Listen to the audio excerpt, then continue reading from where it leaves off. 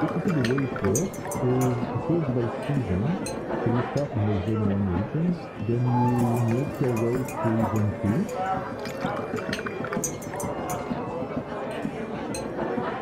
And then to Zone 3, you have the total system.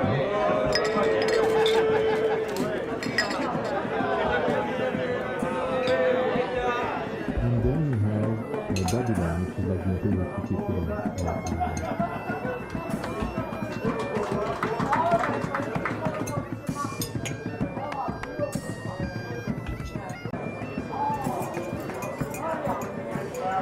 Basically, the way it works is it goes by season. So you start in the Zone 1 regions, then you make your way through Zone 2.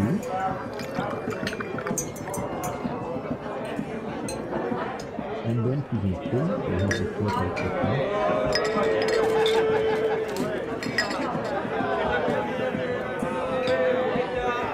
And then you have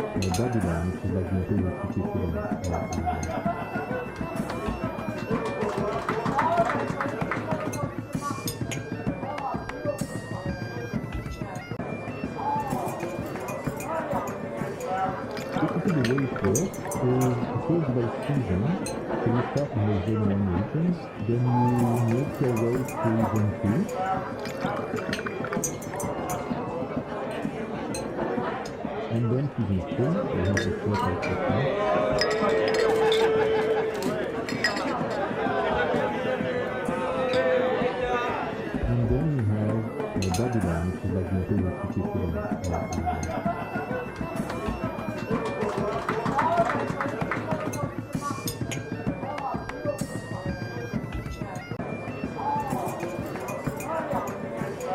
Basically, the way it works is it goes by season. So you start in the Zone 1 regions, then you make your way through Zone 2.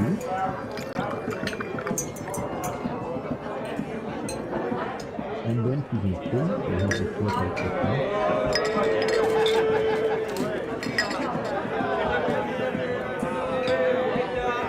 And then you have Babylon, which is like the Imperial City equivalent. Basically, the way it works is it goes by season.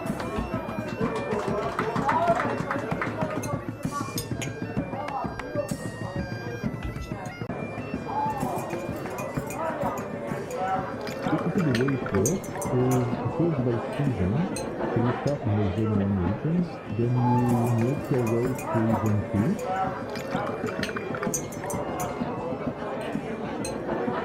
And then to Zone 3, you have the total system.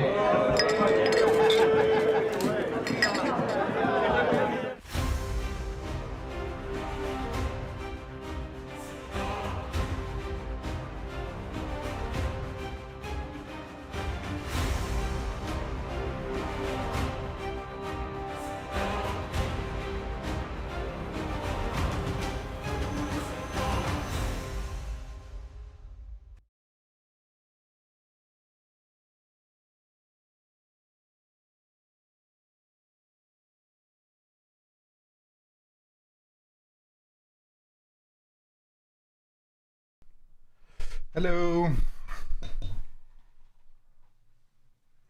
Something just fell down. Give me a minute. Let's not give that to the cats. Here we go. What's up, Steph? What's up, Paolo? I'm hearing good things about a certain French exiled emperor. I wonder who that would be. What's up, Supreme? How are you?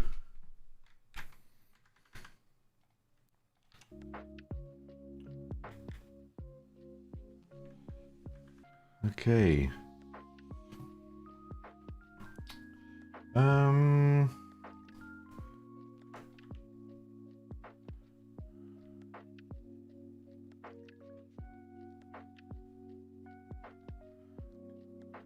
To see Napoleon become archer meta, I want to believe too. I mean, to be fair, I am pretty sure, and I don't think that's a stretch, that Eleanor brings something positive to the mix. I am pretty convinced. There is little doubt in my mind. The question is, how much? Is it like a positive addition? Is it like a positive but I don't really care addition?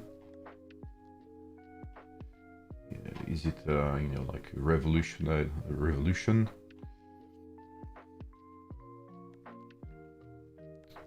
There's a couple of things I need to try. With Pyrrhus. You are a Pyrrhus. Yeah,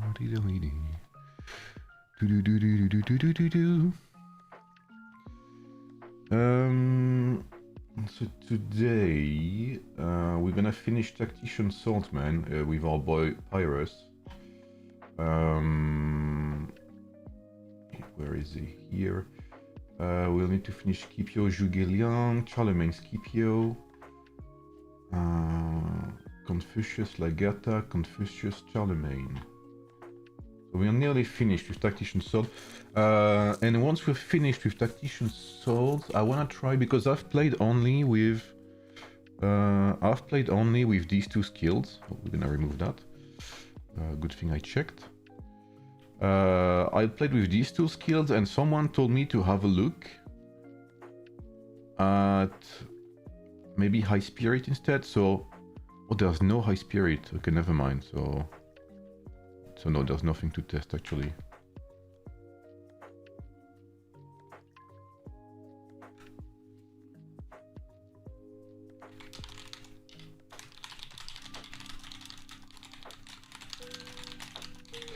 So never mind, no other skill to try, because I don't think there's gonna be better than that, sadly. So now just a few tests to finish on Pyrrhus.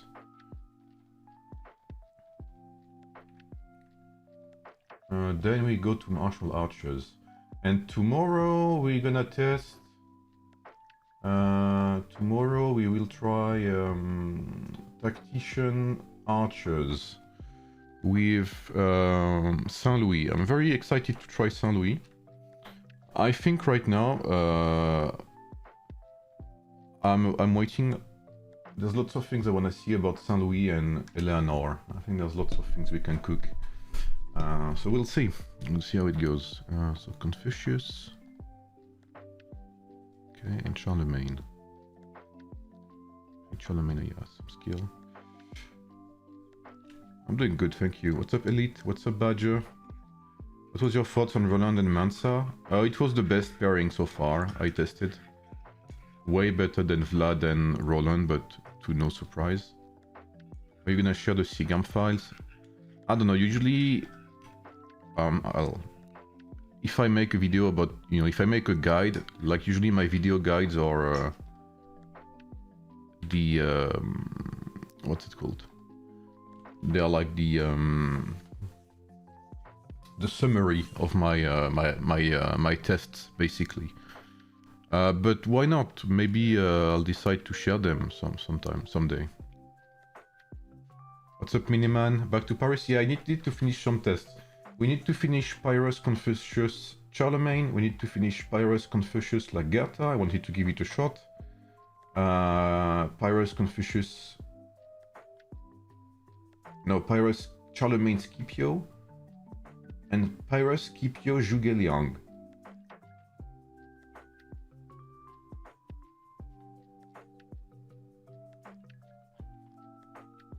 Apparently Zhuge does better overall than Confucius, so I guess we'll see how that ends up doing. Hopefully one of them in the mix will have better results than what we've seen yesterday. What's up, Ruben? And after that we'll try Martial Archers. Did I miss any tests? Maybe earlier today, but otherwise no, I just started the stream.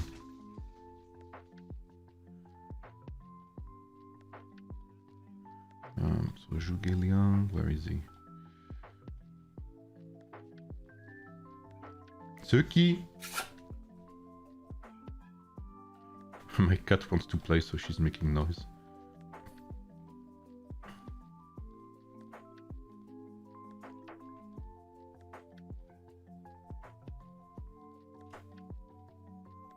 Martial calf, so cooked. I mean, yeah. Honestly, I would be more... I would be more willing to try Eleanor with like Belisarius cavalry or with Hannibal cavalry than Sid. Ce qui est? C'est non. C'est non, bébé.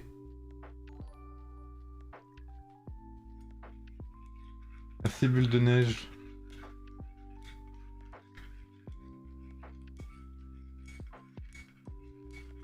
What's up, Ahmed? How are you, bro? What's up, Ralph? What's up, Zagoff? Yeah, Shibu strategy. What's up, Prometheus?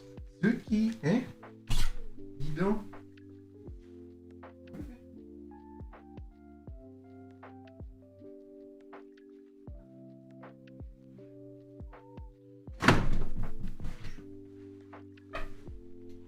Look at who's being a drama queen. Ouch. She wants to play.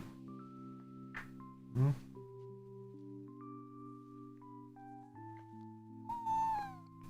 You want to see the tests? Hmm?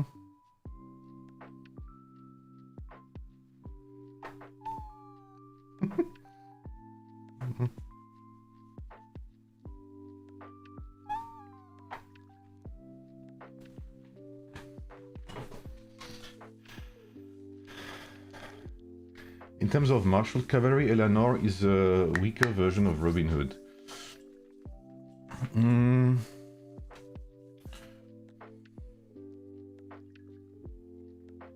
I don't know, maybe. I haven't tried martial cavalry enough to really say yes or no about that. I think martial cavalry cooked anyway, so.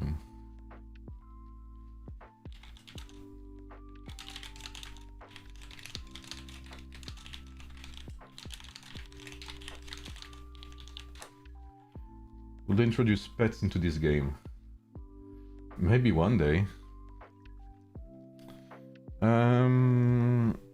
Okay, let me... What have I done here?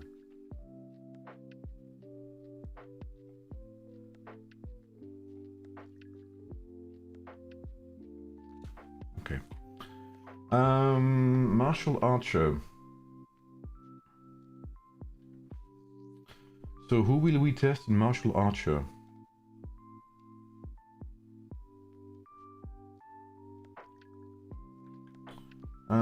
Let me have a look. So obviously there's gonna be the basic, right? The very basic we're gonna test. There's not 1,000 of them anyway. There's gonna be Napoleon, Saladin, also known as Saladman by some players, and Zhuge Liang. I'm not even sure I will include Henry in the mix. There's no need. That would be a pretty terrible comparison. If you want to play this lineup, don't even consider playing Henry. So that's the baseline. Honestly, there's not a lot more to test about this lineup. So there's this one with Saladin. Sadly, again, the purple skills have to remain level 0, sorry. Then obviously there's gonna be, we can try Confucius, Napoleon, Saladin, Confucius for sure. Of course. Then there is gonna be Napoleon, Eleanor / Zhuge Liang. There is gonna be Napoleon, Eleanor, Saladin. Eleanor is passive, yeah, right? Yes, I do have my new glasses.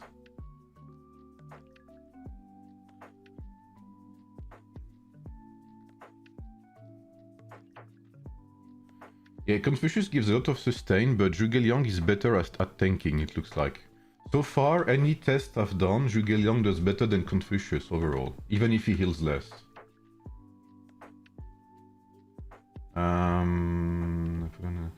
No, Zhuge Liang and Eleanor Confucius. Napoleon, Eleanor Confucius. Have I done that? No. Eleanor Zhuge Liang, Eleanor Saladin, Eleanor Confucius. Okay.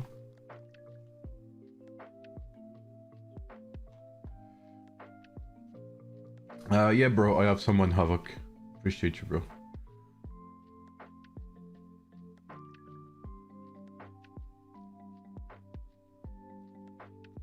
Suleiman Confucius, Zhuge Liang, and Suleiman Charlemagne Confucius. John Leiden info on login hero that's supposed to be Marshal Archer? No, not yet.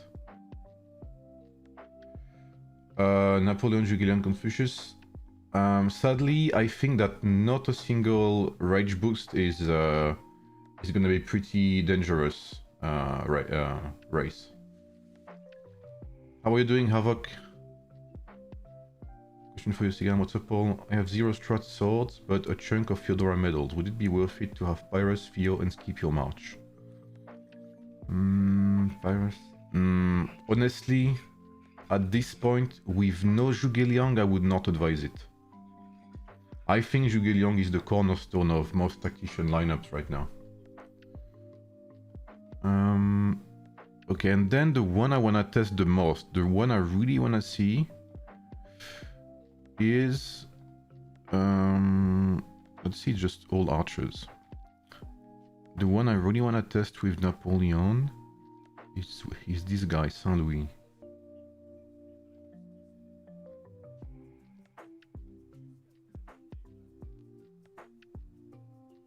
But the thing is, I don't wanna use Saint Louis as commander. That's the thing. I don't wanna use Saint Louis as commander.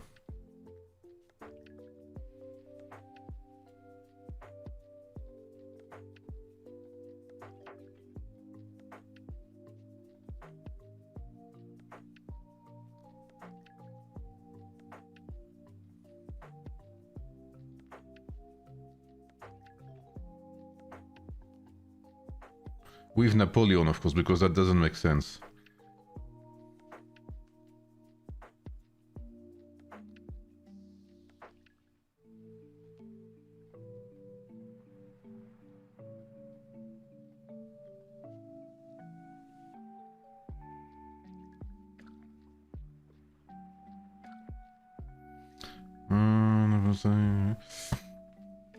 It's kind of a shame.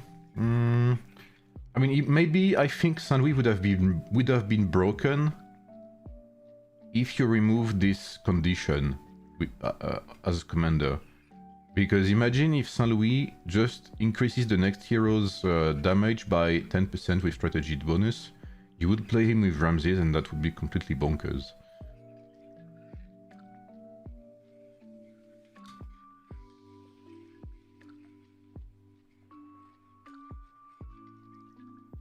But I'll give it a shot, see how it goes. With Saint Louis last, maybe, just for the fun, Napoleon, Eleanor, and Saint Louis, perhaps. Just for the sake of it, just for the fun. Just for the fun. Because, you know, we're here to test, we're here to see if things are bad. So might as well give it a shot.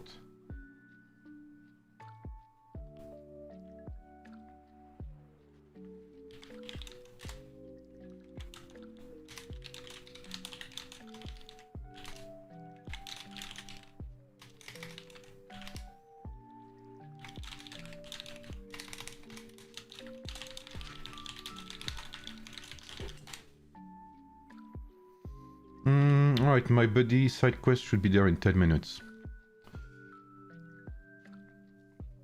Or something like that. So welcome everyone, hope you're having a good day. How's everyone doing so far? Feel free to like the stream, guys. Grab a cup of coffee.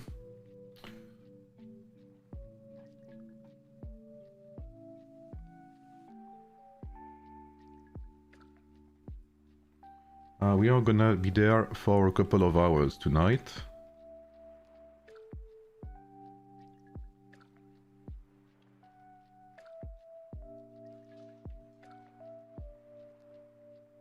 Oh.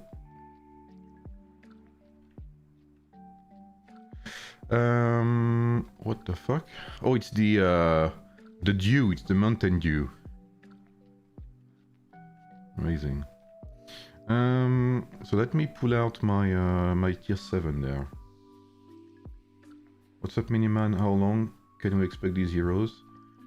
I don't know. I would say maybe 2 weeks or something.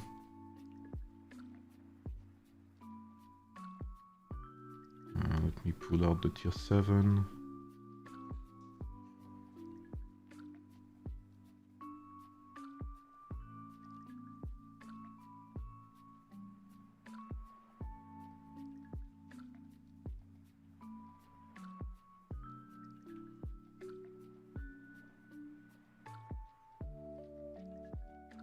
New updates just means more spend, spend, spend. The new update, no, not really. The leaks, perhaps. The leaks do seem to indeed include some spending aspect. Every leaks we've seen, but otherwise, the current update, no.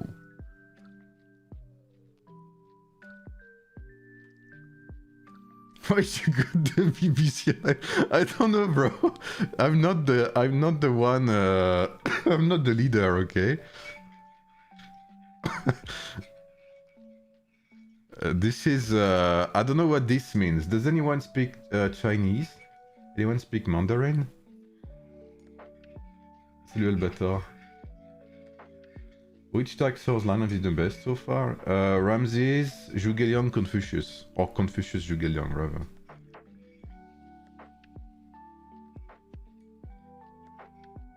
How long do you think we will have them before the next hero wave? Oh, I have no idea, honestly.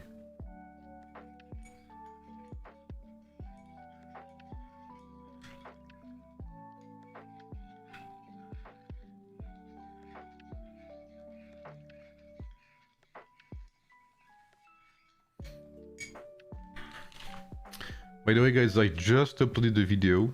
It's been a long time. It's kind of intimidating. If you wanna give it just a small thumbs up, or if you wanna give it a small comment, that always helps. You can say, for instance, you know, you can make a comment. For instance, where is it? For instance, something like I have to comment, otherwise Roland will not save me with his 50% chance to let me die. Look at him, bro. He's such a fraud. What do you think from Pyrus? Underwhelming so far. Underwhelming, so I'm expecting Eleanor to really bump up, like to really save... Can't wait for season 7 sword video. That would actually be a nice troll, yeah. I mean, no, not a troll, but that would be funny, yeah. How are you, Sophiction? I'm expecting a lot from Eleanor. I hope she saves Martial Archer a bit. And I wouldn't be surprised because she seems a lot better than Saladin. And I'm also expecting to see a lot from Saint-Louis. Alright, thank you, Mike. Okay. Roland healing is bugged or not? I don't know. I haven't reported it to the devs, but it does seem bugged. That's pretty much all I can say. It does seem bugged. Pyrus relies too much on RNG like Miyamoto. Yeah, perhaps even worse than Miyamoto. I mean, it is not perhaps. It is worse than Miyamoto in terms of RNG.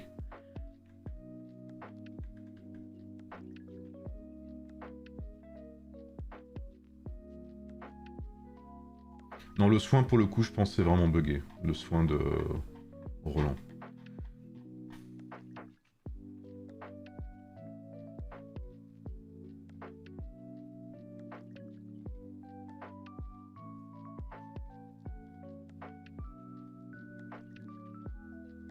Okay, I only have tier 1 left, that's good.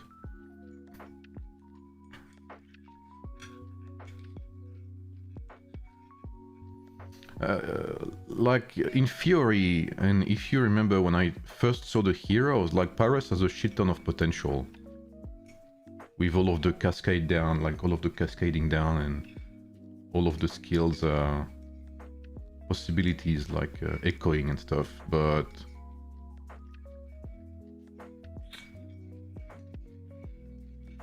I don't know, we just haven't seen it. Sometimes it feels very good.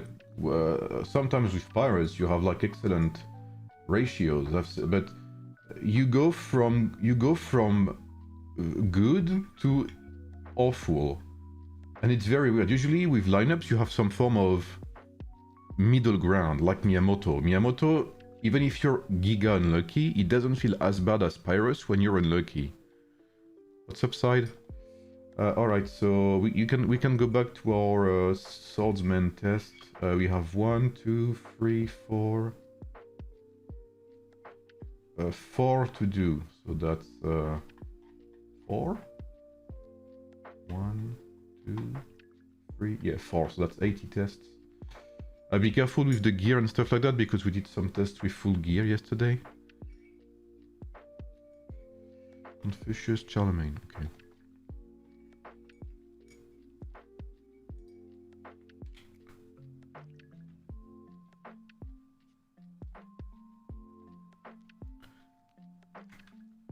I wonder if the BBC Alliance will face the Snow Bunny Alliance. We never know.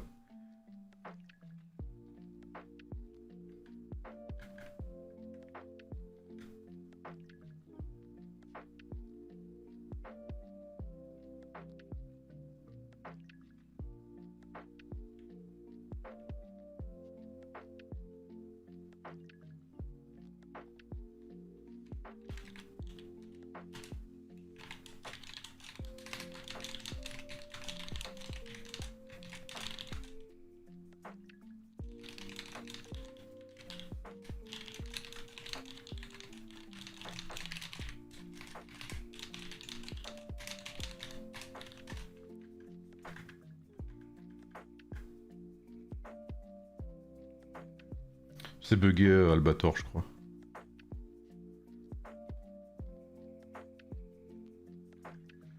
So the test I need to finish are indeed Pyrus, Confucius, Charlemagne. Pyrus, Confucius, Lagertha, I need to finish. Pyrus, Scipio, Zhuge Liang, indeed. Pyrus, yeah, Lagertha, Confucius, you just said it. And the last one is Pyrus, Charlemagne, Scipio.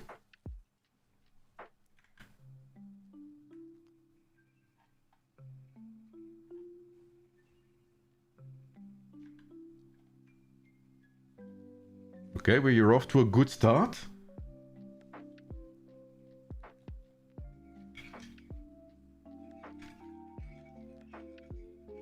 Okay, this is giving me the smile. Alright, let's end the stream on this good note. Let's end the stream on that note, where Pyrus did good, and call it a day.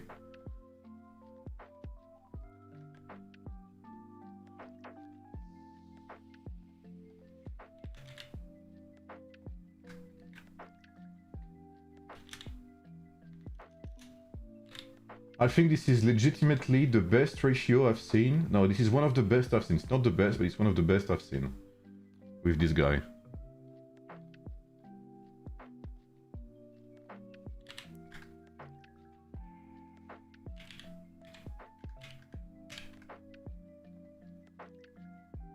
I could have used Charlemagne second. I guess it doesn't matter too much. Did they fix him overnight? Oh, no, never mind. I'm wondering if Lagertha can reactivate the 3-time changes on Pyrus. That's what I'm thinking. And honestly, I'm even willing to be a little cheeky and try something like Tribuana and Lagertha to force the activations. I even wanna try Charlemagne Lagertha. But that's very offensive. Like, that's very orangey. Very, very orangey. I think there's a limit to how much I can push my luck. But if you have some time, side quest, maybe we could play with some lineups like that and try to push the orangey.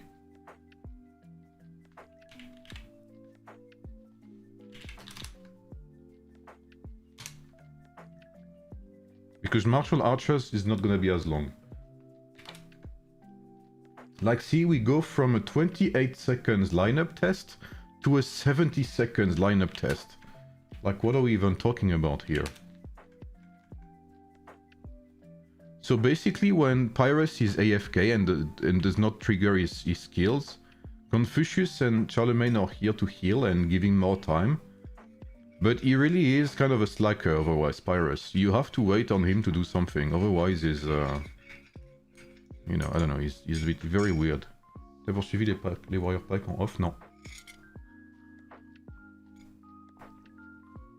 Like, you can see sometimes he does nothing. Like, how long has he stayed at 40k troops here? It is very RNG based. There's not much to say.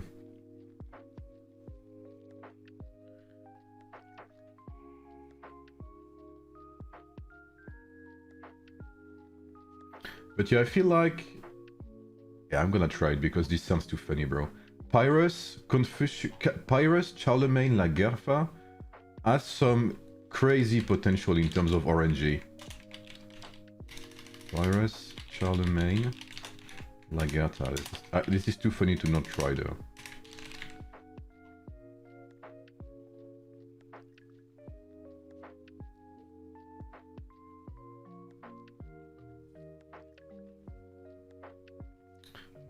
.5. Oh fuck, where is my here it is.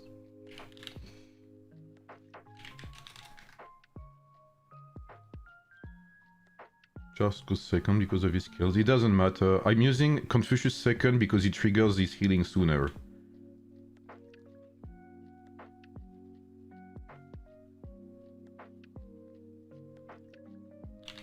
Charlemagne does his job whether he's second or third.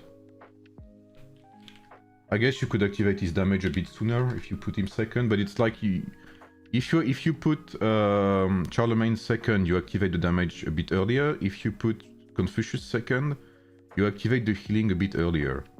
I think if you're gonna play rallies, perhaps Charlemagne second is better.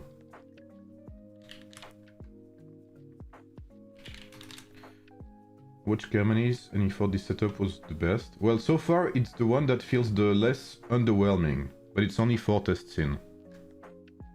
But I think that Pyrrhus really needs to... You need to force his luck. I think this is the issue with Pyrrhus. You need to force his luck. And to force his luck, you need someone to help him activate his skills. So Charlemagne, La Guerta, probably maybe Tribuana even.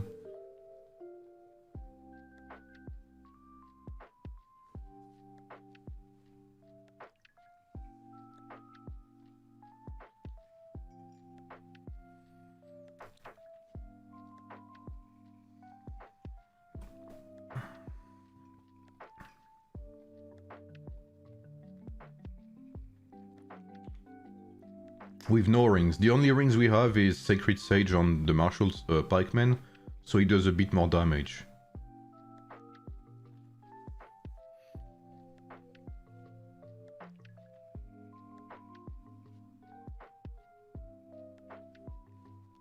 Maybe Lagata and Scipio. Well, Scipio does not trigger additional skills. It triggers critical strikes, but that could be a thing, perhaps. But I'm afraid that this is not enough tanky.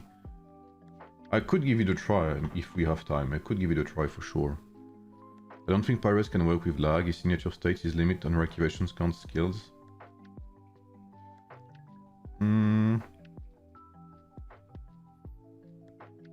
I still think it works, kind of. But there's a limit for sure. I guess we'll see anyway.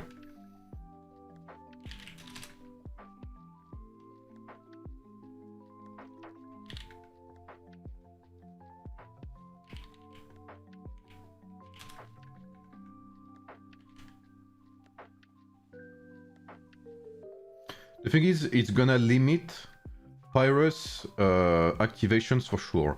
Like, let's say Pyrus is, you get Giga Lucky and you activate 4 times your signature skill. Lagerta is only gonna replicate that skill once, not from the 4 times it does apply. But out of that one time, maybe you can force another activation from Pyrus. Or something, I don't know. Or let's say you're unlucky and your Pyrus only activates his signature skill once. Maybe the replication from Lagertha will allow you to activate it more, you know? Something like that. If Mehmet could be more tanky. I don't know. Mehmet is... I'm not sure he would be a great fit here.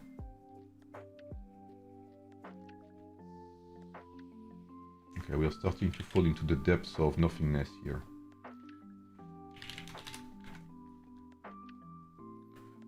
But it's good to see the ups and downs anyway. 72. 143, 2, and 10. So far, this is indeed the most comfortable Pyrus result we've had. Even if it's been pretty on the low side, on the lower side right now.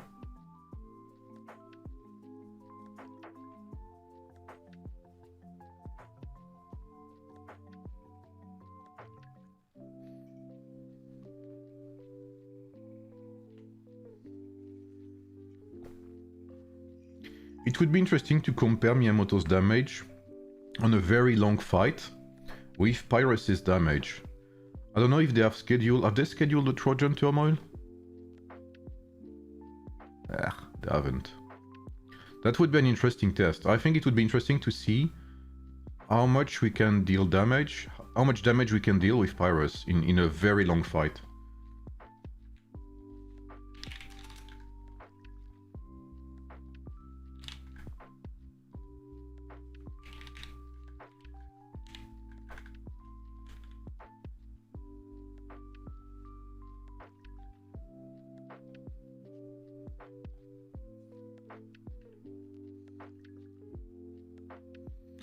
Look at all of this Mountain Dew. Oh, there's another cat here. Too many cats on this desk.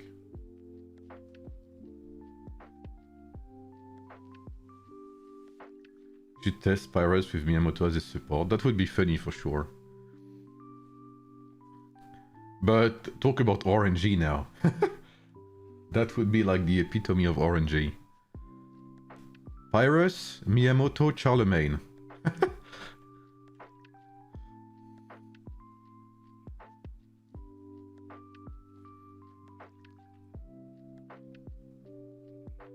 Or I guess Pyrus, Miyamoto, Lagertha, if you want to max out on the things. Hero ranking video to summarize all of this at the end. Yeah, or just straight up guides, I guess. Plus a tier list, perhaps. But I don't think I do a tier list yet. Because again, these heroes might change until release. They may nerf them or buff them.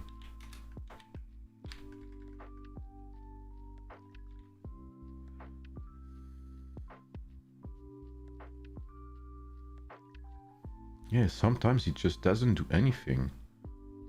99.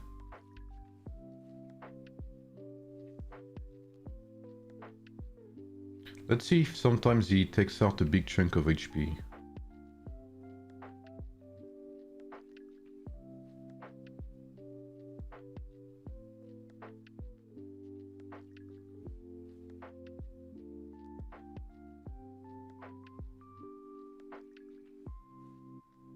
Like, I don't see the big burst of damage. Minus 5k. Minus 5k. Minus 6k. Minus 9k. Minus 7k. Okay, that was a bigger chunk. Minus 17k.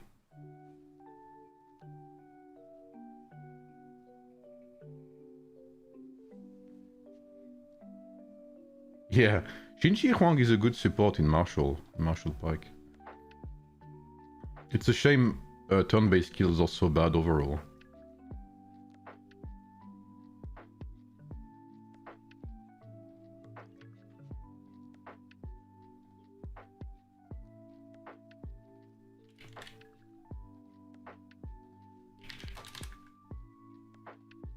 $78, 142 to 12.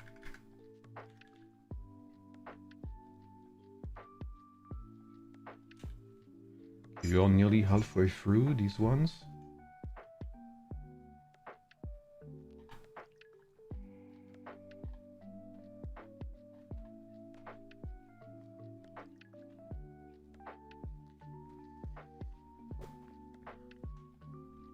Yeah, Xin Shi Huang is so good because to me there's like there's a ladder of efficiency in this game. At the top of the ladder you have heroes with double scaling, strategy and might bonus, for instance, here on Xin Shi Huang. This is something that Ashoka has as well.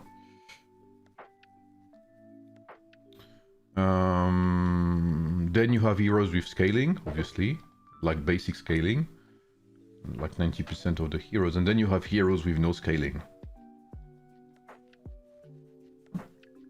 Skyward Knight had enough activation to make him more consistent, you think? Definitely so, yeah. Skyward Knight is basically made for that. Do you think all 4 heroes will be on the wheel or only 2 at a time? I think only 2 at a time. Is side quest your left hand and Sigam your right hand? And my right hand man is Hanasin. And I guess my left hand man is side quest. Know your thoughts on Pyrus, Scipio, Nagafa? I haven't tried it yet. But I think it's not gonna be tanky enough. I'll give it a shot for sure, I'll give it a try. I'm planning on testing every bizarre combination anyway. Like, see what I mean about Pyrus is so far... We have... Oh, I think... Did I pull out too early? No, we're good, okay. Is so far...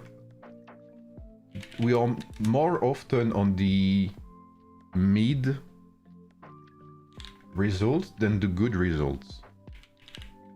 Like, it's more often mediocre than good.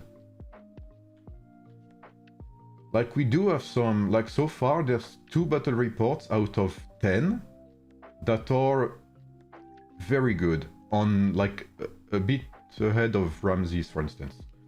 2 battle reports, 2 results out of 10 do a bit better than Ramses, but 2 out of 10, bro.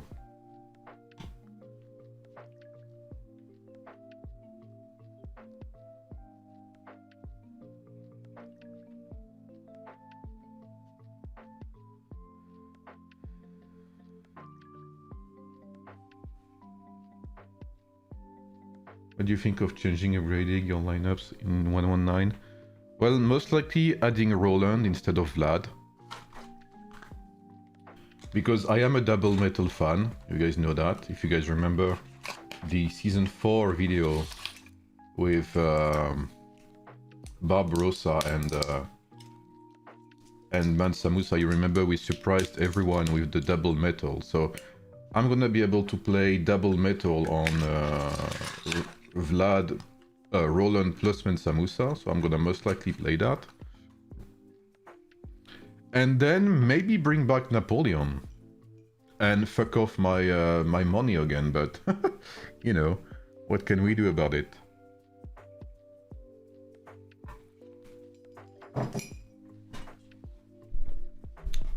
What's the purple light farmers near Tour Castle?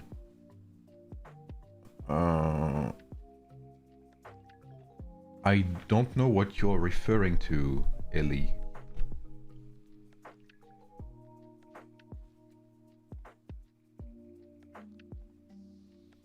And on 35, maybe swapping out Scipio for Confucius.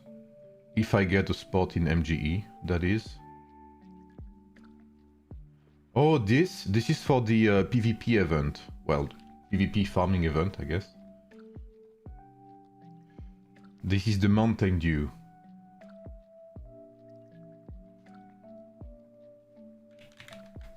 Well, I guess saying it's Mountain Dew will not help you understand, but... What's up, Picky Frank?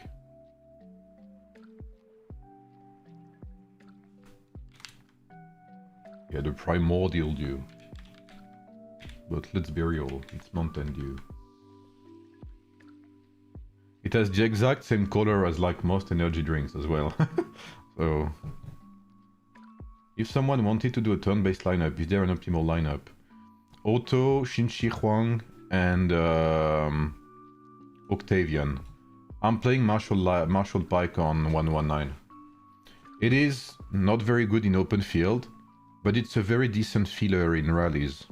It doesn't do a lot of damage, but God does it sustain.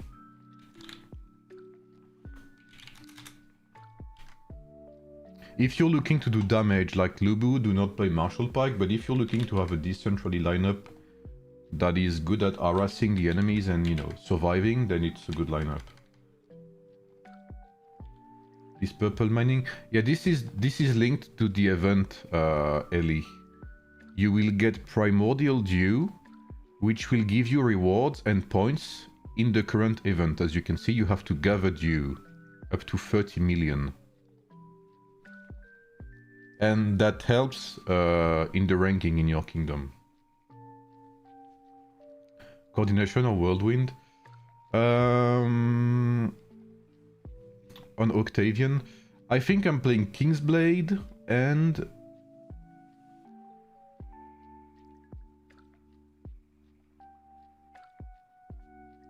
I don't remember actually. I don't remember if I'm playing with... I think I'm playing with Coordination.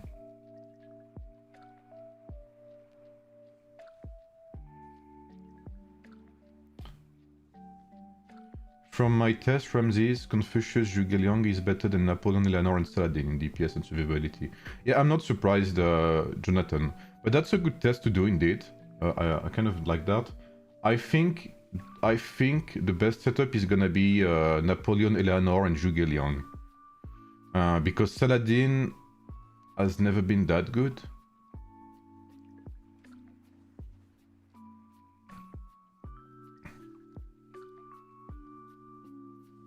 But I still think regardless that Napoleon would struggle against Ramses.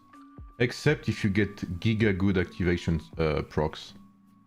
Which is not impossible, by the way, but... Okay, so far this is the best... This is not the best DPS lineup we've had, but... Okay, so far the best lineup we've had is Pyrrhus, Charlemagne and Zhuge Liang. But there's still some more testing to do, obviously. But it's very close. All of these tests are very close. And at the end, the deciding factor is not the secondary heroes themselves, but Pyrrhus. Whether he decides to be useful or not. Yeah, it looks like this store will reset all over once. We found any good hero? So far, not really. Roland is underwhelming, but he's still a good replacement to Vlad. Confucius is good. He's not like, you know, he's not like breathtaking either, but he's good. Good replacement to Scipio on the Ramses line. Pyrrhus seems a bit underwhelming. And I think Eleanor will be an excellent addition to Martial Archers for whoever plays them. And other than that, I think Saint Louis has a lot to say. Saint Louis, I think I'll try tomorrow. Tactician Archers. Or maybe Tactician Pike tomorrow. My Octavian has triple offensive already at max star. I think I use triple offensive on my... Wait, I'm not sure actually. Let me see. No, never mind, yeah. No, I'm using triple offensive and Kingsblade on Octavian. I think I'm using Peaceful Haven and Protracted Battle on Octavian. on Xinxi Huang.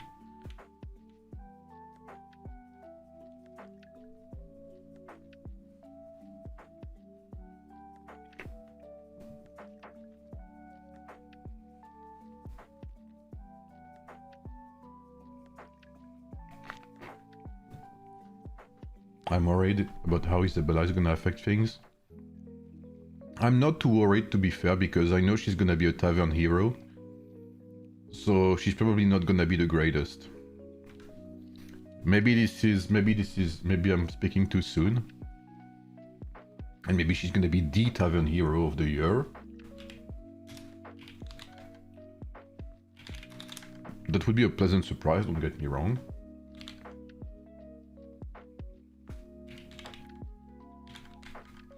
But yeah, usually tavern heroes. If you look at Dido, Dido came out and like was completely forgotten as soon as she came out. Queen Dido.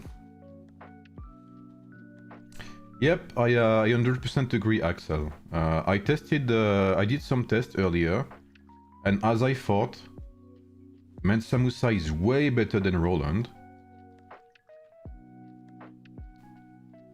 And Roland is a slight upgrade if you replace Vlad with him, but it's not like it's not a 20, 30, 40% upgrade, you see what I mean? It's a very slight upgrade.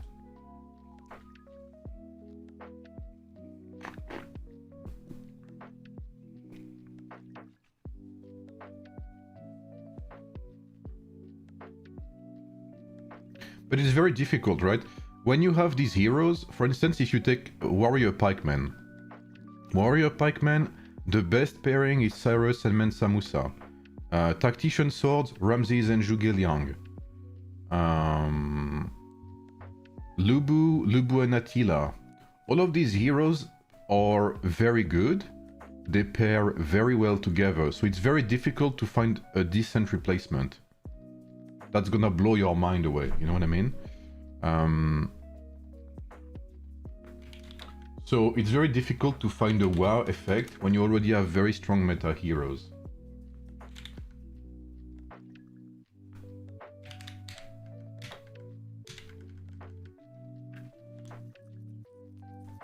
Isabella is a might scaling? Really? She's not strategy?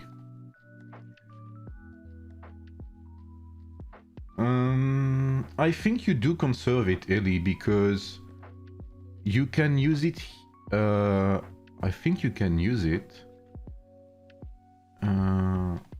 here in the store. You have a store, as you can see here, where you can exchange your primordial dew for these tokens here.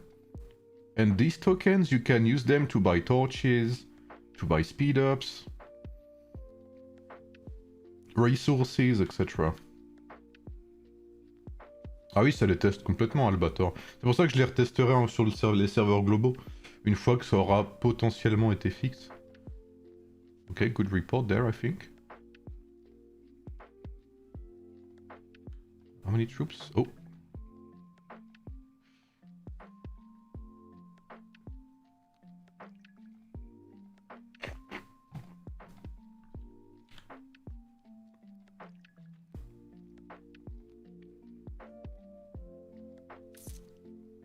Okay, 2.5.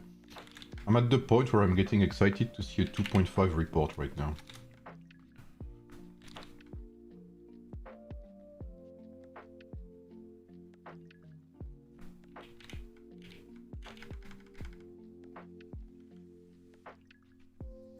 Okay, 3 more tests with this setup, then we test with Lagertha. Confucius Lagertha. And later we're gonna have Charlemagne Lagertha. Charlemagne Lagertha is gonna be funky. I need to try Zhuge Liang Lagertha as well.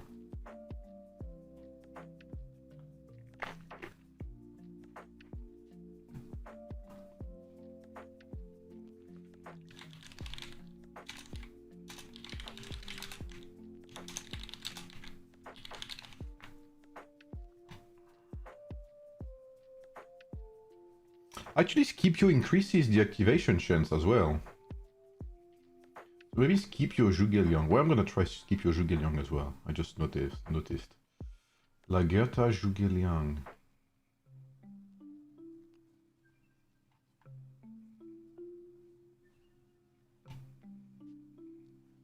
Is Saint Louis good for Pike? I haven't tested Saint Louis yet, but it seems to be pretty promising.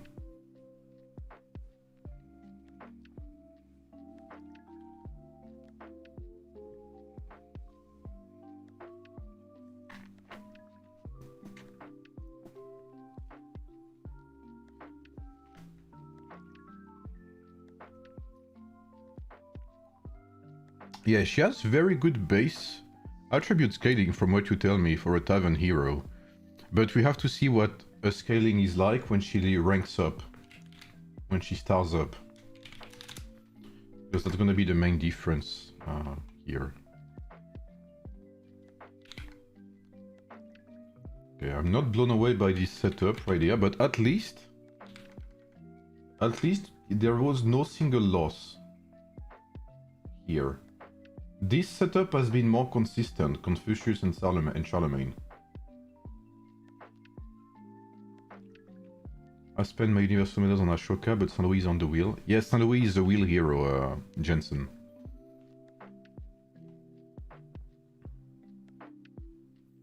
Et sans Elisabeth, oui, bah, je pense que tu peux jouer Saint Louis, Belisarius et DJG.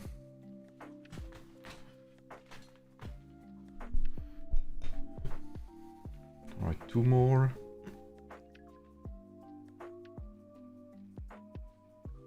Need Scipio and Mia test. You really like orangey, don't you, Sashio? You know, I already have, like, currently I am at line 550 and 500 in my test right now.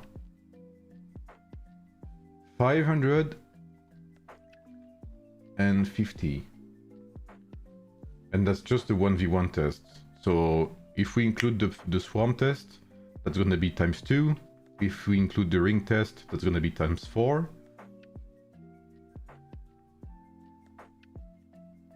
It's gonna be funny. I will not have time to test everything. I'm telling you this much.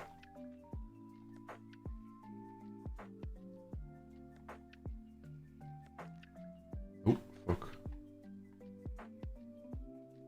Confucius Lagertha is gonna be funny.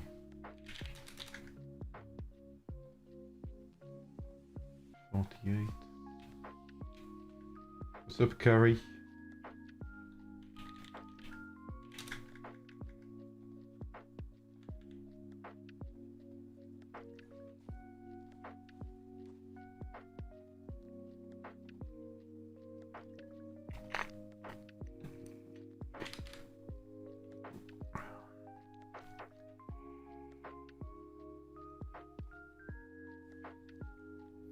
Okay, maybe we end on a high note. Maybe 29. Okay, -5k. Come on. Okay. Wow. Pyrus, bro. I'm sorry, man. Okay, I respect it. He's had enough. I guess he wants to play with Lagertha. 134, 1 and 7. Alright, Confucius Lagertha then it is.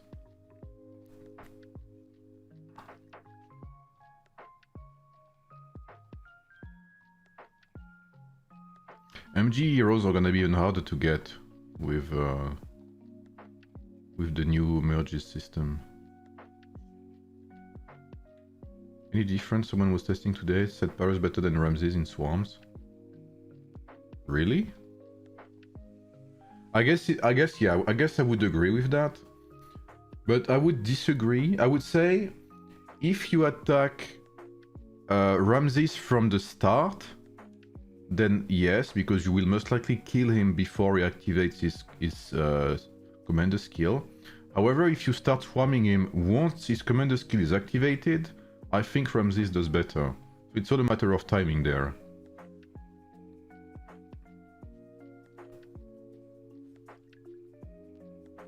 Discipline, peaceful haven.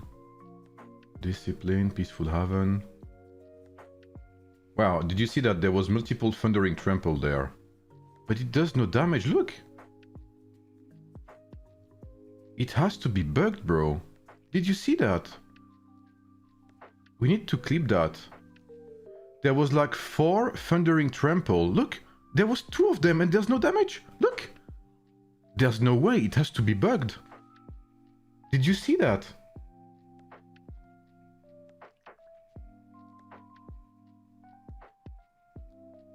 "20 activations, 48k damage."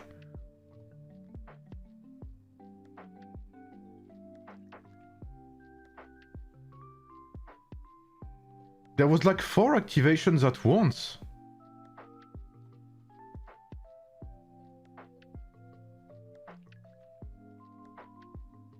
At some point I saw 4 activations and it did like minus 300. Hello? I'm not crazy, right? Okay, let's try again. What the fuck was that?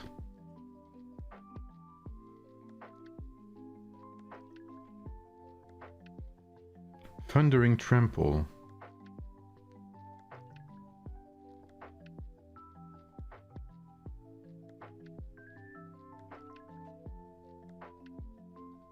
Wow, this was a very bizarre interaction. What? Maybe martial heroes are his kryptonite. Yeah, this has to be something like that. This is so weird. I'm sure I saw 3 or 4 activations at once, and his health bar didn't drop at all. This makes no sense.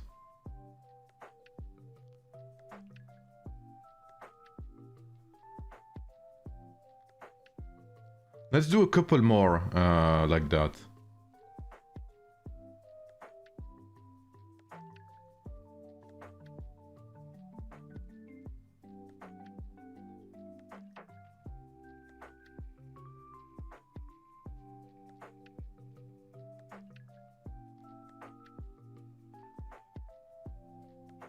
What's Lagertha's name of thingy? Valkyrie's Edge.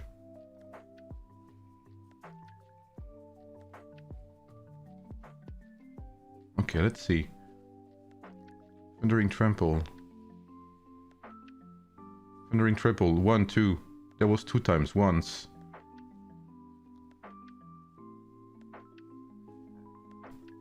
One time. 1, 2. 1. 1, 2, 3. 1. I feel like playing lottery right now. 1.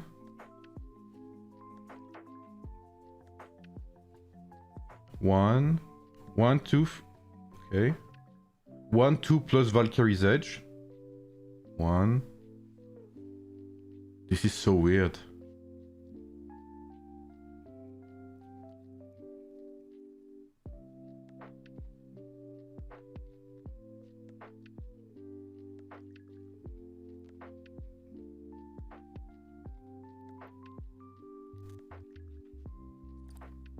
This is very bizarre. I don't know.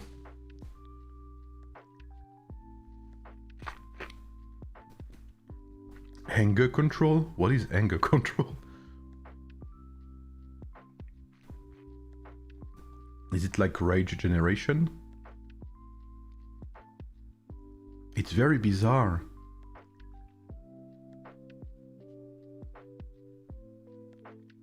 But okay, Confucius Lagertha seems to be pointless anyway. I'm not gonna do more of that.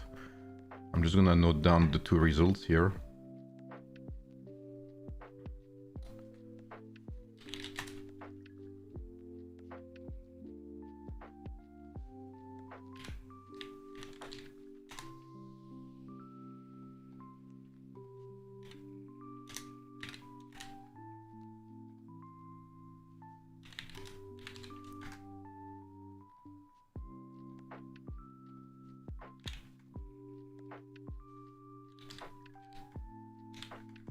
Very, very weird. Very weird result.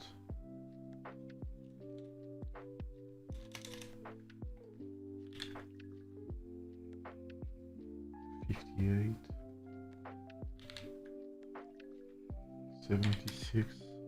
119. At least the good thing is there's lots of activations. So Lagerta does seem to amplify his activations. Commander skill. His commander might be bugged. I don't know what it is, man. I'm more confused than anything, honestly.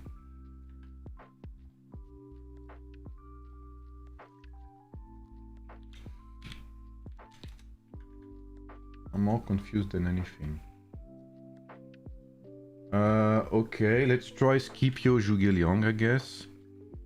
Because this seemingly does not work at all. Scipio.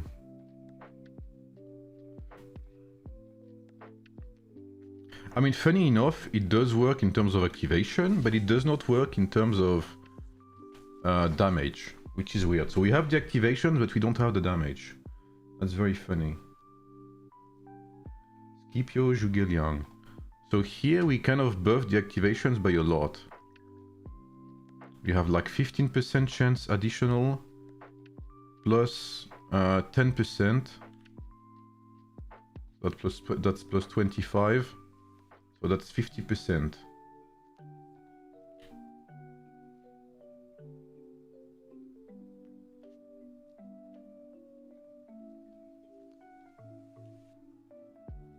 Yeah, maybe Bloodthirst would be best, but I'm like, it wouldn't make this much of a difference anyway.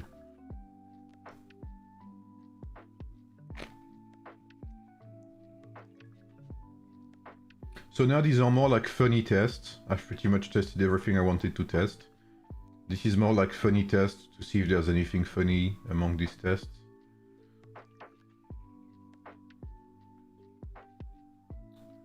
Yeah, so far Charlemagne Zhuge-Liang and Charlemagne Confucius was the, I guess, the better outcome from what I've tasted.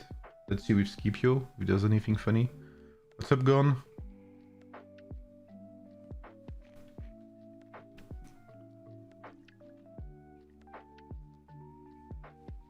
Okay, minus 20k there.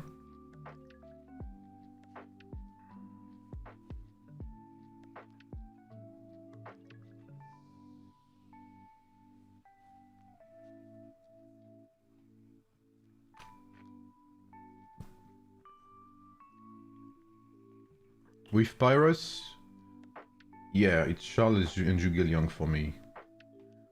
But it's still not as good as Sun Tzu from the test I've had yesterday, which is surprising, but... Because Sun Tzu was far from being as good as Ramses.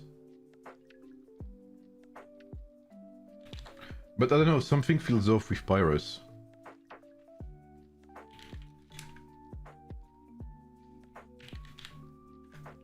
Maybe he only really shines when he's like full geared and stuff like that, but it's very, very bizarre.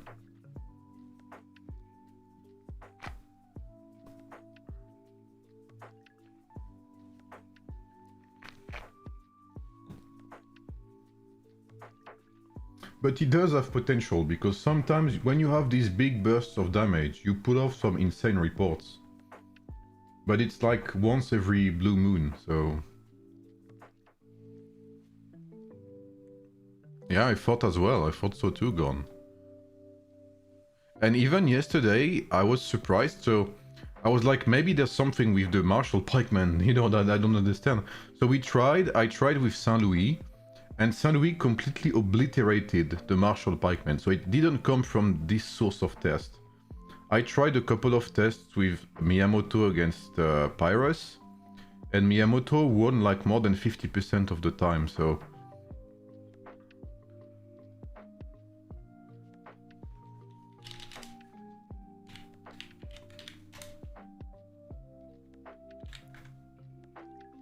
Even there, that's a loss right off the bat.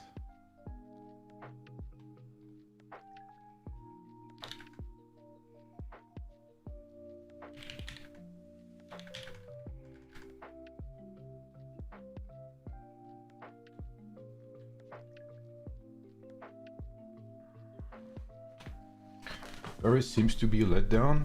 I mean, I'm disappointed for sure, yeah.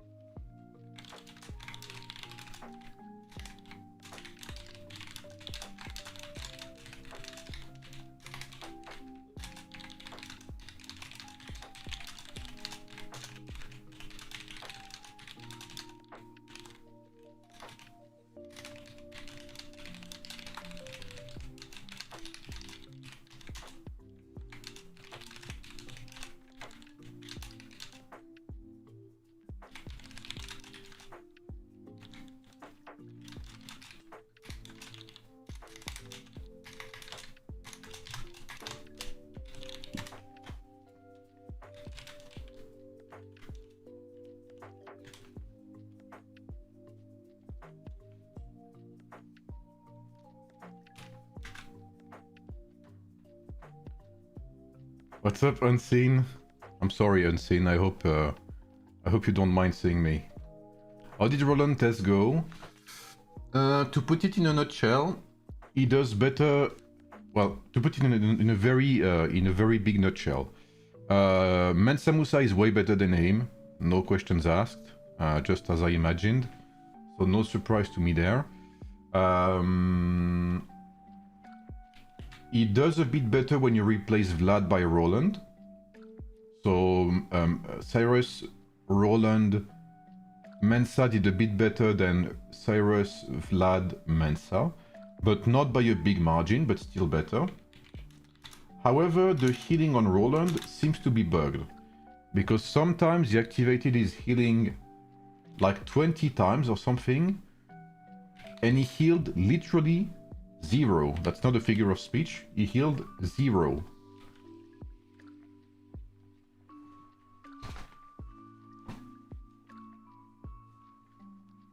What's up, Villamig? How was your day today? Pretty chill. Just entered your live. Any resume about the live? Did you already test archers? No, I'm finishing some Pyrus tests. There's only a couple more. Honestly, I don't think I'm gonna go through all of them. Like these ones, I'm probably gonna do 10 because that's like extra tests to see if it's funny or not, and I'm not gonna lie, it's very underwhelming overall. I would pick Mensa all the way, yeah. Zygoff.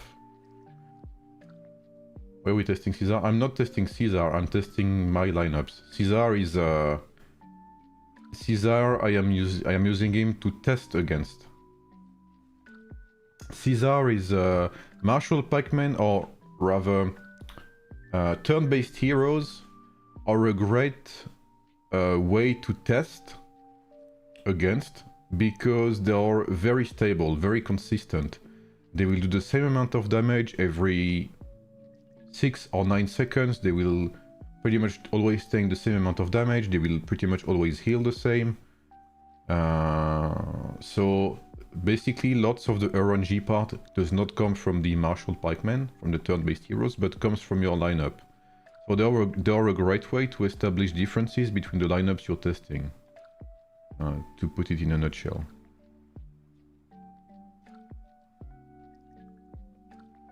A lot of heroes are bugged in Pioneer, yeah, tell me about it.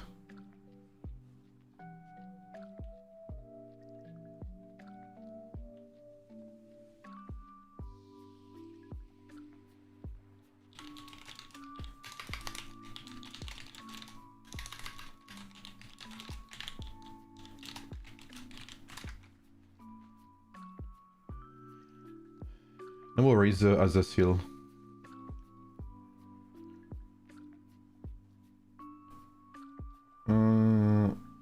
Somehow Sunsu does better here, yeah. Is your testing always a martial pike? That's a summon. Yes, this time I'm using swords because I didn't want him to use spike. Because I didn't want him to have the counter weakness. I don't want him to die too fast. I need to take notes, by the way. What am I doing? 61. We're talking, and I'm forgetting to do the things I have to do. How unprofessional of me. 1.4. Restef. Toujours sur le KD1, Steph?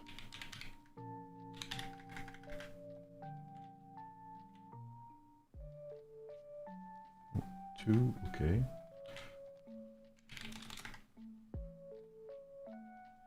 Yeah, like sometimes the lineup does well, that's what's funny. Bro, you have to stop it, man. Thank you, Side, for the 10 subscriptions. Holy, look at him, bro. SideQuest is so bored he has time to give subscriptions, bro. Thank you, man. I appreciate you. Any good heroes in the new season? Roland is underwhelming, but still seems to be an upgrade. Confucius seems to be an upgrade over Scipio for Ramses. He's not an upgrade over Zhuge Liang, though. Eleanor is probably an upgrade in the Marshal Archers. That's not difficult to achieve. Saint Louis, I have to test him, but he's most likely an upgrade. And Pyrrhus, I'm not sold yet. You're thinking Confucius is close to a must-have? He's not... I wouldn't say he's as good as... Saint Louis, as Zhuge Liang. So far, Zhuge Liang has been more consistent than Confucius whenever I replaced Zhuge Liang by Confucius. Confucius heals more, so he may be better in rallies. However, Zhuge Liang tanks better. If that makes sense, Primal. So there's maybe a chance that Confucius is better in rallies than Zhuge Liang. Holy, wait, Azazol. Do you say Azazil or Azazol? Thank you, man, for the 5 gifted as well. Holy. Thank you, thank you. Yeah, Zhuge Liang also has activation chance, yeah. Confucius has scaling in his skill set. Confucius has some scaling, which explains also why he's probably better in rallies. Azaraf? Oh, okay, okay. It's probably better for me to to pronounce. I appreciate that. Holy, I got deleted there. What the hell happened? So see, like here I got deleted, to give you an example, Azaraf. And I'm pretty sure the difference does not come from him, but comes from me. Let's have a quick look, guys. Okay, let's have a quick look at the battle reports and see the difference Marshal makes. So, Caesar, 6 activations, 41k, 6 activations, 21. So 21k, 41, 21. For 6 activations. Okay, he did do less here. Here he did like 30% less, so that's probably due to my Peaceful Haven here. 9 activations. What the fuck? 8 activations, that's probably one of the reasons. Let's have a look here. Okay, we are at 14k, 28k, so we are closer to the second battle report, and we have 1 less activations there.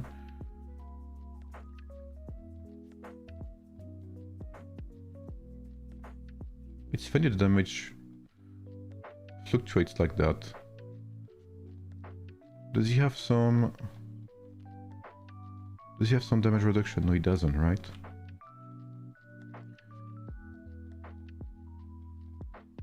He doesn't here. So I'm guessing this comes from this. Most likely, this comes from the Shimon state. I'm guessing here the big orangey part in tankiness comes from Zhuge Liang and his Shimon state, as well as the Peaceful Haven activations.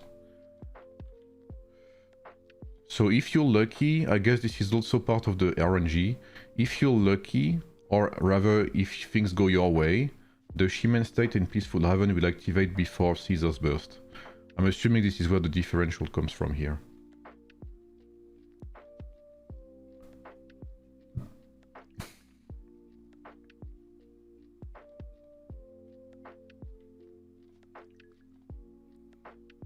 If Confucius is better for rallies, it's well paired with Pirate, better paired with Ramses, with Pirate and Ramses.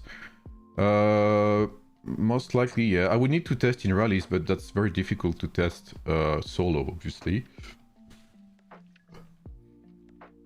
1.7, did I see this one? Yes, 2. 1.7. Salut Groot. Ça va, écoute. 43. 4 and 1. Yeah, side quest is the goat, man. You know what's crazy is I'm doing all of this for side quest to beat my ass in arena. Amazing.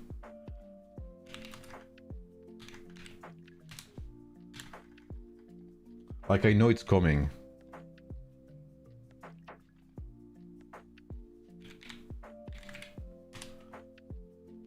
.5 55651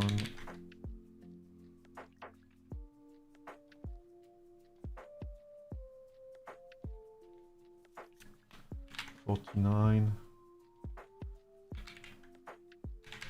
It's crazy how RNG Pyrus is. This is insane.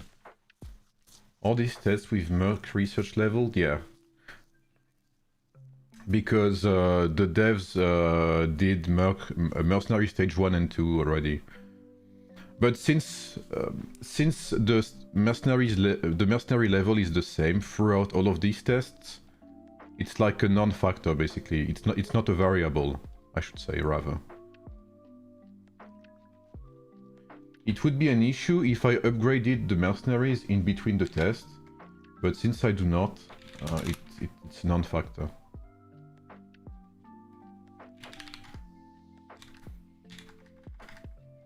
The worst thing someone could do when you're doing tests like that is for someone to give you like an Imperial City buff, like you know, like one of the Imperial City buffs that gives you damage or stuff like that. That could mess up your tests if you don't notice it. I think this happened to me once. I noticed it, thankfully. So I asked to be removed from the Imperial City buffs. But like something like a 5% damage buff in the middle of your tests can be enough to mess up some of your results. So you have to be careful about that.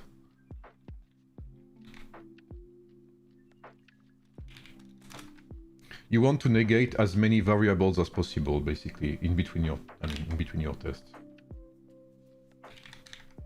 Things like rings, you don't wanna change rings, you don't wanna change skills, etc. Side quest is my testing buddy there. What's up, Dobby?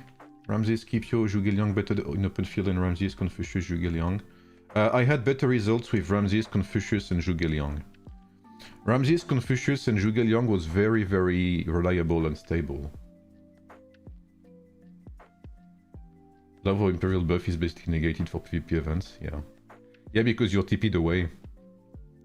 Or during MEE, you have no Imperial City anyway, so there's no buffs to give. It works only during Wonders, I guess. If you play Wonder Contest, which you should. Or Battle of Dawn as well.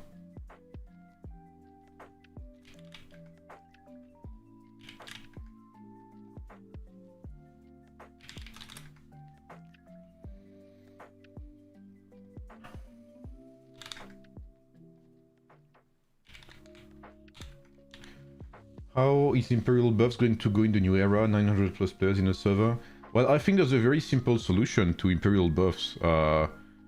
That's something that exists in many games, and I think they should add it to Age of as well. Like in many games, when you reach a certain VIP level, so let's say, I don't know, maybe in Age of when you reach like VIP 10 or something, maybe less, you have something that is like auto assist, which means that when you reach like VIP 9, you will automatically assist your allies whenever they start a research or something. And like many games have that, where you automatically assist your friends when you're offline or whatever. And that could actually solve many issues with the Imperial buffs, because you wouldn't need to have the buff for like 1 hour. 20 minutes would be enough, because you would just need to have 25 allies, VIP 9, let's say, to fully get your 25 assists.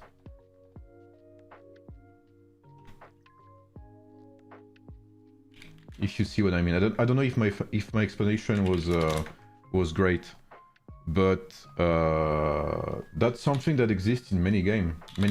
Sorry, the auto assist feature. And when you have big servers like that, I think it becomes kind of mandatory, because that allows to share more buffs in the Imperial City. You would just need like 10-minute buffs, 20-minute buffs. And that would actually be an amazing reward for VIP too.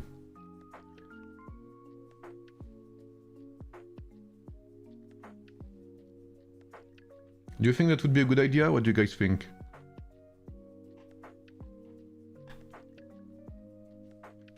Or would it be too unfair, maybe? But I don't think it would be unfair, because I'm almost certain, and correct me if I'm wrong, but I'm almost certain that in a server, in an alliance with 170 people, there's always minimum 25 people with VIP 9.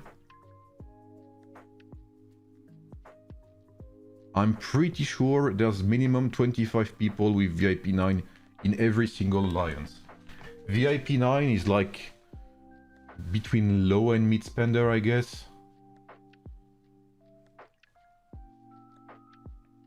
And that would actually be very free-to-play friendly too. That would help your free-to-plays a lot.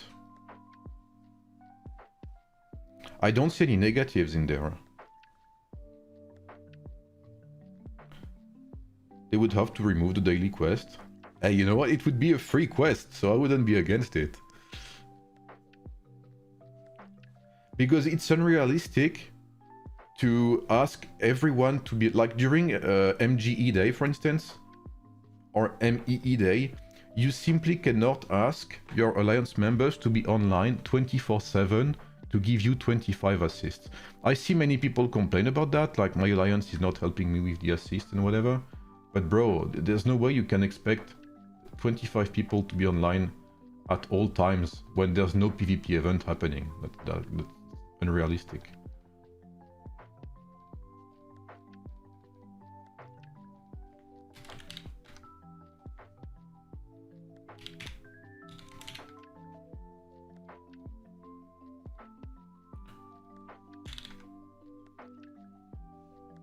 And honestly, I think it would be a pretty fair addition, because that's 2 losses in a row, really? Because remember that when they increased the level from the embassy from 30 to 40, they did not add a single assist. It's still 25 maximum. So give us something, AoEM. Come on. I think it would be nice.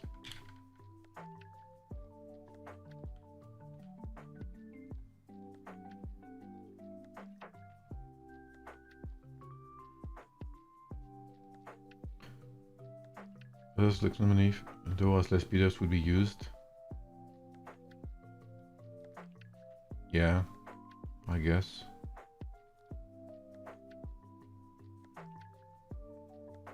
You would use less speed-ups, and the devs wouldn't like that. That is true, yeah. I see what you mean.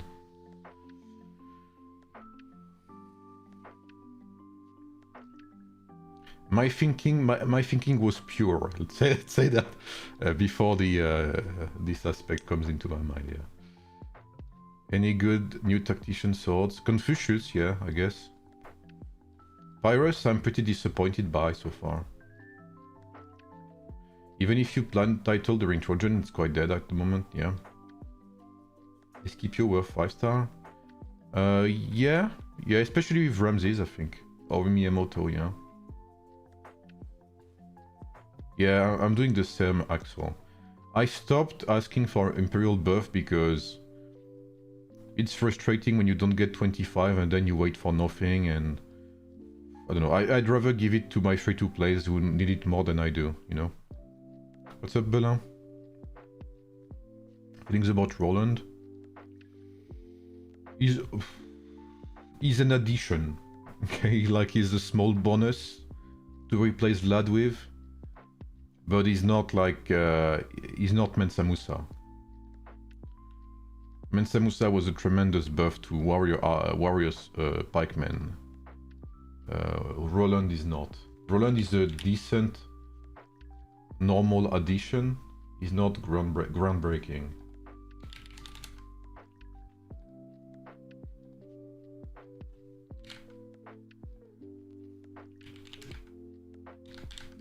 But I'll say that Mensa Musa and Roland, when they are paired together, are the tankiest lineup I've tasted so far in Warrior Pikemen. And that's saying a lot, because I tested Barbarossa and Mensa Musa, remember.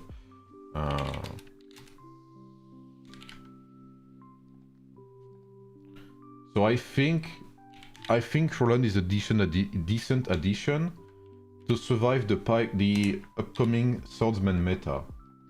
I mean, it's already a swordsman meta, but it's gonna be even more of a swordsman meta in the upcoming season. And I'll do some tests as well. You know, how does pikemen do against swordsmen this season? And most likely turn it into a video.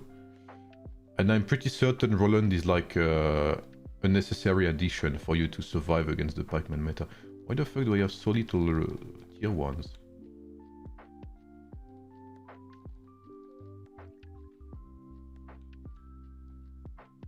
Am I already that low on tier 1s? Holy fuck, I lost almost 700,000 tier 1s.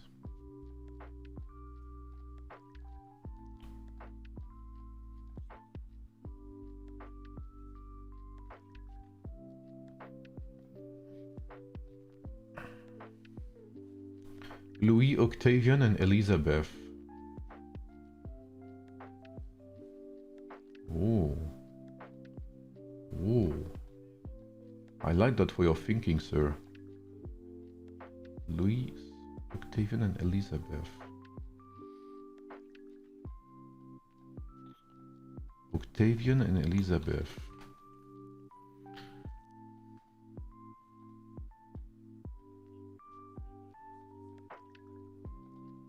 Octavian a secondary hero, you say?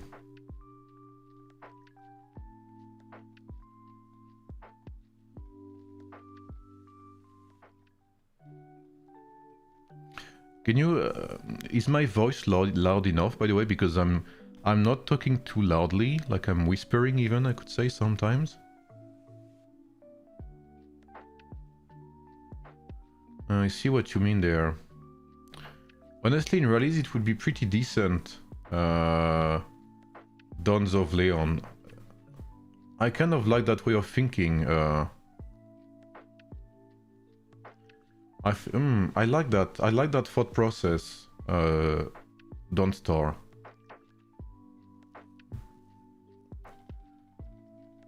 Okay, give me a second there. Because Octavian is slept on a lot. Octavian is an excellent hero. Let me show you guys. Octavian in rallies is excellent.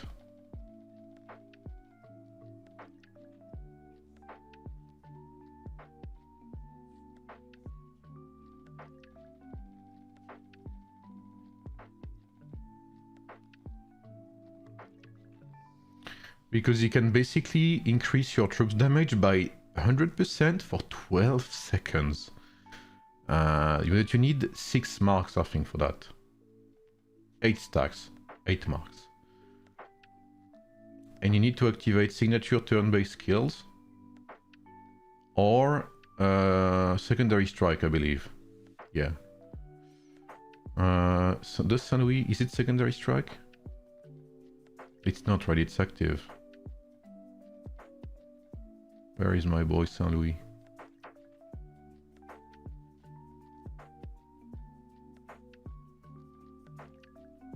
It is active, yeah.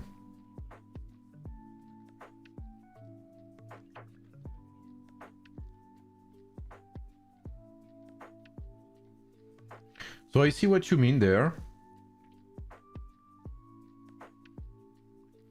But you would need basically 6 times 8 seconds. Well, technically 6 times 7 because the first second is activated right away. So you would need 42 seconds in rally before you get the marks. Don't store.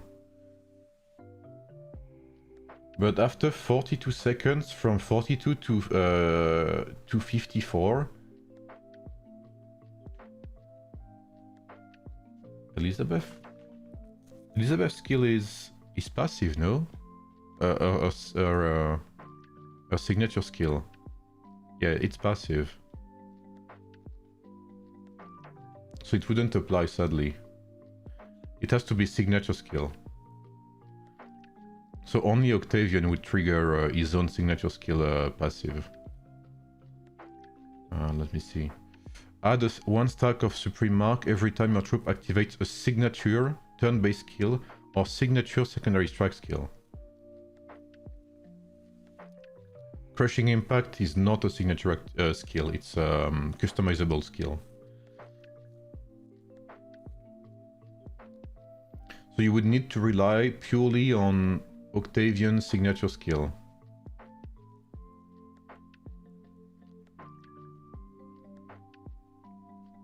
But honestly, that's a good way of thinking, Dawn. I like that. I like that way of thinking. I respect it a lot. Yeah, signature, yeah.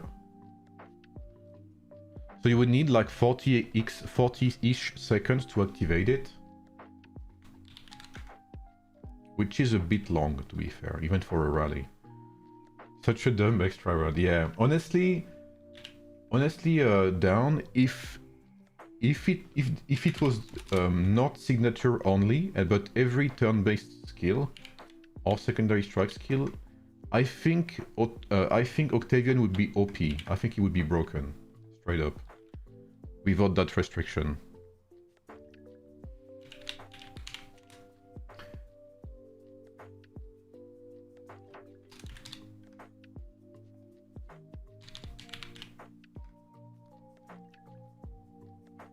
Yeah, I 100% agree with that. 100%. By the way, Down, I saw your comment on one of the videos I made some time ago about... What was it about? I think it was about... I forgot to answer you. I think it was with Sun Tzu, I think. Flash of Inspiration, I think. Right?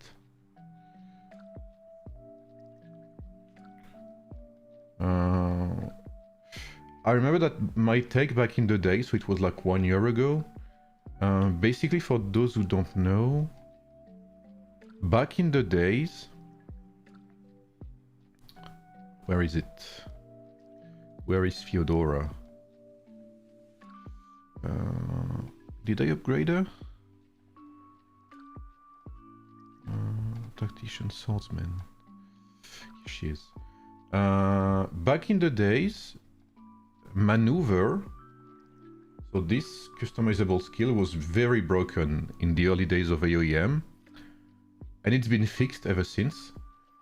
Right now, Maneuver reads, when the commander activates a signature active skill with charging state, there is a 75% chance to skip the charging state. So this is what it states today. But back in the days, maneuver skipped any charging state. So I think if I come back to the video, it should read something like when the commander activates an active skill with charging state, there is a 75% chance to skip the charging state. So it made it very interesting to play it with heroes like Philip. Not Philip, sorry. It made it interesting to play Sun Tzu with Boulder Trap. Because maneuver back in the day helped skip Boulder Trap, which is an amazing purple skill if you remove the charging state. That was the reason for not using Flash of Inspiration back then, but they fixed it, as you can see, because now maneuver is limited to only signature active skills. So it's been nerfed, which is a shame, really. But that's why the difference. That's where the difference comes from in my old video. It's okay. I forgot to answer you. I wanted to give you an answer, but I forgot. And I just remember it was you, so I wanted to give you some context on as to why I wrote that back in the days. Honestly, it was pretty fun because maneuver and Boulder Trap actually made Sun Tzu very decent in rallies as well. Horus, Pyrrhus, Charlemagne and Scipio. I'm not sure it's gonna do something, but I guess we'll see.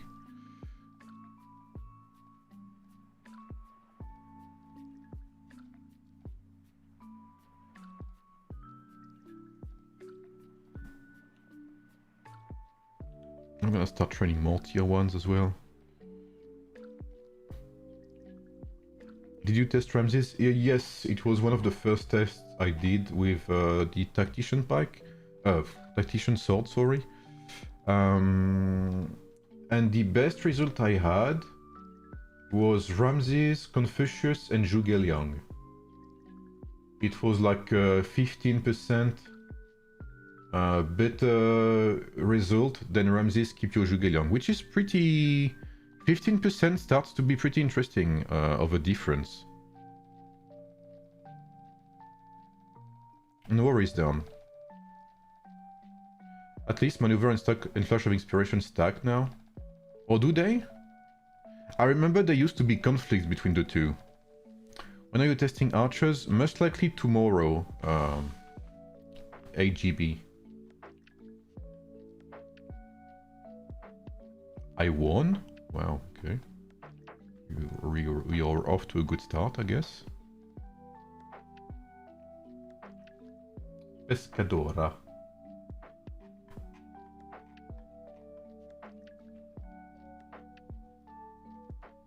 Pescadora.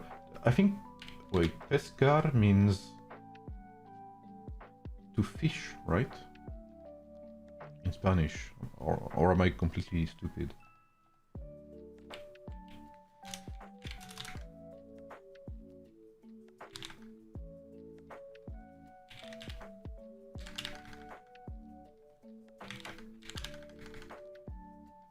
Fishing, okay. Yeah. The stack now, which is huge, yeah, I see, okay, yeah. When you say X% better, what is it based on? Ratio. Because ratio is a mix between survivability, so duration of the fight, DPS, and overall damage. So ratio is usually what I look at when it comes to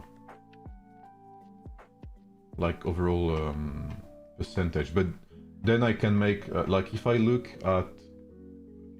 precisely at it, Groot, I can tell you that Ramses, Confucius, Zhuge Liang is like 35% more tanky than Ramses, Scipio, Zhuge Liang, but the DPS is 30% less interesting. So if you combine these two, you have something where, you know, Confucius and Zhuge Liang is overall better. You tank way more than you lose damage, basically. What's up, Lichero? It's funny because when I know the viewer is French, I'm gonna pronounce their name in a French way. Like I could have said Lilchero, but no, I'm gonna say Lilchero. Bonsoir Lilchero. I have the perfect timing. Yeah. And you know what? So far, Charlemagne and Scipio feel okay. I don't wanna jinx it, but... Well, the ratio is not great, but at least I'm not dead so far. And the fights seem pretty fast compared to the others. It seems pretty flip coin though. Flip coiny. If that's even a sentence. What's up YOLO? Putain YOLO, je suis obligé de te dire bonjour hier, je suis désolé. J'ai vu ton message que plus tard.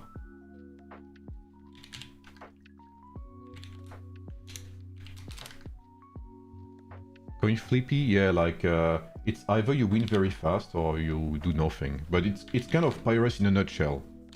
You either do nothing or you do very well. But so far, I think it's the quickest fights we've had with Pyrus. Yeah, 28 seconds is the quickest we've had with Pyrus.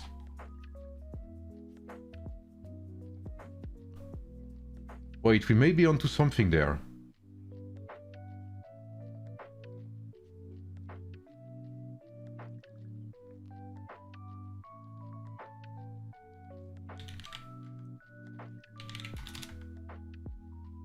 $23? Hold up. Wait. Okay guys, we may start to see the good side of this hero. Okay, I should not speak too fast. I should not speak too fast. Oh, the damage is here. Yes.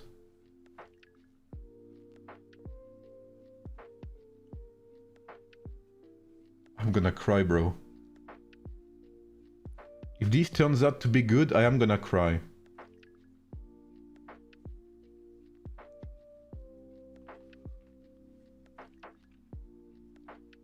Okay, and just as I say that, he goes on strike.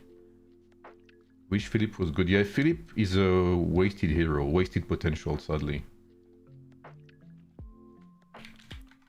Wait, so far it's not too bad. It's not excessively good, okay?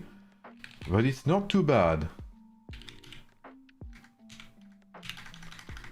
The fights feel smoother, the fights... I don't know, it feels better. Okay, big damage right off the bat.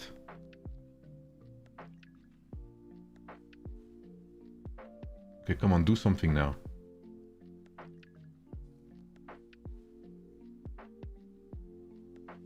Or maybe I jinxed it. I jinxed it. GG. Okay, minus 10k. Minus... Okay, another 10k. Come on. I'm like poking Pyrus with a stick, you know? Waiting for him to do something.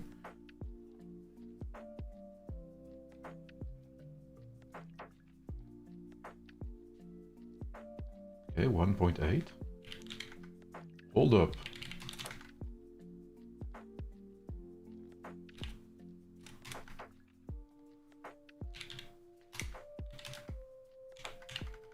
Man, I'm glad we tried more. I will be on the ocean tomorrow. Can you include Confucius in an Alp Mulan lineup and test it?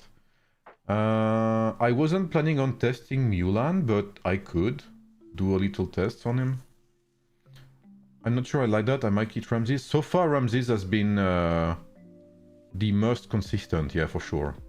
If rallies were testable, I would still like to see what we could do with Ring of Deer, Trinket and Lofty, or Lofty and Falcon on that Louis, Octavian, Elizabeth March. Well, I might not be able to test it there, Don, but I do play Marshall Pike on my 119 account, sorry. So I may actually test it on my global account and see how it goes. But it's not gonna be until a while, so...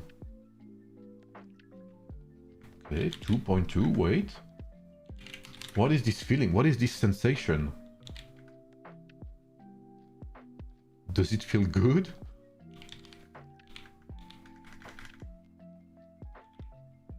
It'll be interesting, but if you don't have Xin Shi Huang and you want to use Martial Pike but not Warrior Pike, then Samus is a great replacement. Yep. Luis is Archer and Pike, yep. Do you think rings will help Pyrus be more consistent? Oh yeah, for sure. I think if you wanna play Pyrus right now, in my opinion, you must have Skyward Knight. I think Skyward Knight is a must-have for this guy. Otherwise, he feels like... I mean, he needs someone to help him, you know? He needs all the help he can get.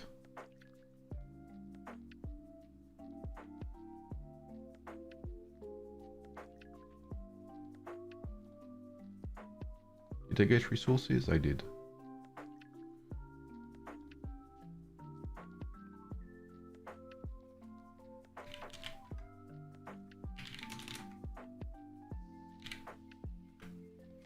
So far, okay, I'll have a quick look here. We are only halfway through these small tests here. But so far, these are one of the best results we've had with Pyrus. And the one with the best DPS too. This is the best DPS lineup we've had with Pyrus. This is not the tankiest one, but this might be a very good rally setup here. Is Scipio saving him? Well, so far, Lucas, Scipio and Charlemagne seem to do good. Did someone test Louis Belly Ellie? No, I'm probably gonna test Saint Louis tomorrow, Lil Chero. I haven't had time today. I think by the end of today, we'll have finished the 1v1s on Tactician Swords and Martial Archer. And I will have finished the swarming setup on Warrior Pikeman. So half of it will be done, basically. 1.6. Come on, I need some big results here, Pyrus. I'm counting on you. Give me some slaps there.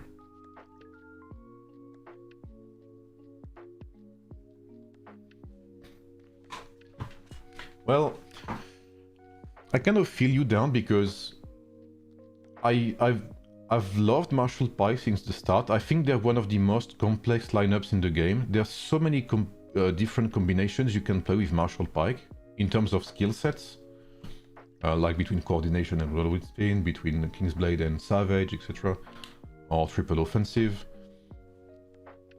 They're one of the most interesting lineups, but sadly the game has done turn-based skills dirty. They have very low damage rates, etc. So I think they are overall a wasted potential by the game, but there's still something to do with them. They're just not as great as most lineups, but there's still something to do with them.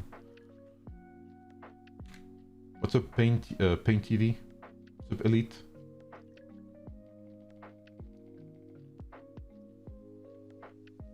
It looks like they fix Alp's damage output.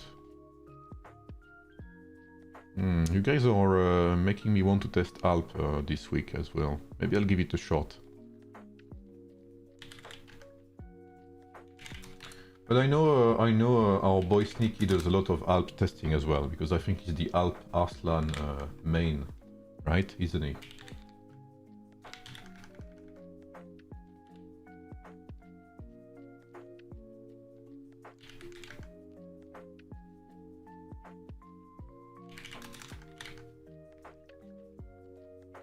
Okay, so one thing I can say here about this lineup, about this Charlemagne Scipio lineup. Charlemagne Scipio lineup here, the one I have, is the one that ends Feist the quickest, thanks to its damage. So whenever this lineup will be empowered by rings and such, it will be very good, I believe. Napoleon test already done. Now it's gonna be after this one. And just as I say that, he loses. Amazing.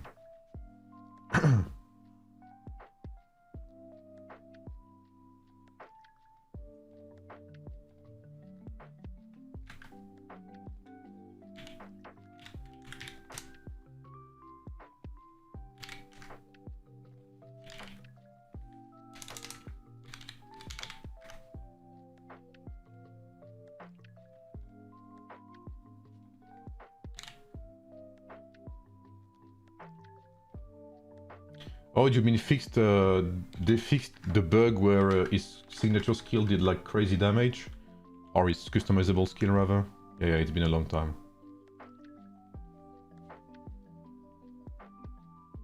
Did you test Ramses Confucius without Juge? Let me see. I think I did. I tested with Scipio. It did okay. If you don't have Zhuge Liang, you can replace Zhuge Liang by Scipio. It does okay. Nearly as good as the Zhuge Liang counterpart. Yo, what the fuck? I had a dream, bro. Why is it losing now?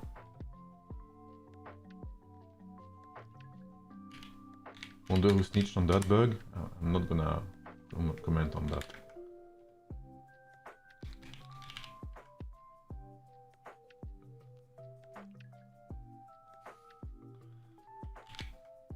I am not gonna comment on that. I think I'm responsible for a lot of bugs being fixed on Heroes. Back when we had beta servers, I mean. If we run Ramses, Charles and Fyodora, is it worth going for Confucius? Oh yeah, for sure. Yeah. 100% gamble.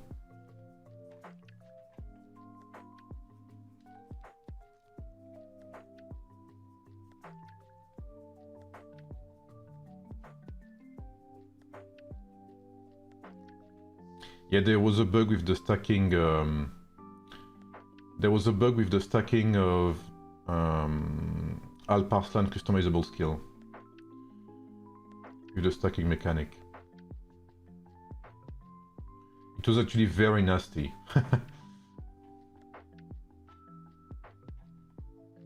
Will you include Saint Louis? Yep. Most likely tomorrow will be Saint Louis tests.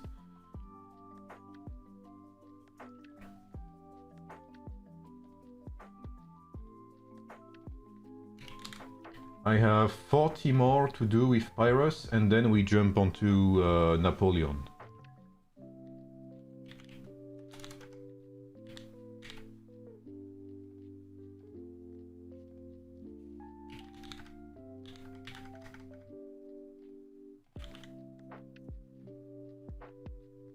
Like basically, the way Alparslan used to work. Let me show you real quick. It was very stupid, but it was actually very funny as well. The way he worked, he has this flee effect, right? Where you apply the flee effect to the enemy, and then you had valorous reputation. If the target has the flee state, you deal an additional instance of damage, okay?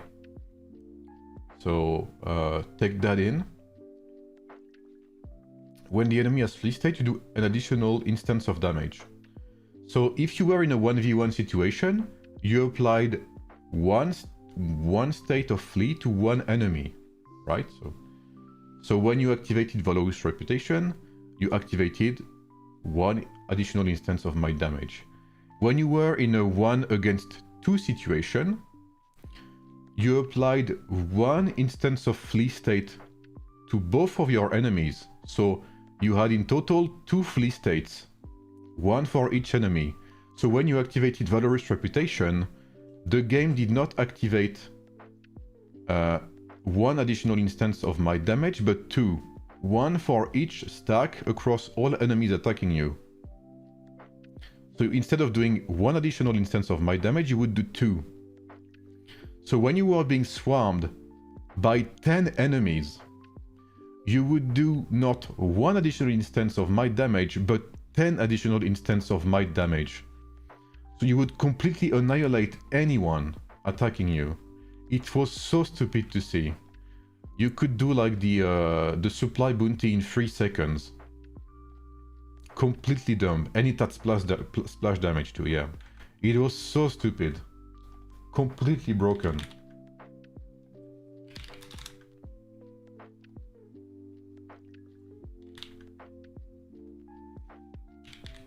I remember some people told me do not report it because archers are so bad, they need it. And I was like, yeah, there's no way, bro. I am reporting that shit. He might be inconsistent, but I think Pyrus has a much nicer hat than Ramses. That is true. That is very true. And when I see activations, I'm gonna use him as a tactician. Yeah, I think Saint Louis is gonna have some interesting pairings.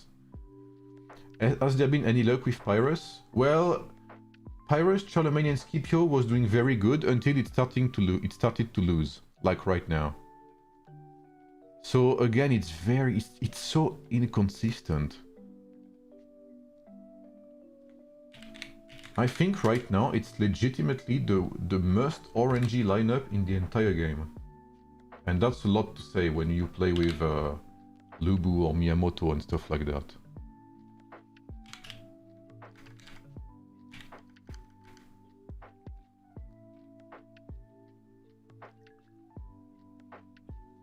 Like, this lineup was doing very decent, to be fair, but right now the inconsistencies start to show off, it looks like. Live and die by the dice, yep. I think this has lots of potential with a little boost from Skyward Knight, and maybe in rallies too. I remember one time Alp was one-shotting Lubu at the time, yeah. I don't even think we had time to play one PvP event with that bug on Alp Arslan. It was fixed very quickly because the bug was so absurd.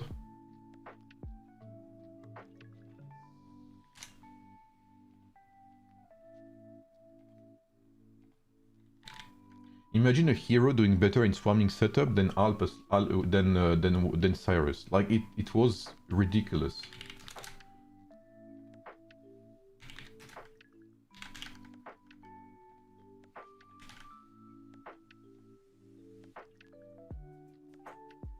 Cyrus might do decent against Ramsey in a 1v1 if he gets an activation early in the fight, yeah. I mean, I think that's the thing with Pyrus. And I think it's gonna be a very good whale/Kraken hero, because Krakens are so naturally resilient, thanks to all of the technologies they have, thanks to the rings, thanks to the gems, etc. Thanks to the adornments, horses, that they will have time to force activations, basically. And I think if you get targeted by a Kraken and he activates the very lucky roll with 4 activations, I think he will send you to the moon. So I think Pyrus is going to be a very nasty hero in the hands of whales. In the hands of whales, sorry. Pyrus, Miyamoto, Zhuge Liang. It's going to be like, talk about orangey, bro. But you need to have Pyrus with more might than Zhuge Liang, which is perhaps not that difficult. Yeah, he has decent might scaling. Plus 0.77, and what's the scaling on Zhuge Liang?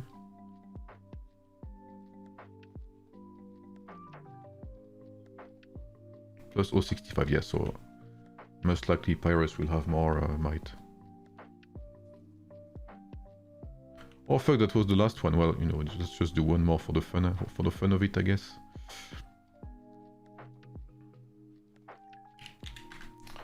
Okay. Well, it's not, despite the few losses we've had, it's not so terrible. So far, it looks like Confucius and Charlemagne. Yes. Still is the most decent one.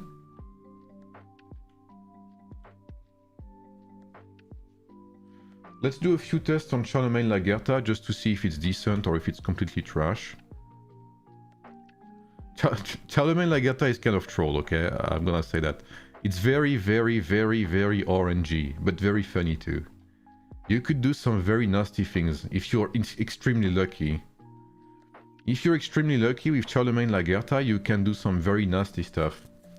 Because turn 1, Pyrus plays, Lagertha has a chance to double his activations. I mean, to activate one more time. Charlemagne plays, he has a chance to trigger Pyrus activation, which in turn has a chance to be doubled by Lagertha. You could really do some nasty stuff there, but you need to be a bit lucky.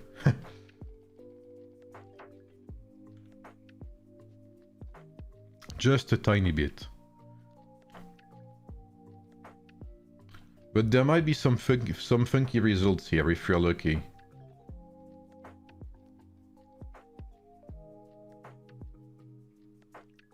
In theory, you could have 8 activations from Pyrus in 8 seconds or something, in 2 seconds or something like that.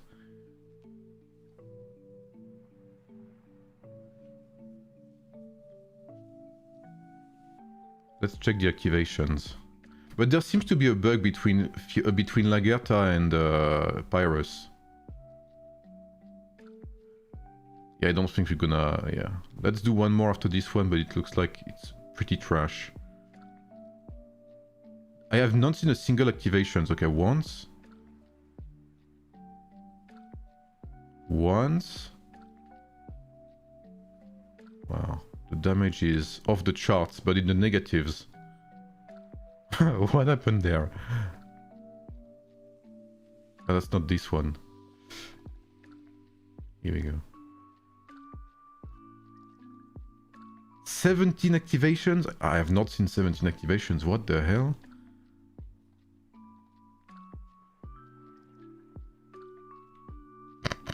Okay, let's do one more just for the sake of it. Just for the fun of it.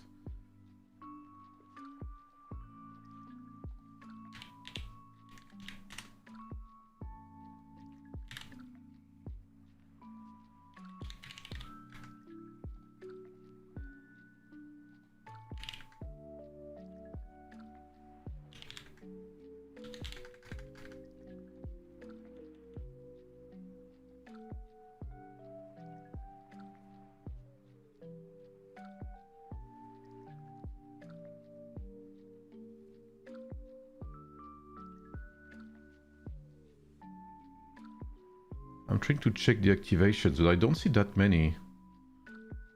1, 2.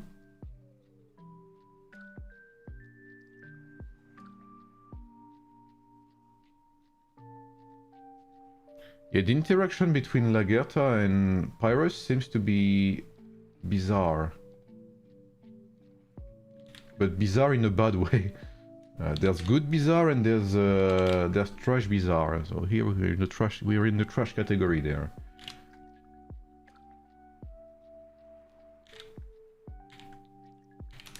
What's the activations there? 23. We have insane activation rate though. We have to say that, but 23 for 69k damage. Let's check what we had with Scipio.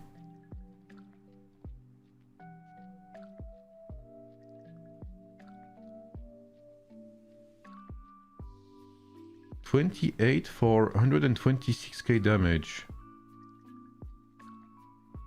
Then with Lagerta, 23 for 69k. So it's like...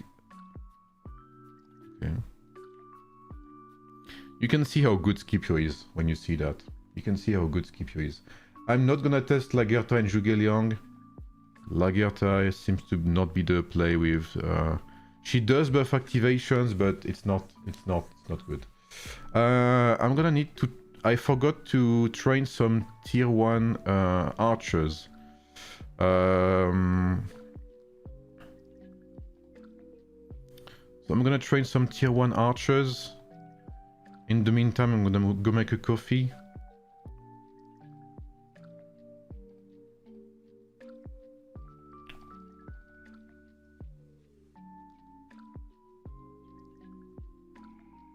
What's the most successful iteration so far? Do you mean for Pyrus? Do you need to change lineup? Just play Pikemen, please, side. So just use Pikemen instead of swords.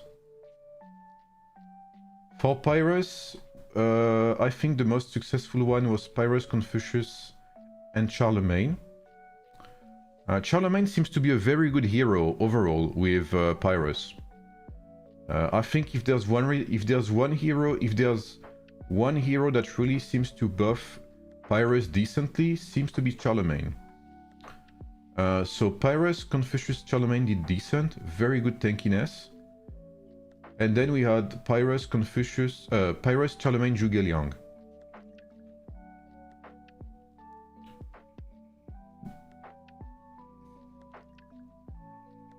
Yeah, I agree, Jacob.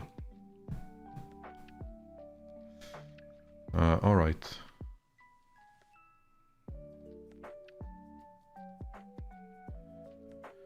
Bro, side quest, man.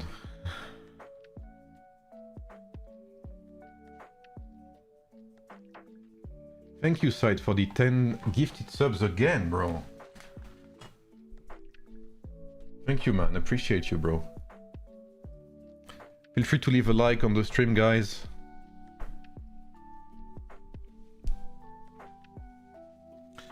And we're gonna see Napoleon. I'm very excited to test Napoleon. I'm very, very excited to test Napoleon. What's up, Lord Ferg? How are you, bro? Vigets.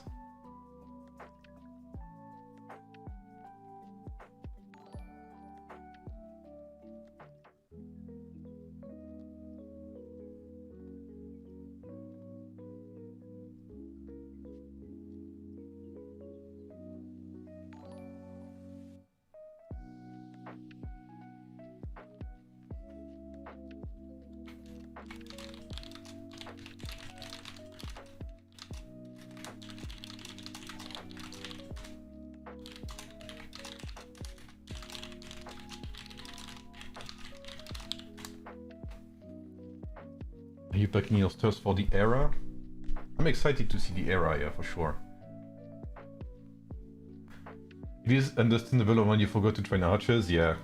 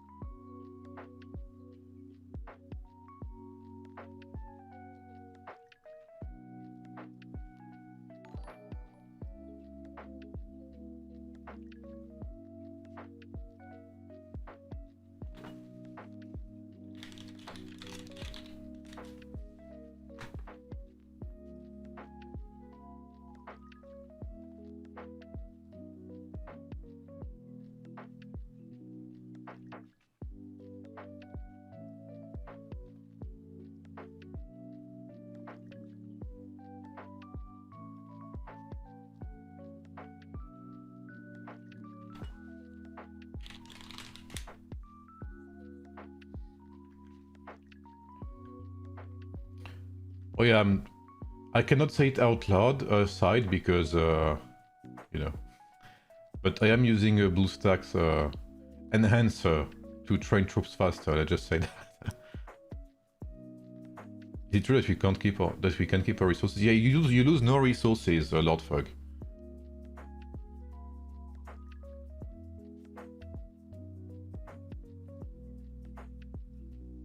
Yeah, absolutely, Xygov.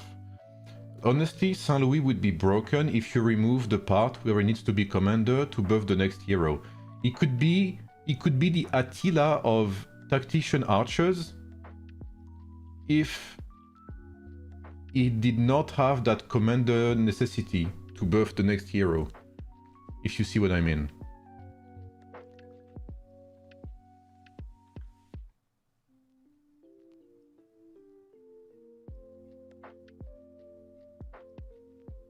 The good thing about Lubu is any buff to swordsman is an indirect buff to Lubu. Because if you buff swordsman, people will try to play more archers to counter. So Lubu will be good. And if swordsmen are good, the only real counter you'll have as well will be Lubu. Because the only damage dealer that currently can really beat swords in rallies are Lubus. Yeah, I agree, Xygov.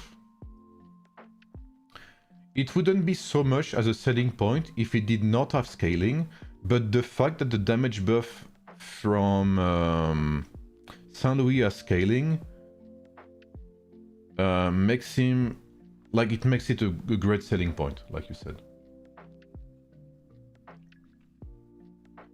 That's basically why you want to play him with another sub DPS like Belisarius or Suleiman.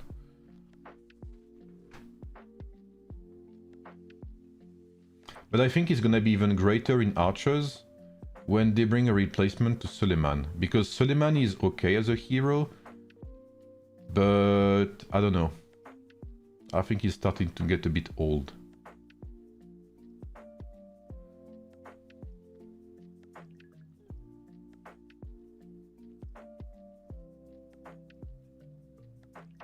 Louis Pike, Belisarius, Elizabeth.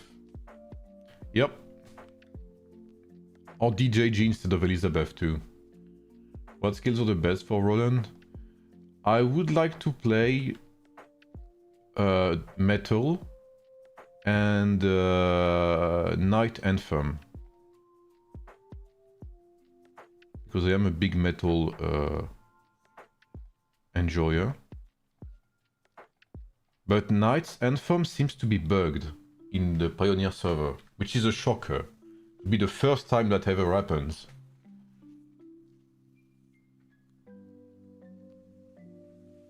But yeah, basically his healing doesn't seem to work on his customizable skill.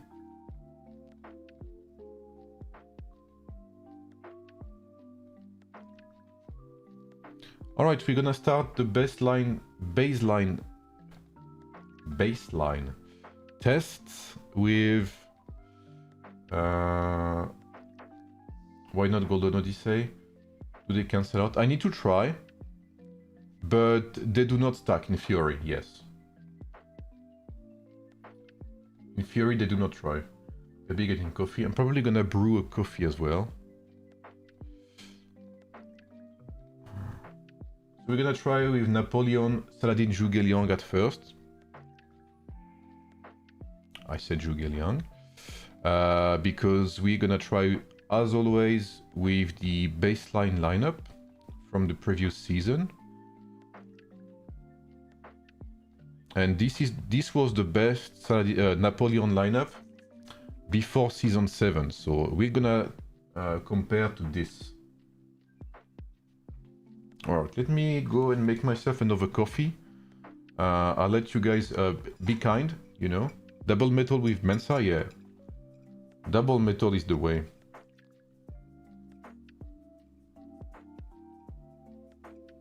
Yeah, this is very weird, Lucas. It's especially strong in Garrison too.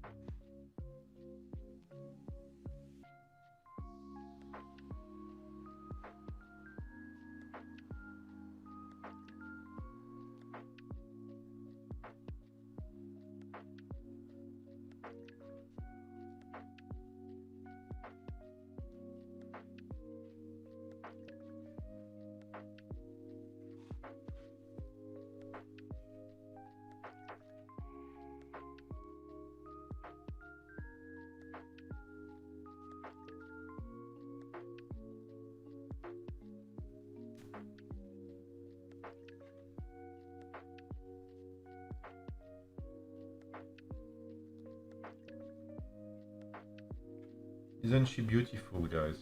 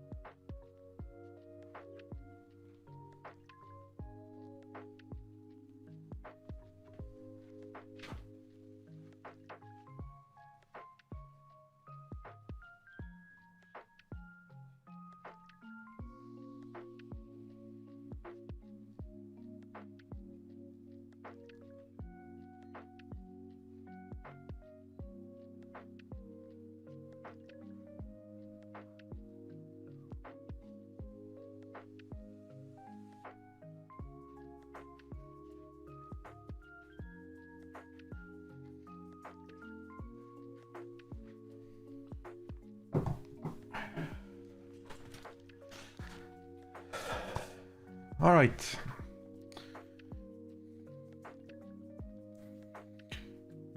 So double Napoleon, of course. Napoleon. We're gonna play with Eagle Artillery. So for those who forgot about Napoleon, his commander skill does pretty good damage in 1v1. When he enters a certain state, he targets 2 additional enemies instead of 1, and he deals 1 additional instance of damage, which is pretty big. I think it's one of the commander skill that deals the most damage in the game. And he increases, like, it's a very good commander skill. His signature skill is also pretty good.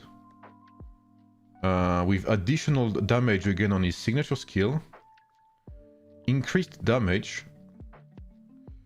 Like, it's a very good... Like, Napoleon is such a good hero, man. But it's such a wasted potential for martial archers overall. Like, 50% chance to ignore defense and such. He has such great potential. So you have Rage Generation on Saladin, and some tankiness and additional activation chance from Zhuge Liang.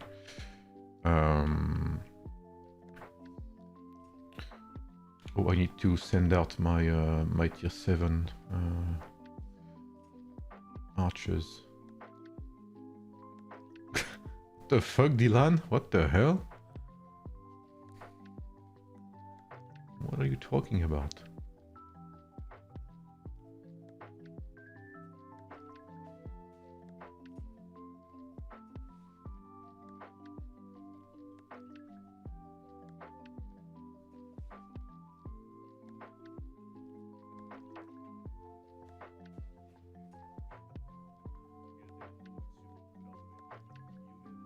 I mean, Napoleon is an excellent whale lineup currently.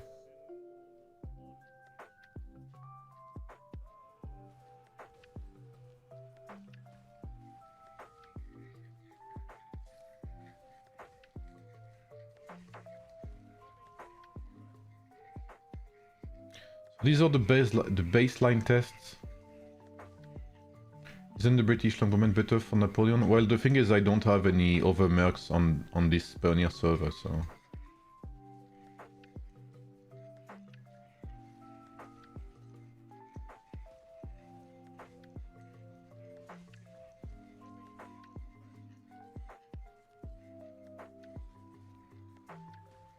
I would play with something else, but I don't think... Do we have any technique points there? I don't think we do.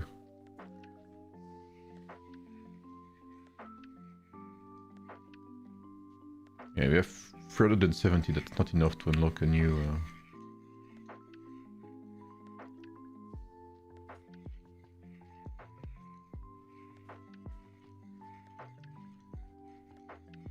I can.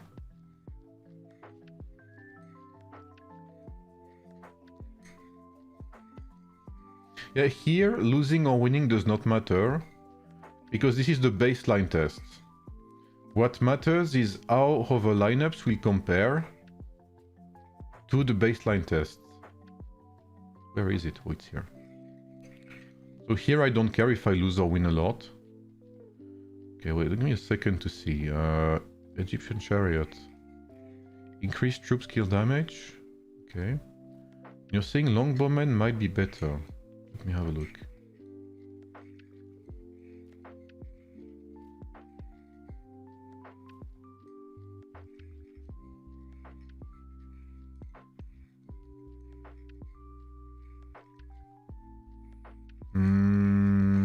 Yeah, I see I can hire more, but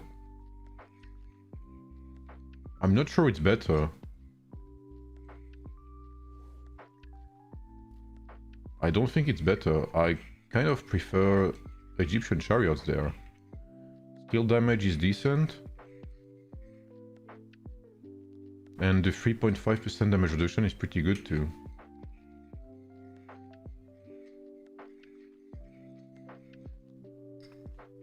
I'll keep it that way for now. What I want to see anyway is the difference.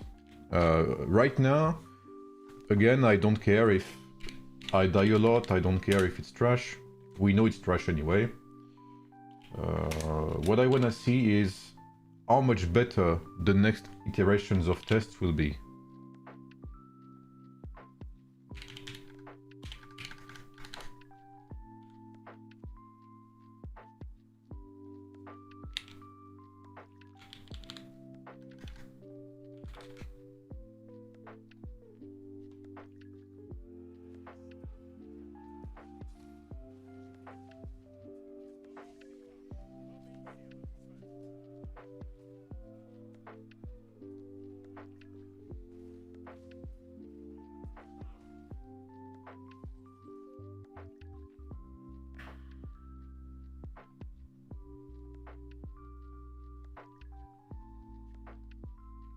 And the big difference might come from the ring there, but that's okay, again. I'll take the 30% damage increase there, it's okay.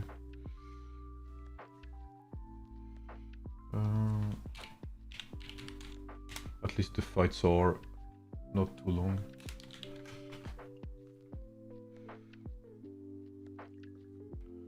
With Eleanor it should be way better, because I think she has some tankiness, right? If I remember correctly. I think she does.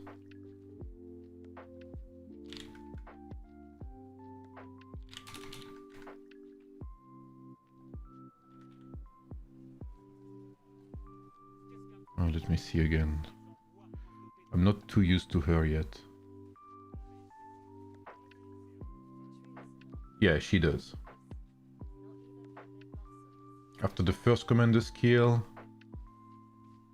and when we fall below 80% HP.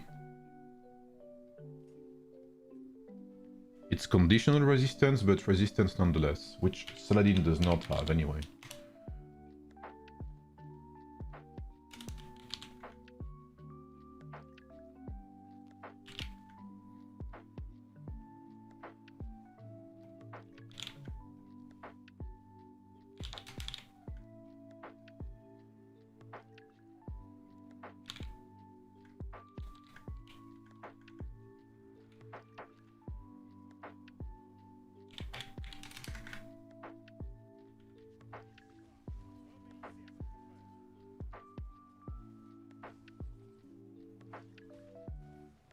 Sacred Sage affects every healing that is turn-based in the lineup.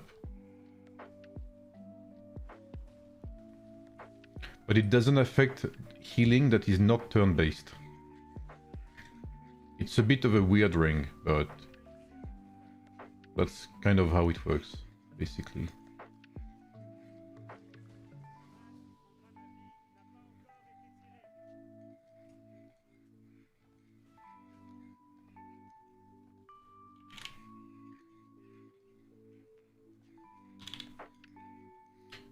Honestly, decent tankiness, but that's thanks to Mr. Zhu Liang here.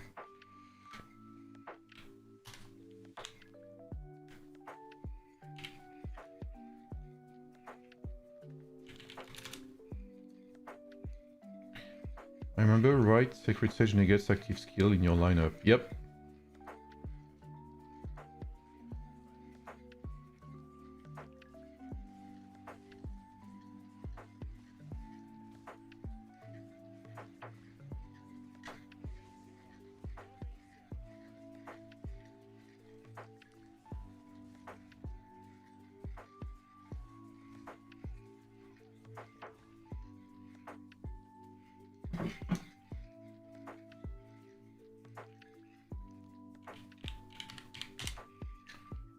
.6 46.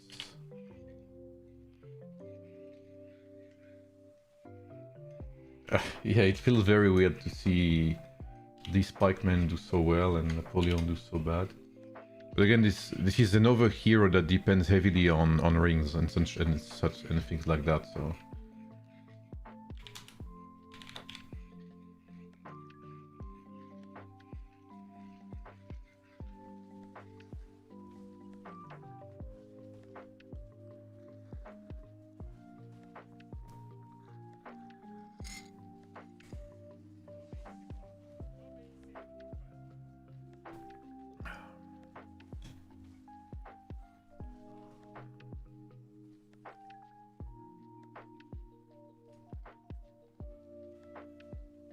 But it does feel anticlimactic.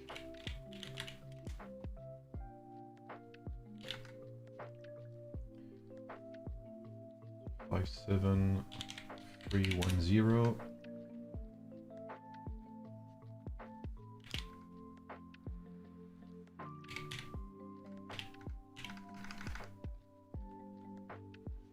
We know Caesar is overpowered, yeah, that has to be it.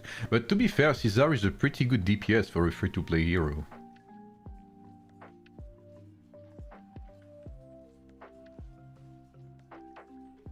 He does need Saladin. I kind of disagree with that. I think Eleanor will do a much better job.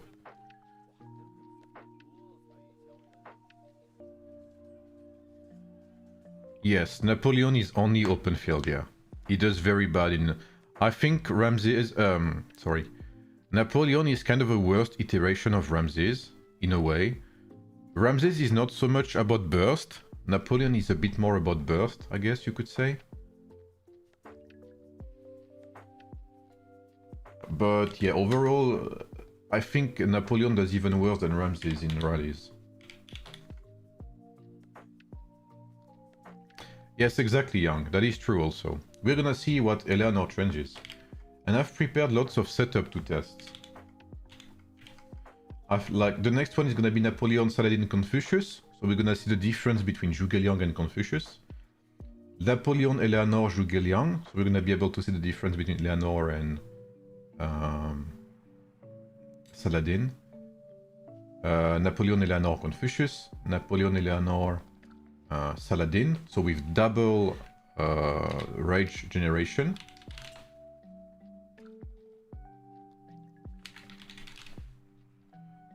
And right at the end, we're gonna see Napoleon, Eleanor, and Saint Louis just for the fun of it. It's probably gonna be garbage, but you know, just for science.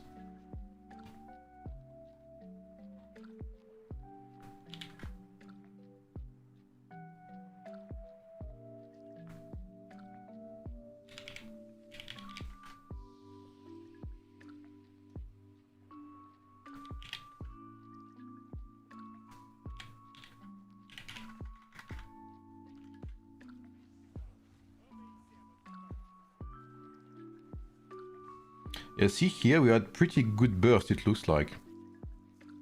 So another hero that is heavily dependent on Skyward Knight. As sad as it sounds.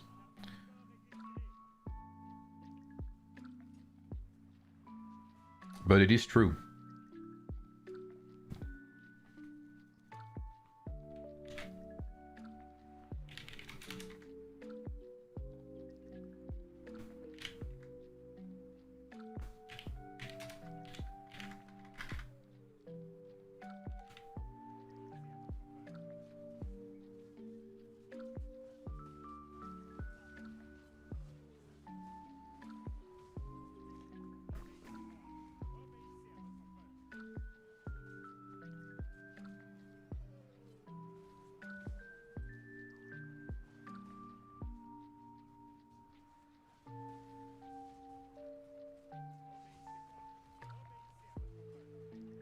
I wonder what Confucius is gonna bring to the table.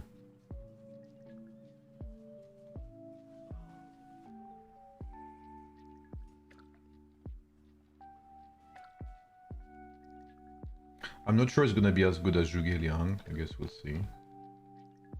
Maybe the surprise will come from Saladin plus Eleanor together. Honestly. There might be something there. I don't know, I guess we'll find out.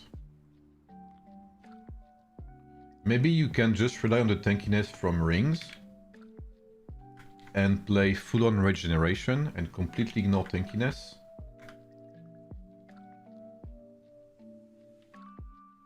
That could be a thing. That could be a thing. Maybe you just say fuck off to tankiness with heroes and just rely on rings like Tranquil Water, Lofty Mountain, and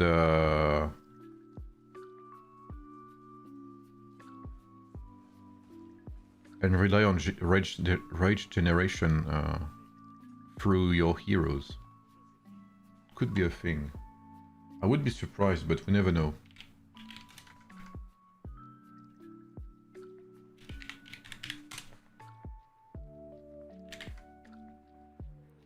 duration, 48 seconds. Because we know anyway that Napoleon is a lineup that shines when you invest a lot into it. Yeah, exactly, Young. This is the type of lineup, and I have a feeling it's exactly like Pyrrhus. That relies a lot on investment. Like, you will never see a Napoleon do well unless it's played by a Kraken, right? The best Napoleon we've seen are from people like John X, for instance, who are in the top 10 players in the entire game.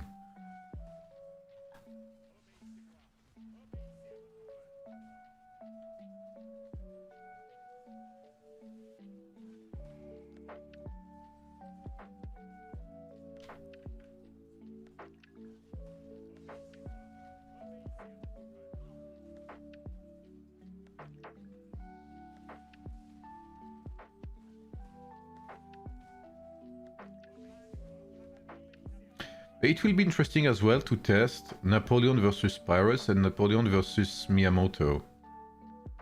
With like very good rings and stuff like that. See how it goes.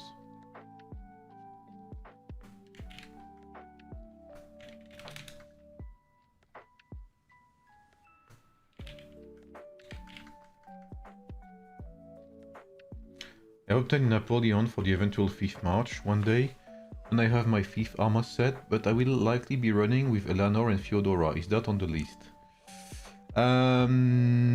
No. No, because Theodora is basically a weaker version of Zhuge Liang. So basically you can assume that if it works with Zhuge Liang, it will probably be a bit worse with Theodora.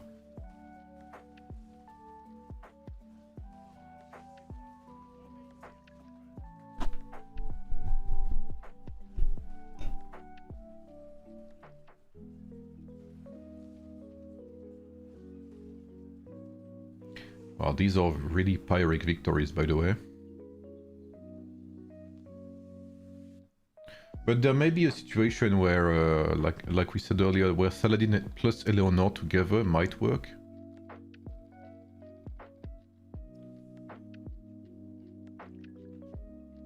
Or maybe Confucius. We'll see.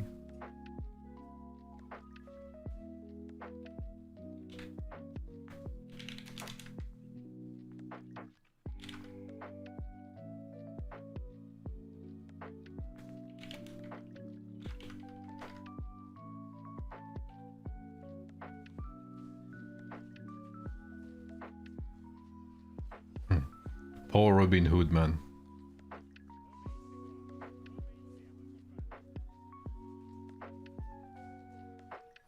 Martial lineups are like the forgotten babies of the devs. Pretty much.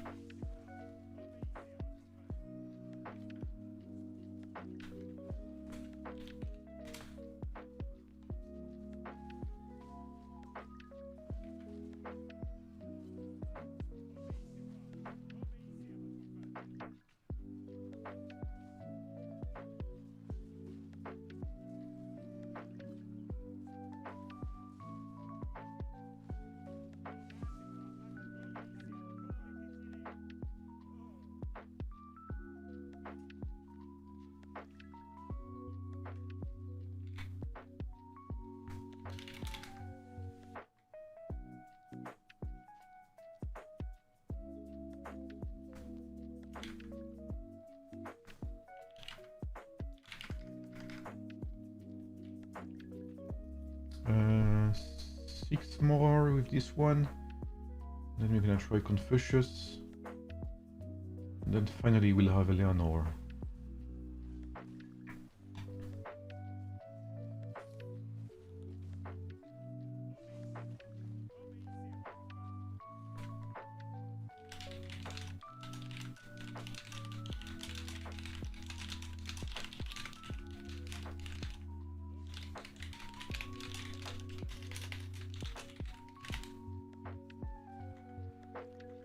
It does let you change servers, but you need a code, I think. You need an extra code.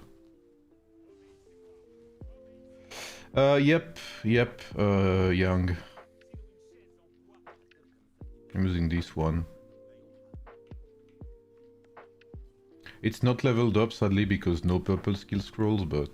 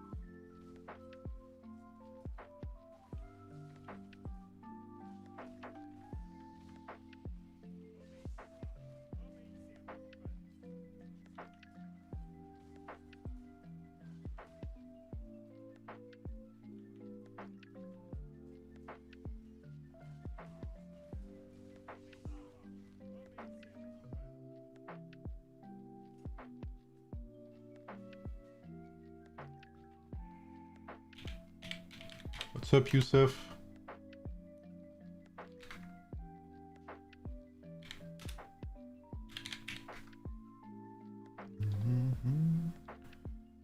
Don't give up on Napoleon. Well, I want to see how Eleanor does in the lineup. So far, this is just a test with Saladin, so we know the lineup with Saladin is not great, sadly.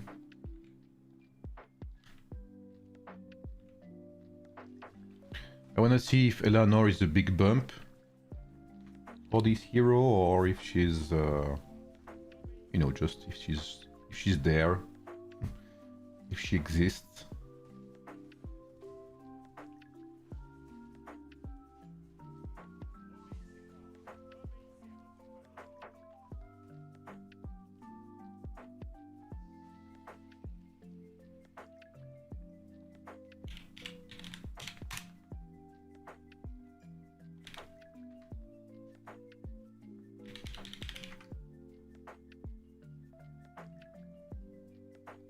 I mean, that's what I'm expecting, Miniman.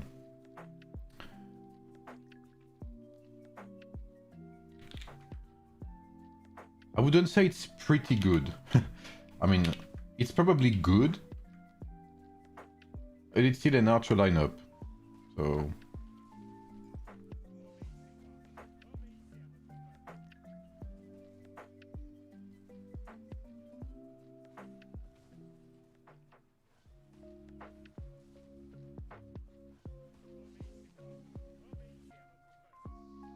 No worries, Yusuf. Thank you, man. I appreciate you.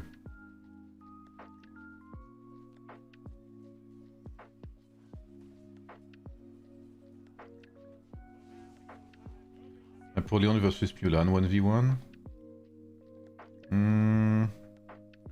I think there's a good chance Napoleon wins that, honestly. It depends, I guess.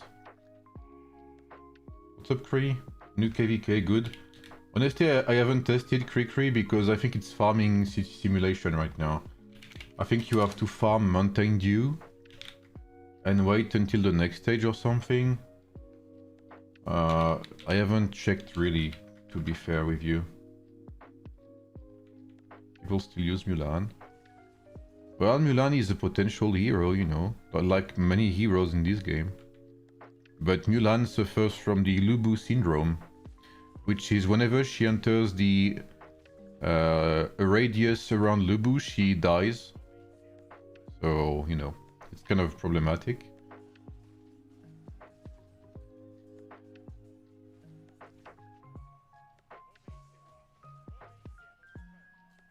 Okay, this is the last one, then we jump onto Confucius. I'm not expecting a lot from Confucius instead of Zhuge Liang.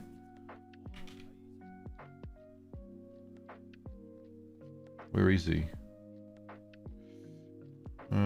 Confucius.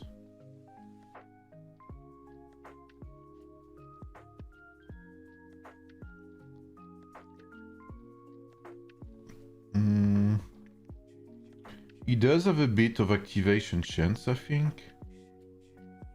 No, I think he does, right?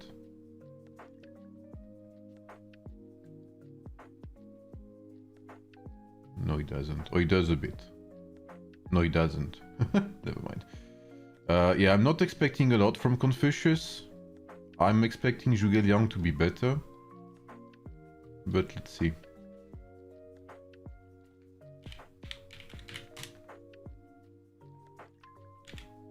What's up, Devil?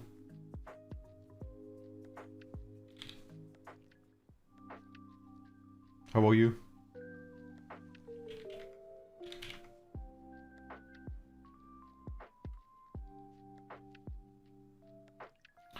It doesn't help that even with resistance, archers are kind of made of paper, yeah.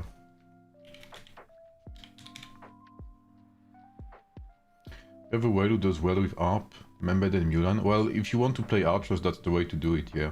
I mean, if you want to play warrior archer.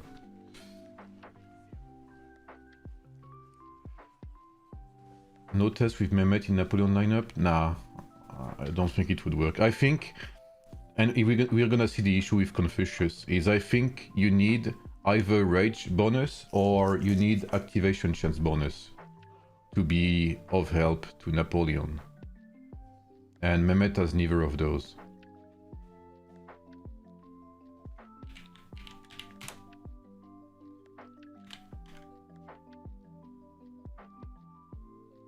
So sure, like Confucius will probably help with tankiness, but he won't help with damage, I believe. Mehmet buffs damage, but he doesn't buff skill activation.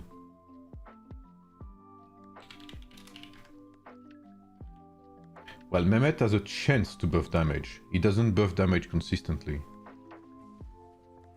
And he has a chance to buff tankiness as well.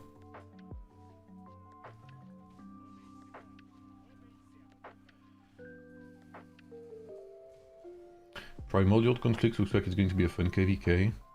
Well, so far it's just farming, no? Or can you jump on the other server and attack it? I haven't checked, to be fair. Like, I haven't checked at all.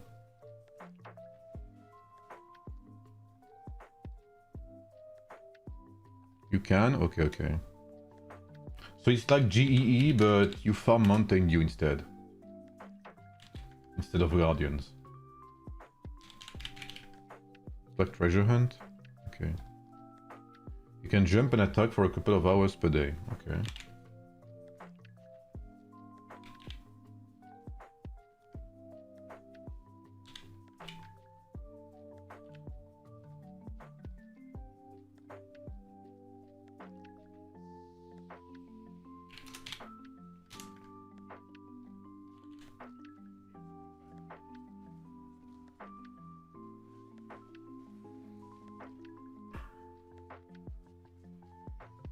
I'm pretty sure the way to play Napoleon this season might be to play Eleanor and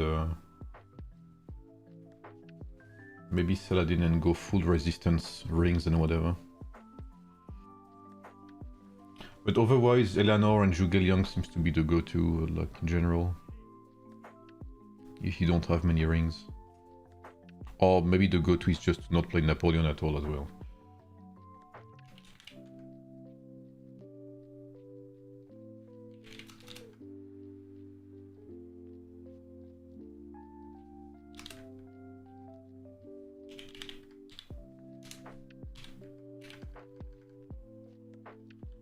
Bellevue is biggest shit. Bellevue is not bad, but she's so badly designed. That's the issue she has. She's like, the devs wanted to make her a DPS, but also a support, but she doesn't support others. She is, I don't know. She's a very weirdly designed hero, Bellevue. She's a bit like Ashoka. Ashoka buffs someone else, but every single customizable skill he has do not buff anyone else. They are DPS skills, which makes no sense.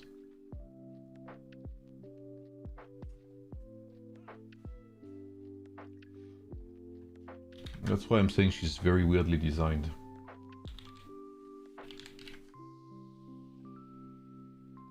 She's a very good DPS. She's on the same level as Mulan. But she could have been way better if not for her weird design choices.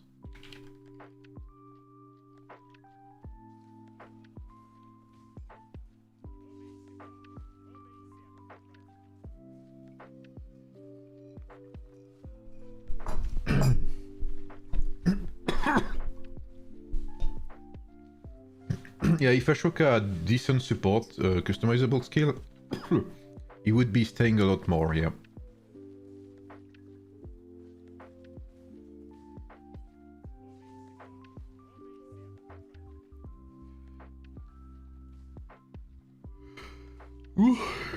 Bro, I'm hoping Eleanor does something, man, because right now this is...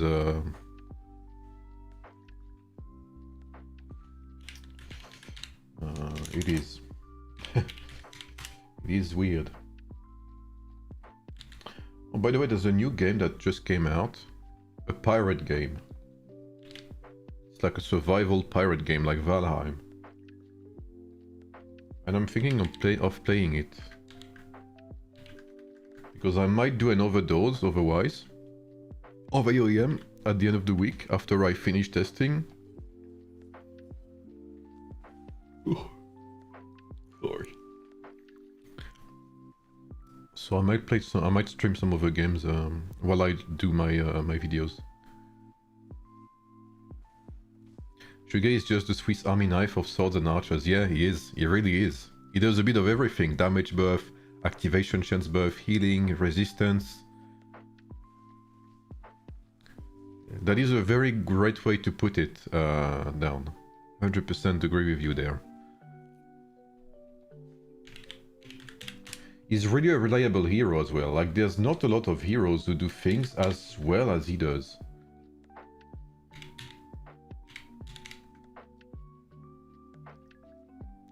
Six, 7, 5, 1, 4.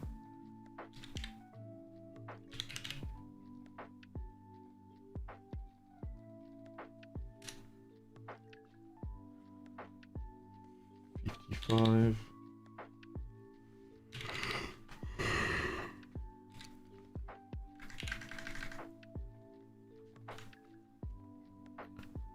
Can you show the new KVK points? Yeah, here we have a couple of billion points. You can see how many of these Mountain Dew we got. And it's funny because 314 is losing despite having more Mountain Dew, which means that you can win by just doing PvP, I'm assuming. Did you see GEE superior to MEE? What do you mean?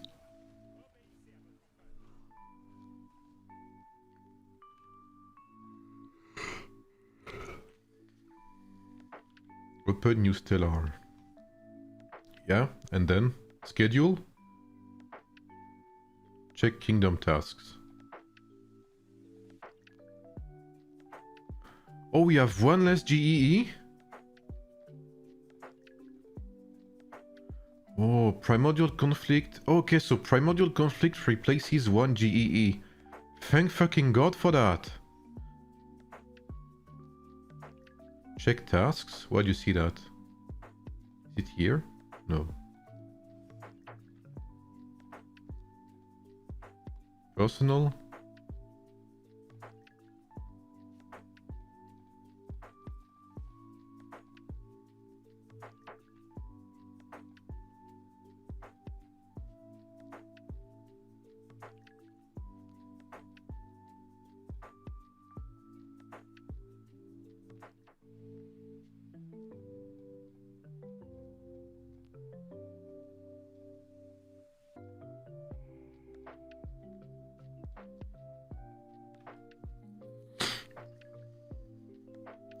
I guess that's no. I guess you understand why, Kree.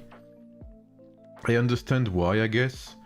Because GEE, you have only one instance of GEE throughout the season. So you have only one chance to get first. So they reward you with more points. Whereas MEE, you have two chances to be first. So they reward you with a little bit less points. I'm assuming that's the logic behind it. But to be fair, I'm very glad there's one less instance of GEE because god is this event awful, man.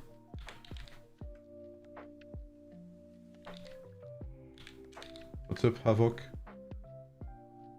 From my nap, what we doing? I'm testing Napoleon. I haven't yet tested with Eleanor. She's coming up soon.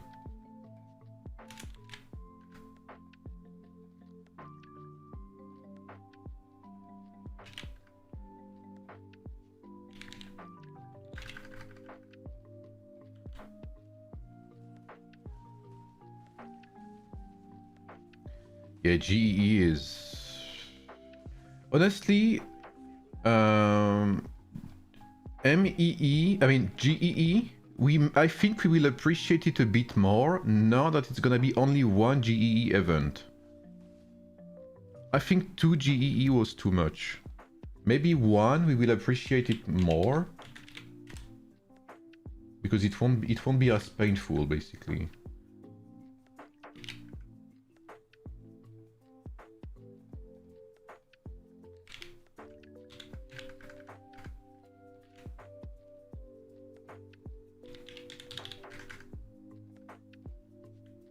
Make it 24 hour. I think if it's 24 hour, people would be more likely to play it more seriously as well. But GEE, usually it like people go hard in the first couple of hours and then everyone falls asleep. At least from my experience. Like people play for the first few hours and then it's just a Kraken zeroing people and that's it.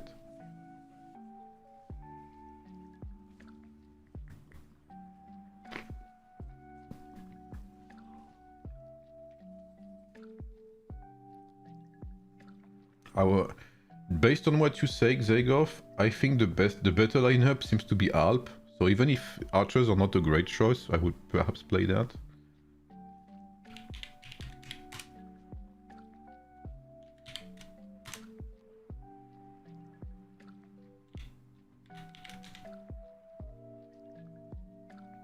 What's up, Cop? So far, I haven't tested with Eleanor yet, Cop. I'm testing Confucius to see if he's better than Zhuge Liang, and as expected, sorry, Confucius is the worst Zhuge Liang. I mean, they don't do the same thing, but... So far, Zhuge Liang does better than Confucius, and after that one, I'm gonna test with Eleanor. I'm expecting a lot from Eleanor.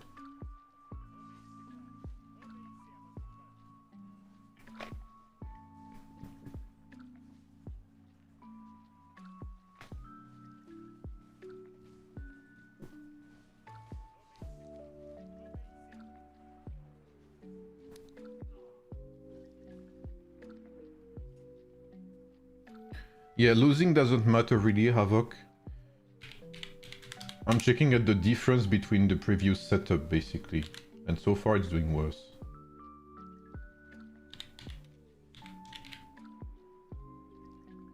The pikes are on purpose a bit stronger, I guess. With that one ring.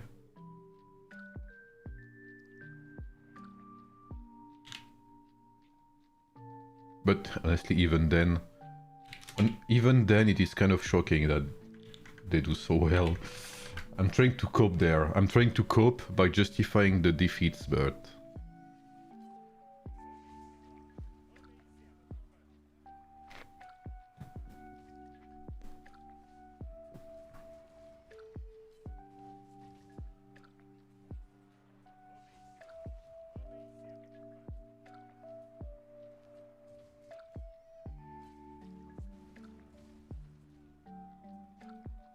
But again, this is the kind of march. Unlike Marshal Pike don't scale very well with rings and stuff like that compared to other lineups. Napoleon scales insanely well with rings and stuff.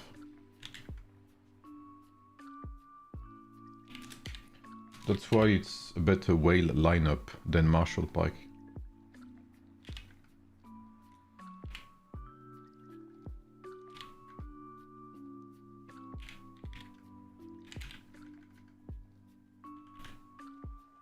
Swear that March kills KA 1v1.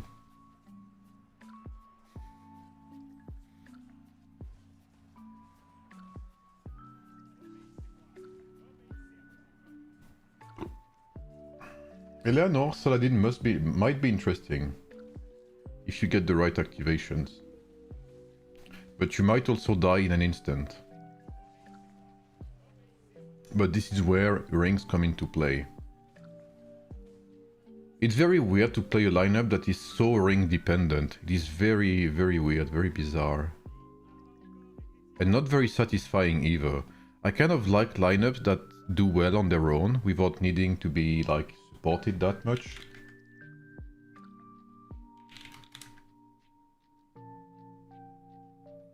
Yeah, exactly, Kree. Again, it's a lineup that scales very well with investment. More than most lineups, I would say. It depends on it. Unlike some lineups.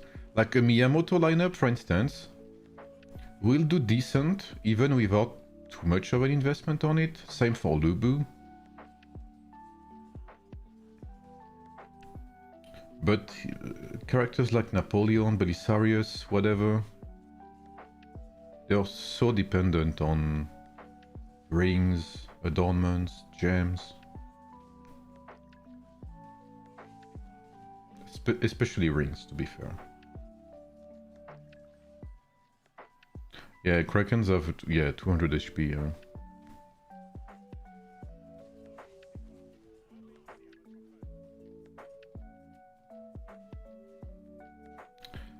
We haven't seen the new rings in the Pioneer server, but some rings have been leaked, yes, by Mr. Super Old Man.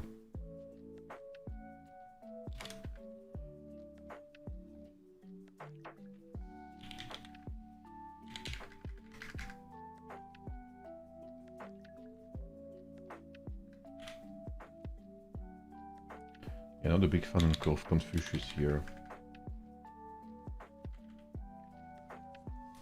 Yes, Napoleon suffers from being greedy at this point. Napoleon is good, but without friends, yeah. That's the story of his life when he's on the, you know, when he's exiled on his island. Surrounded by British.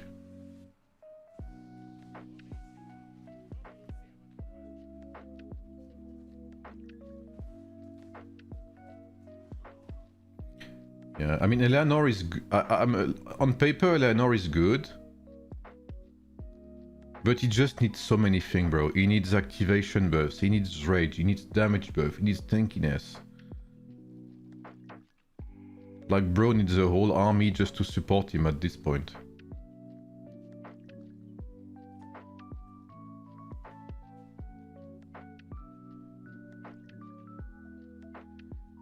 how did it work? Pretty terrible done. I mean, again, I think Pyrus is one of these lineups that relies heavily on rings and such. So the best we've had was Pyrus, Confucius, Charlemagne, and Pyrus, Confucius, Pyrus, Charlemagne, Zhuge Liang, sorry. So Charlemagne seems to be pretty consistently helpful for Pyrus, interestingly enough.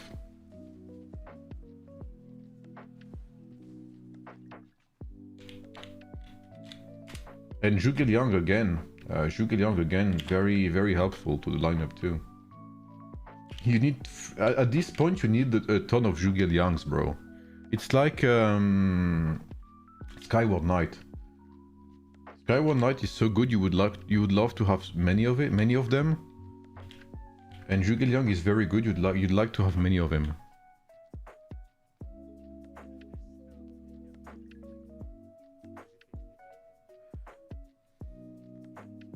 Yeah, that is true, Young. That is true.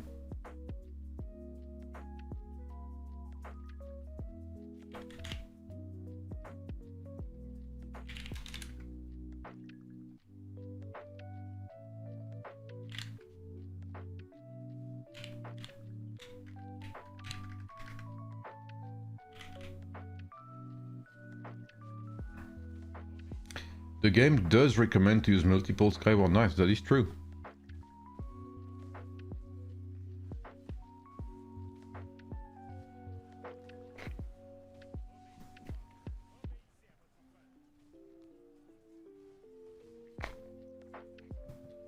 Belisarius really needs Radiant Guardian. I don't think he does need it. I think you can do well. Oh, good damage there. I think you can do well without it.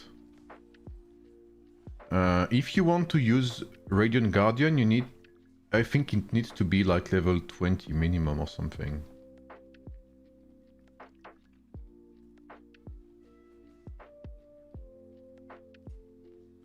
What's up, Sitki? How are you? Hold up, we won 2 fights in a row. What's happening?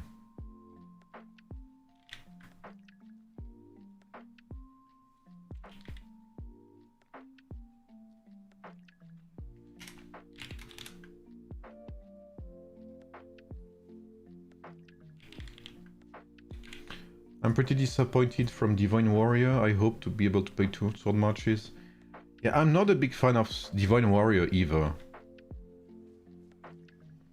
That's why I always recommend Skyward Knight over Divine Warrior. Whenever I can.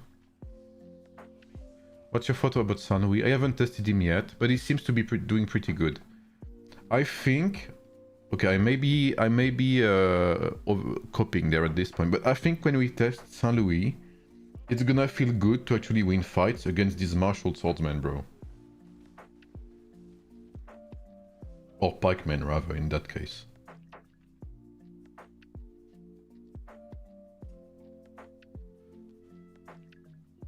I'm worried about these activations when you remove Ashoka. Well, I usually play my Belisarius with double attack, so I guess it makes up for it a bit. Not as much as like Radiant Guardian, but let's say it's a small help.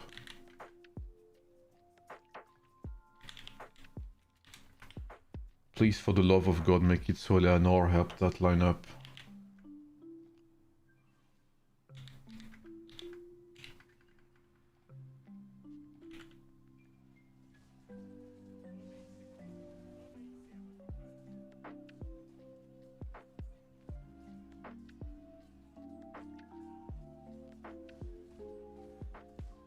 Yeah, exactly, Young.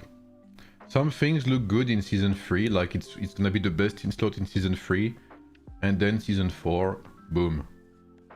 You have something that's twice as good.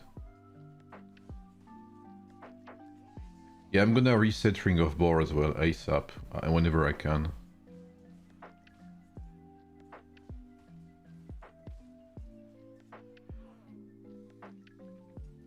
I think the strength of Saint Louis also is to buff another sub DPS.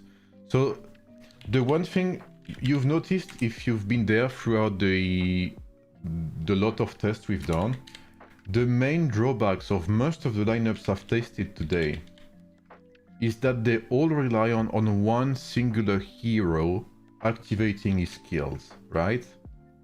Pyrrhus, Sun Tzu.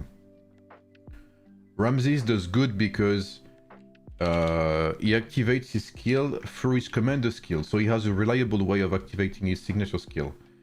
All of these heroes, Napoleon also, sometimes struggle because they simply do not activate their skills, so they become irrelevant.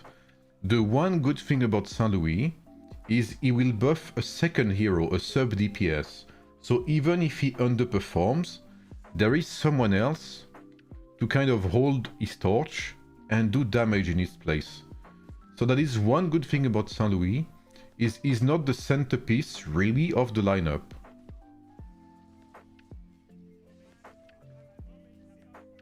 So that is one positive side, is I guess it's less likely to underperform. So I am expecting, okay, maybe I'm completely wrong, I guess we'll see tomorrow. I'm expecting the lineup to be more reliable than what I've tasted so far.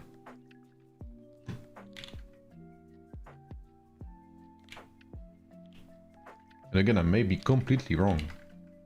Maybe it will do worse than what I just tested. What's up, Deadly Ghost? How are you, bro?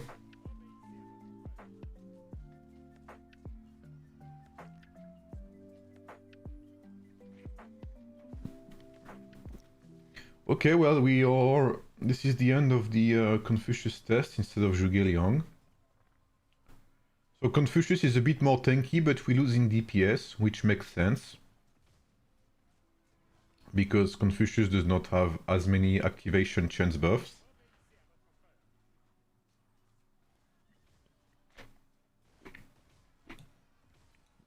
Thank you, Deadly Ghost.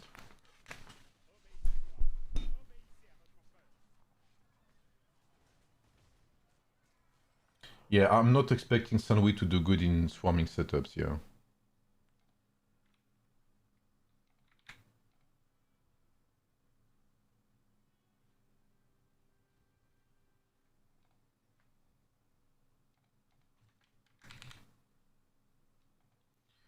Alright, Eleanor, please, for the love of everything that is holy, do something.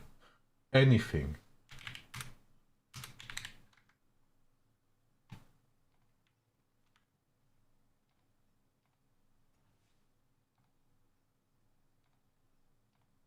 Can we have like 1 minute of expectations for Eleanor right now? How the Napoleon test so far? Well, it's Napoleon, he's pretty mediocre, I guess you could say, especially without rings.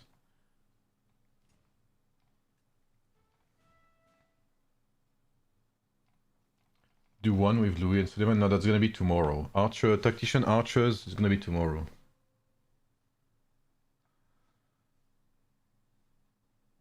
Should be quite a bit better than Saladin. I'm expecting so, yeah.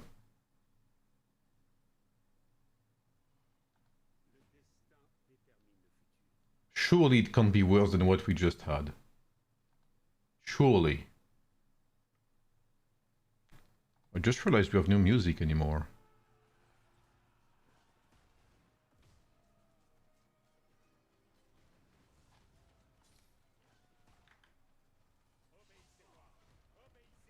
Okay.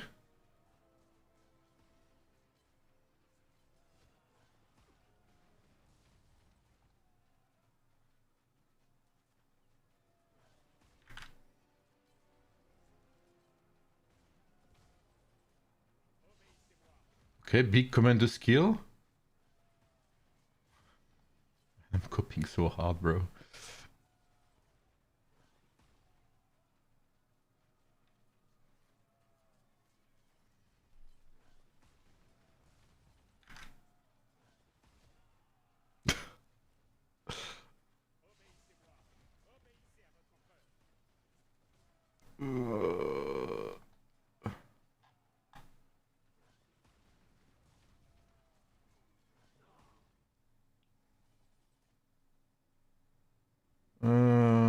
Okay, just let me find some music there.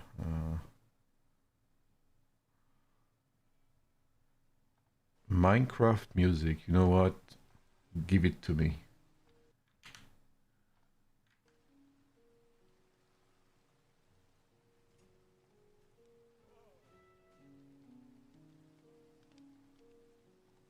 Okay, maybe it's just the first one. Surely the next one's gonna be better.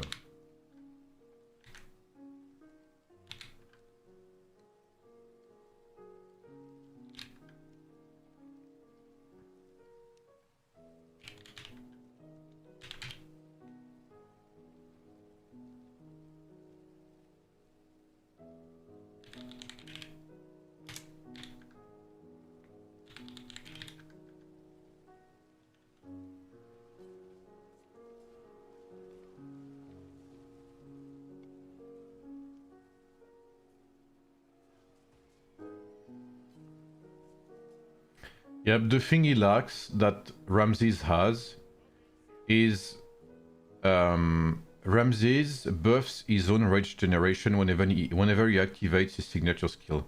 That's the one thing that makes Ramses so good. Napoleon should have something like that. The problem that Napoleon has is he's not self-sufficient. If Napoleon does not have someone to hold his dick, he does nothing.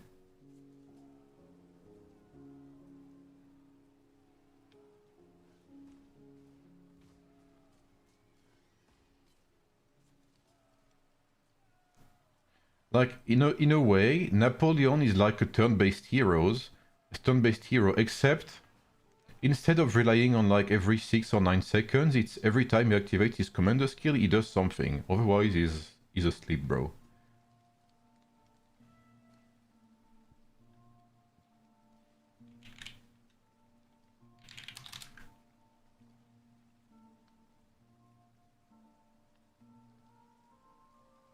Yeah, but the thing is, Ramses is really self-sufficient. Like, there's no comparison when it comes to rage generation with Ramses.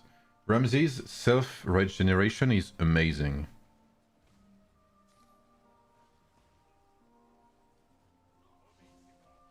The damage is pretty good here.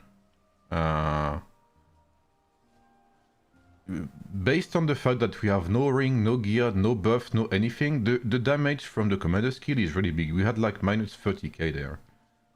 Why are you testing archers? Because I want to see how good the new heroes are. Yeah, this was pretty good damage too.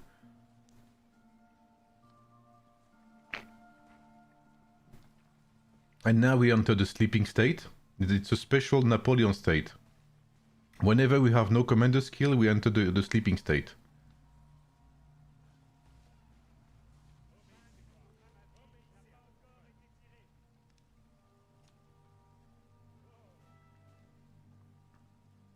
Okay, not too bad, not too shabby.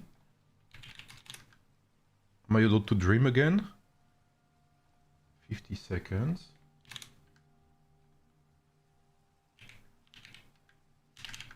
Let's see some of the activations there.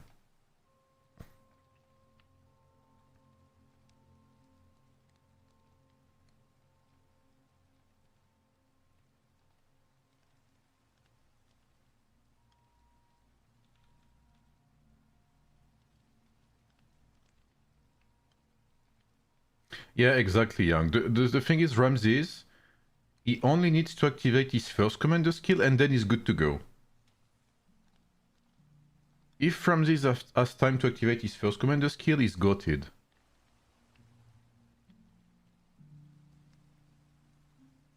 Well, I barely hear the music. Okay, let's do this instead.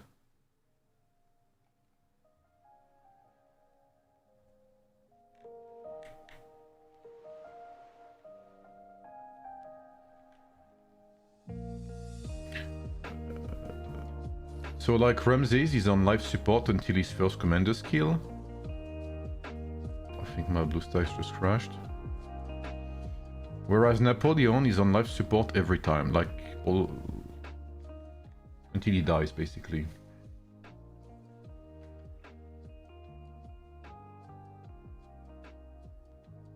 Did you try Tactician Pack already? No.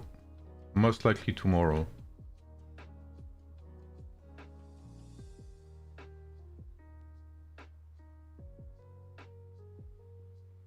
The Napoleon tests were too much to handle for the game.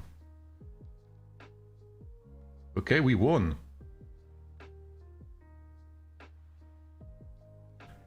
It's already more exciting than Pyrrhus.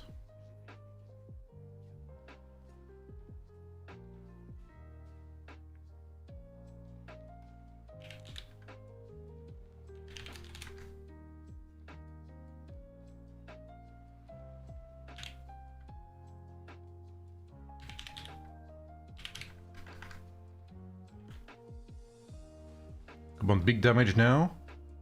Boom, off with the cannons, minus 30k or something. Yeah, the burst is pretty good.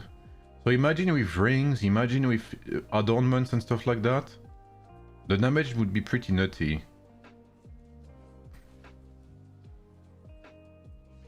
Like again, losing or winning does not matter. What matters is the difference from the previous version. And so far, Eleanor is a 50% buff over Saladin. So far, okay, it's not finished yet. But so far, just from these very early tests, she is the hero that improves any lineup we've seen so far the most.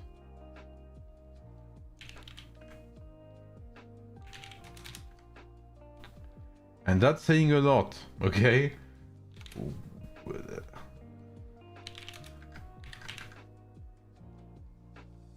When's Pioneer ending? On April 21st, I believe.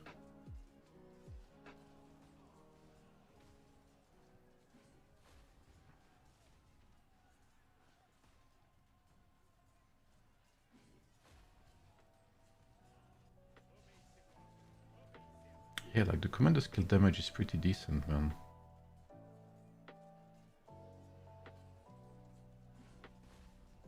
We may lose this one. Unless we have some activation. Okay, we had a big spike. Boom! Okay, no damage, GG.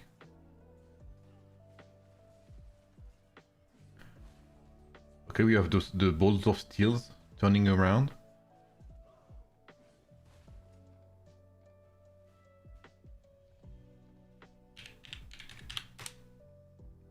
.7.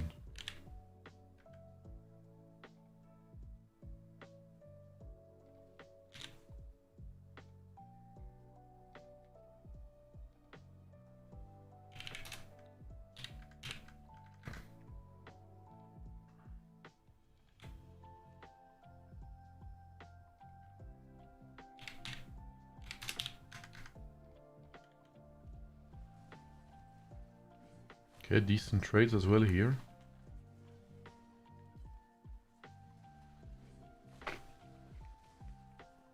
It ends next Tuesday, I believe. Yeah, April 21st. Yeah, considering there's no rings, the damage is very good. Plenty of time to test. I may take a day off if you guys allow me. Okay. To play another game. Like I said, there's a pirate game I want to test, which is called... What's the name again? I bought it earlier and I already forgot the name, bro. That's old age, man. I'm getting old. What's the name again? Let me see. Windrose, yes, side quest. Thank you. Man, what would I do without side quest, bro? He's helping me test, he's helping me with my memory, he's giving me subs, like... What would I do, man? I swear to God.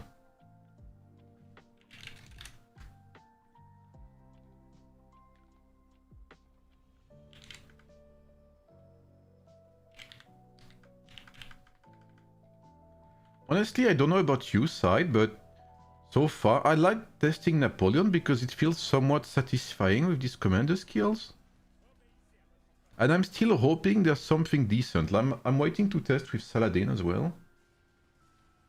Like Saladin Eleanor.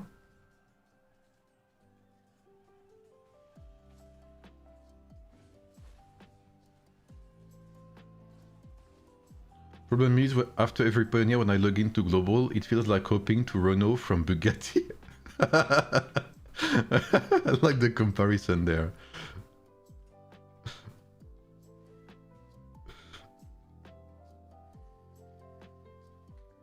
You know what's crazy, Glorious, is for some people, I think for some Krakens, it feels like the opposite way. I'm pretty sure. They're like, oh my god, where's my King Arthur? Where's my mythical Radiance adornment? What's this garbage Pioneer account, you know? Like, some people must feel that way, I'm pretty sure.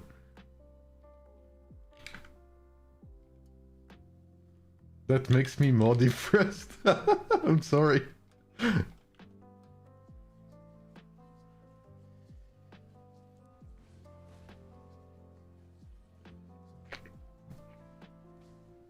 But I think it's true. I think it's true. I think some people, when they log off Pioneer, they're like, oh my god, thank god, I have my King Arthur with mythical Radiance and level 50 rings.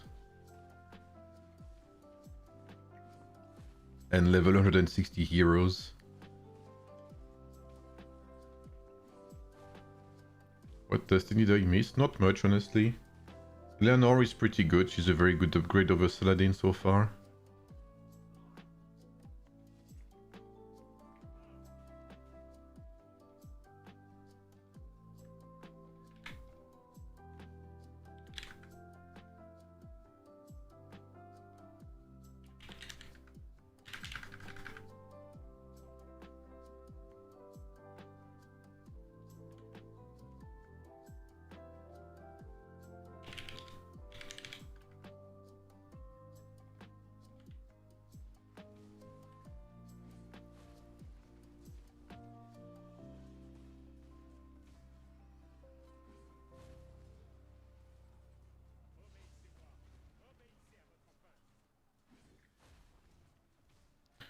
Against Test and Pioneer? I don't think they do, no.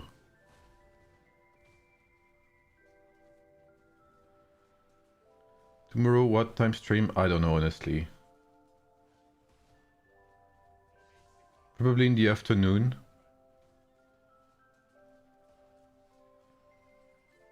Except the new heroes, any specific takeaway from Pioneer? Well, pleasant surprise from the 7th rewards. I mean, from the new Stellar Season rewards, I think they're pretty decent. I mean, I think they're pretty good, actually. Compared to what we're used to. It's a pretty decent surprise.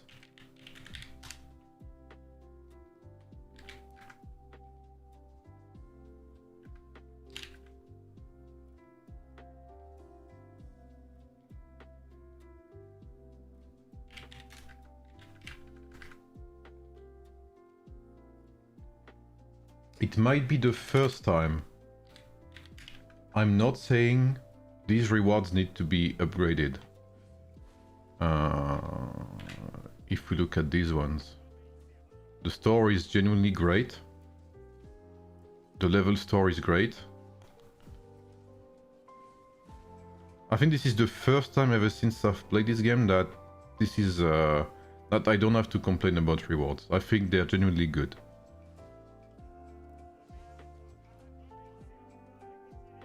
I have no idea, Glorious. I saw about the leaks, yeah.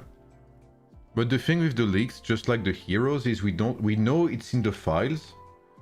We know it's in the game files, but we don't know exactly when it will be released. It's like, you know, it's like a Kinder, you know? It's the surprise. Whenever you open the game, it might be here. Every day is a surprise.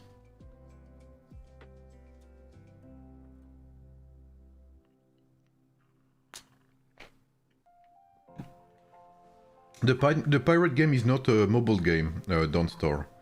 It's a PC game. It's Windrose. And yes, Civilization Eras and Allies has officially shut down, by the way. There will be no global release. The game was too free-to-play friendly for its own good, I feel like. So they did not make enough money. And I respect that they closed the game instead of adding more pay-to-win events. Because they could have went the easy way and add more pay-to-win stuff, because Krakens would buy anyway. They chose to shut down the game anyway, so kind of respect that in a way. Yes, the troop tier is the same. And count is the same as well, Cop.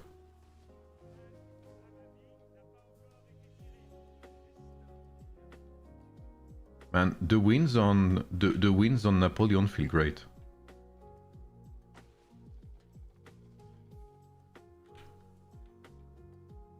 What game shut down for not making money? Civilization, Eras and Allies. It was also a mobile game which I played, and which I actually enjoyed. It was in testing phase in the Asian market. But it did not meet their expectations, so it's not been released globally, and now they shut down the Asian version, and they will refund as well. They have a refund policy, it looks like, which is great. So it's not entirely a rug pull, because you can actually ask to be refunded.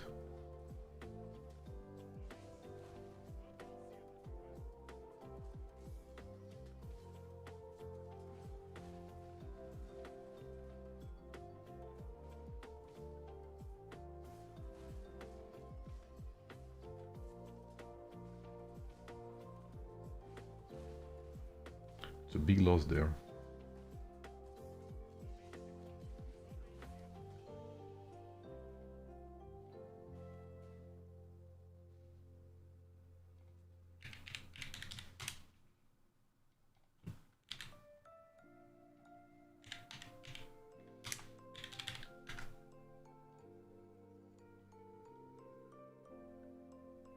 Yeah, I stopped playing Free Kingdoms.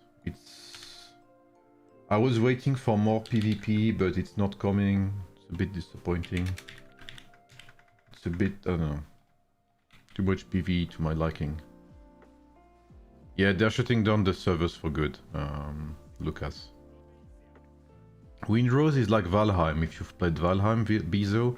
It's like a Valheim game, but in like a pirate theme. I think someone said it's like Valheim in terms of exploration, crafting and stuff, with pirates.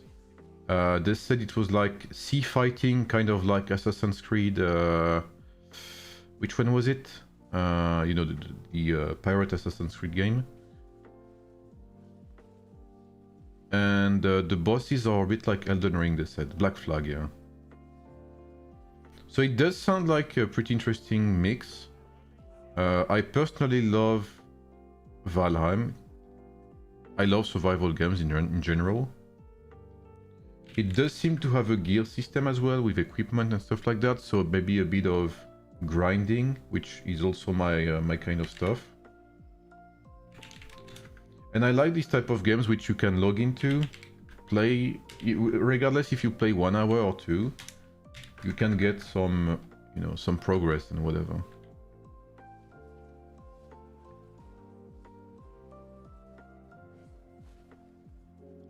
Holy, I'm getting fucked here.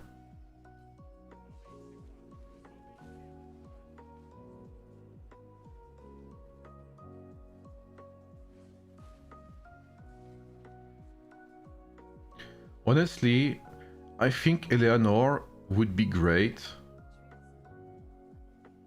I don't like the fact that after 12 seconds your regeneration is halved. I don't think that's necessary, honestly. Either she should have scaling here on her commander skill damage, she should have scaling on the regeneration, or they should remove the reduction of rage generation. This is not fair, in my opinion. The lineup is not strong enough to justify nerfing the rage generation here. This makes no sense to me.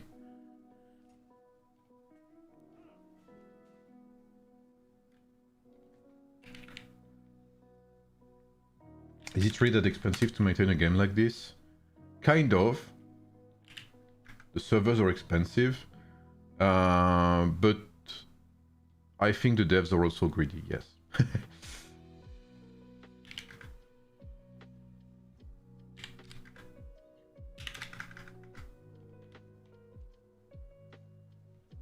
Mobile games are very hard to sustain.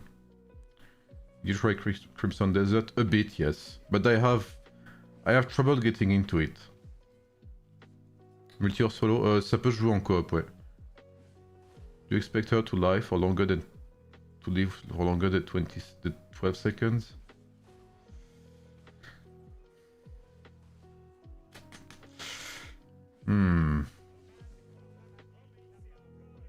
Maybe 20 seconds.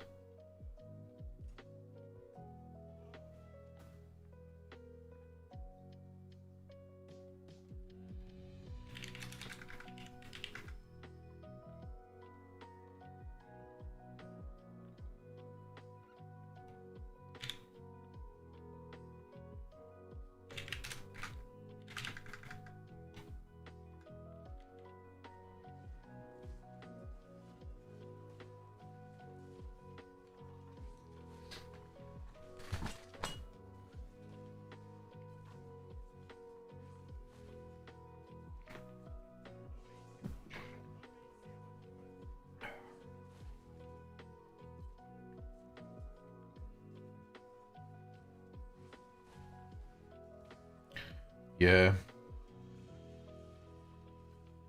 Yeah. There's a lot of ifs and buts, basically, Young. It's very hard to measure. Okay, so far I'm liking... I mean, again, we are comparing like a Ferrari and a fucking Renault, like you said. Eleanor is way better than Saladin, that's a surprise to no one. But it's actually good to see an actual hero that actually improves a lineup by a decent amount. Like visibly, it's visibly better. It feels good, man. To see a hero actually improve a lineup.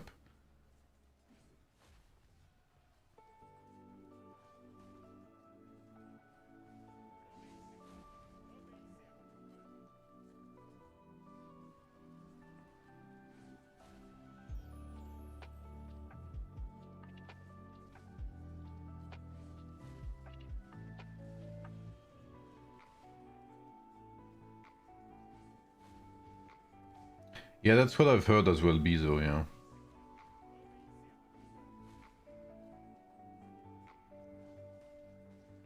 Okay, this might be a loss, but a tight one.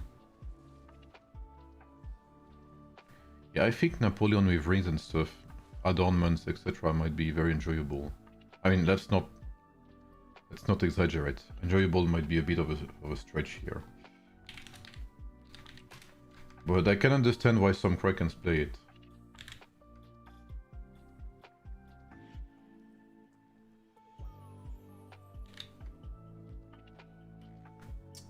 136. I might try. I think I'll play it on my global account. I'll see. If I get some money to invest into it, maybe. Otherwise, no.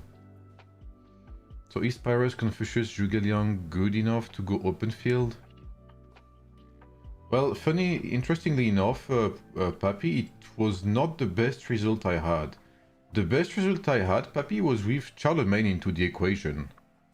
Like Pyrus, Charlemagne, Zhuge Liang, for instance, did pretty good, and Pyrus, Confucius, Charlemagne also. Is it good enough to go open field? I think you would, I don't know. I need to do a bit more testing in 1v1s, specifically against Ramses and Lubu, most likely. But I have a feeling Lubu completely slaps Pyrus.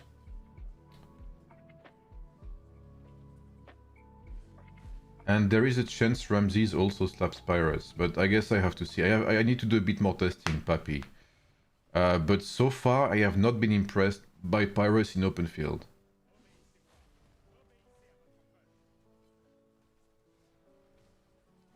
That would be interesting, Marco, to see a commander with taunting abilities. Finding March combo that would sustain the most against the counter would be great. Yes, that's what I'm hoping to do with... when we get some time, maybe on Friday, once we've finished with all the basic tests, side quest, we can do some tests where you would play either Pyrus, either Miyamoto, either whatever, and I would be playing different combinations of warrior pikemen to see which one survives the most efficiently against swordsmen. I'm expecting, of course, Roland and Mansa Musa to do the best.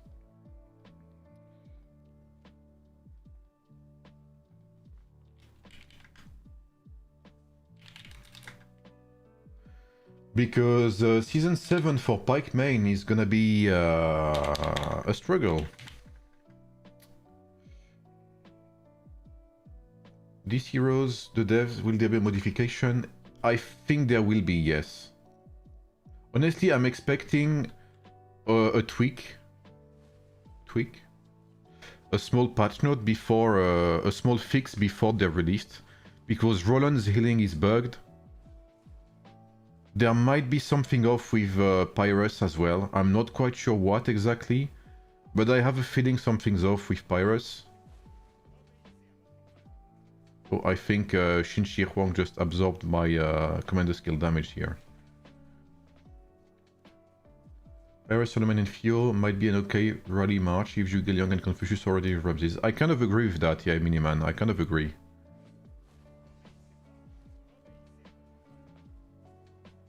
Lubu slaps Miao when the dice aren't nice. Yeah, I'm expecting the same as well, Young, yeah. Would have a Pyrrhus tweak to make him better since he doesn't seem any better than Sun Tzu right now, yeah. I mean, that's what we were talking about earlier, right? Is all of these lineups that rely solely on one hero. If that hero decides to go to sleep, then you're fucked. What's up, Rio? How are you, bro?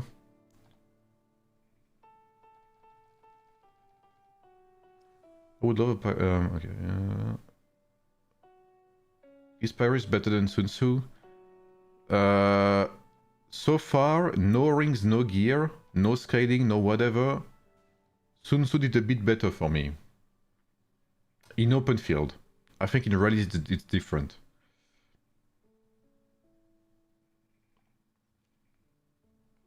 But I've had some very weird, very mixed feelings with Pyrrhus. Sometimes he feels very good, but very often he feels underwhelming. Like I think earlier I said something like 2 times out of 10 he will do extremely well, better than Ramses in open field. But that's 2 times out of 10, bro. That's 20% of the time. Is that something you wanna bet on? Maybe in rallies.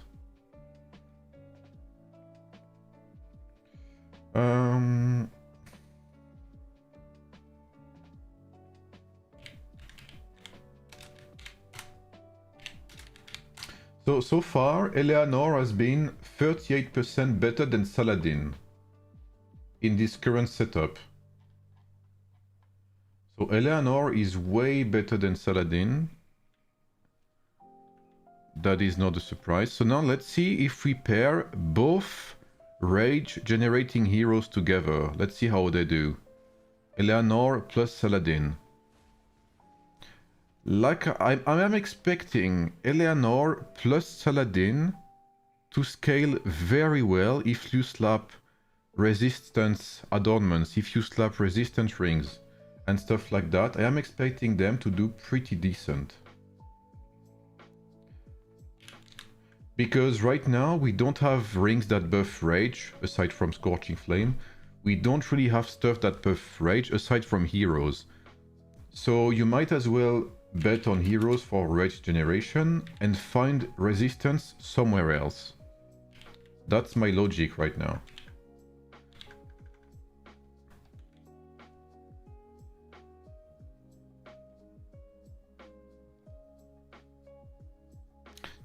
Yes, there is an adornment for regeneration, but I don't think it's that good. Let me see.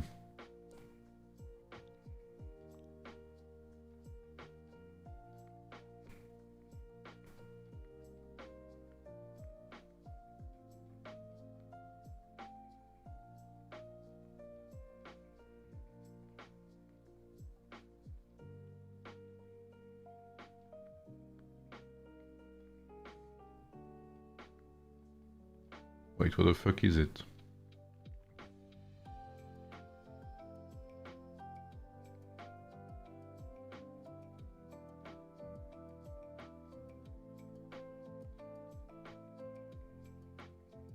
Okay.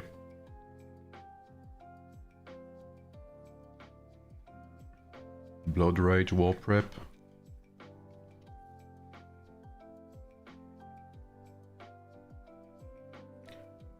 I mean...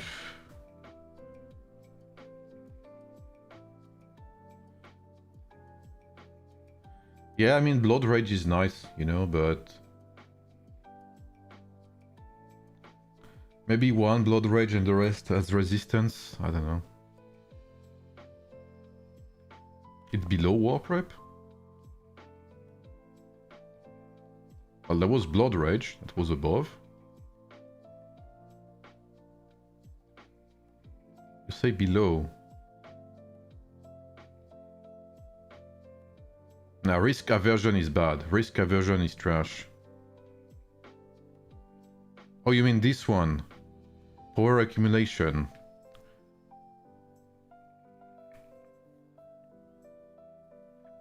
That's not very good. That's kind of trash.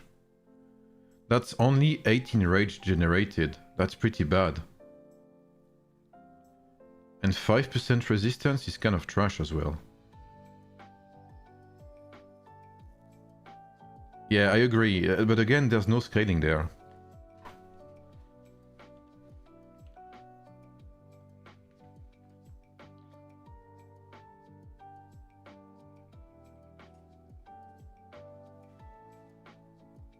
Did I lose this one? Yeah, I did. But I think this setup with Saladin, I guess we'll see. Saladin plus Eleanor might scale better with resistance rings, I don't know. Maybe it's just pure cop for me again.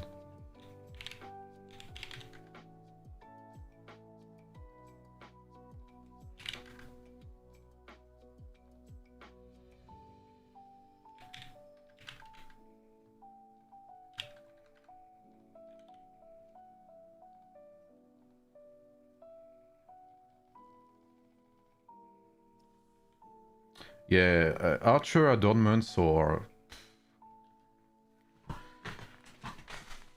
They need to be given love by the devs, man.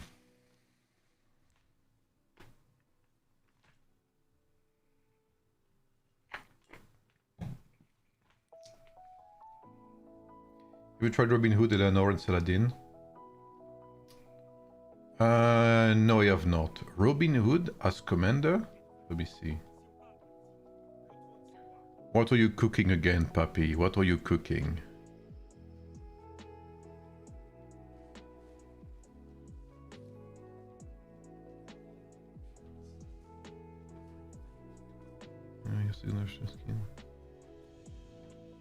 Well, the thing is, increases the activation chance of all of your heroes' secondary strike skill, signature skill. This does not work on Saladin because it's passive. This does not work on Eleanor because it's passive. And it does not even work on Robin Hood because it's passive. So basically you would only deal damage. And the increased activation chance would not work. And the might bonus would not work either. So Robin Hood suffers from the syndrome, which is he has a commander skill that doesn't even buff himself, kind of like Ashoka.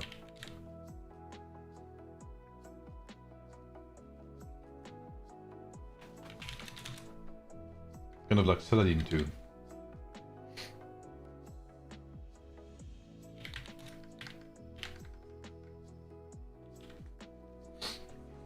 Devs really like Swordsman and Cav, yeah, for sure.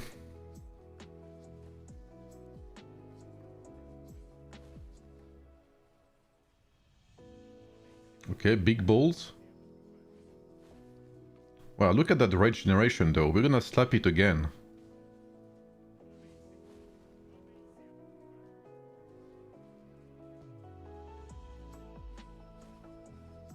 We lack damage though.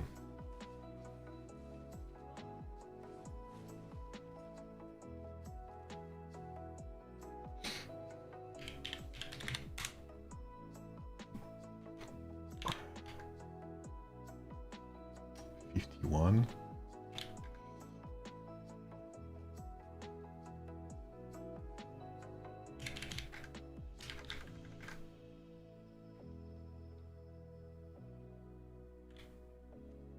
Five commander skill is not too bad.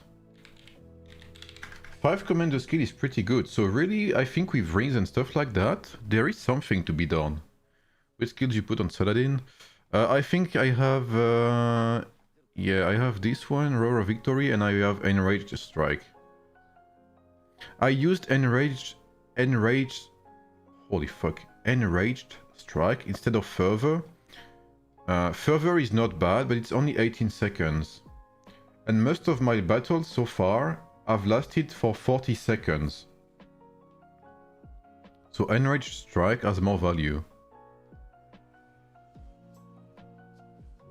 Especially because I cannot level up Fervor. Fervor would be decent at higher level. So Fervor is 63 rage generated at maximum level. Which is the equivalent of 3 activations of Enraged Strike. Let's see.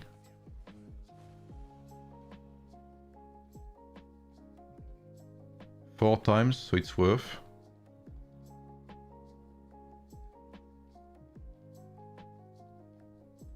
Three times, so it's worth. Or its equivalent, rather. 4 times, so it's worth. It basically... Yes, I agree, Young. Fervor would be better on global, 100%.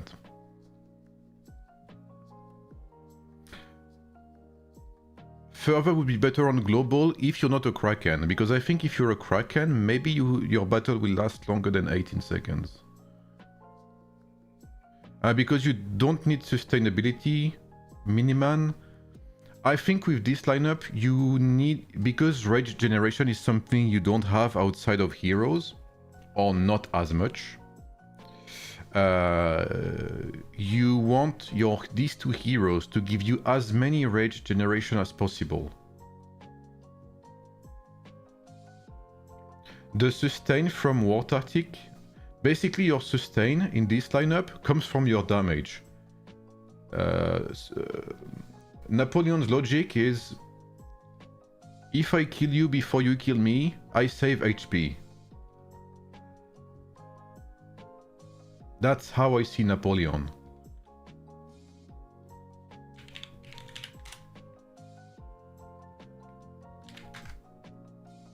Maybe that's historically accurate as well.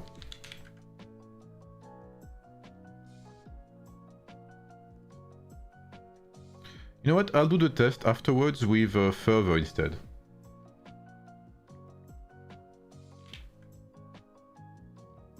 But maybe not today because it's nearly 1 AM. I'm feeling a bit tired already.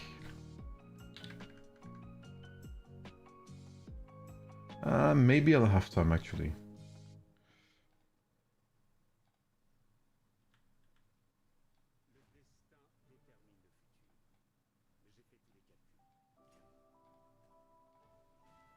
I think something like Tranquil Water, maybe even Lofty Mountain. Plus, again, I think Skyward Knight is a must here. The real question is whose French is better, Napoleon or Saint Louis? I think Saint Louis. Realistically speaking, I think Saint Louis. I could be copying and say Napoleon, but I think that would be... I don't think that would be true. So I think I'll give this one to Saint Louis.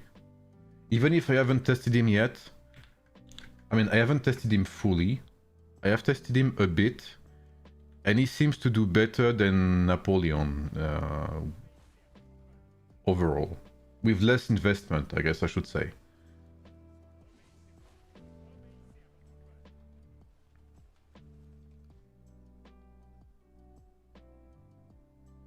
Paris is bugged as fuck, there's no way of denying that. Have you tested it? Feedback? Are you also disappointed in Pyrus? Yeah, Pyrus has been weird. I don't know. I don't know how to put it, but he's been disappointing in a weird way. It's like I don't really know if he's bad and I need to blame him, or I don't know if he's bad and I need to blame a bug or something. I don't know.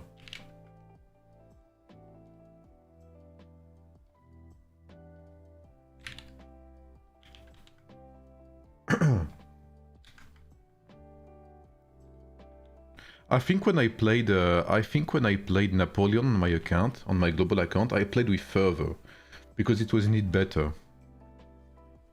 So I might redo this test with fervor instead. 75,535.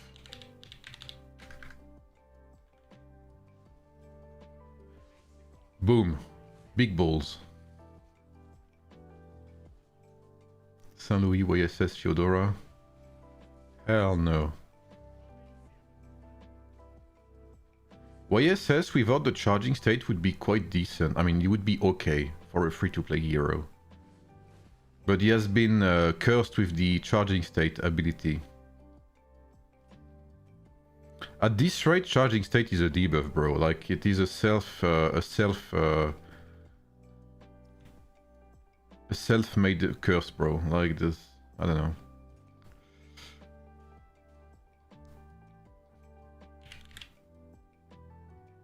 Charging state is literally like a self-stun.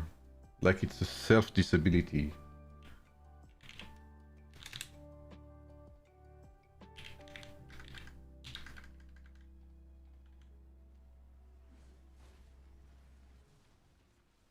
Yeah, look at that, bro. When we stack the rage very, very fast due to activations, we completely break that Caesar, bro.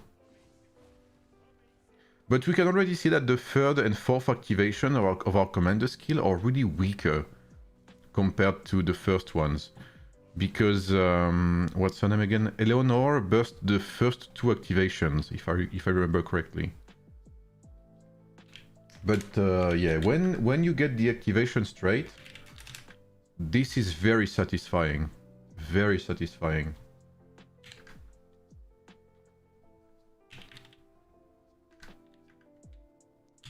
And so far, it's doing as good. It's even doing a bit better than the version with the Zhuge Liang. So there might be something to cook here. The answer is of whose French is better. It's simple. The one that can be anything besides an archer. I think most French heroes in the game are kind of trash, no? Who do we have? We have Napoleon. He's no? Eleanor d'Aquitaine is both English and French, I guess. She's okay, but she's a support. Joan of Arc, we're not gonna speak about her. Charlemagne is an okay support, I guess. Saint Louis seems to be decent. I need to test him fully. Roland is very disappointing. There's so many French heroes, by the way. There's Josephine as well. She used to speak French in beta, for those who don't know. But they made her speak English, I guess. Because she's one of the first heroes you meet in game, so it's probably better to have an English-speaking hero than a French one. Philip is ass.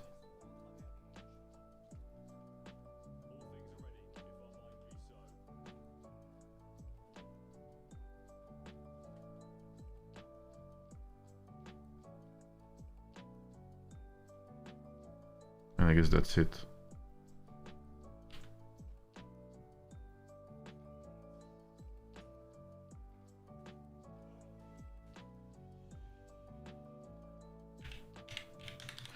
Charlemagne would be good in that lineup if there was rage generation on Napoleon's signature skill.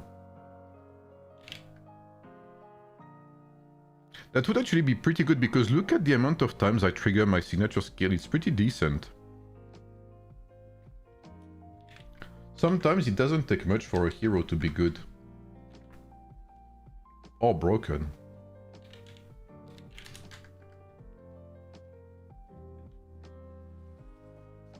Seems like a short-term burst strat.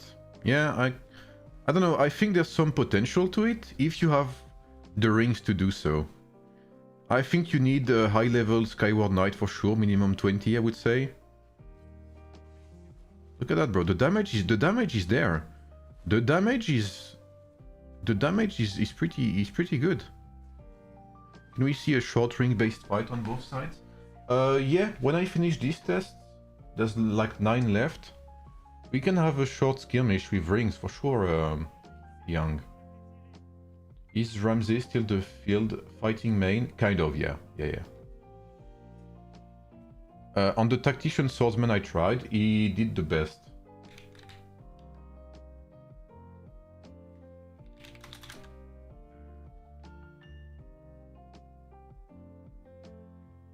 Yeah, I've heard about that, Tijun. But I'm always careful with this type of revelations, I guess you could say. This type of informations. Unless I see the battle reports, how many times it's been tested, etc. I'm careful. Do Persian immortals do that much of a difference on tactician swordsmen versus Japanese swordsmen? Honestly, no. I think we overestimate the importance of the specific choice of the mercenary. The way I'm saying that because Persian Immortal increase your skill damage by 2%, that's pretty good, and reduce the damage you take by 3.5%. But it's no scaling. The 2% skill damage is big regardless, but it's not scaling anyway.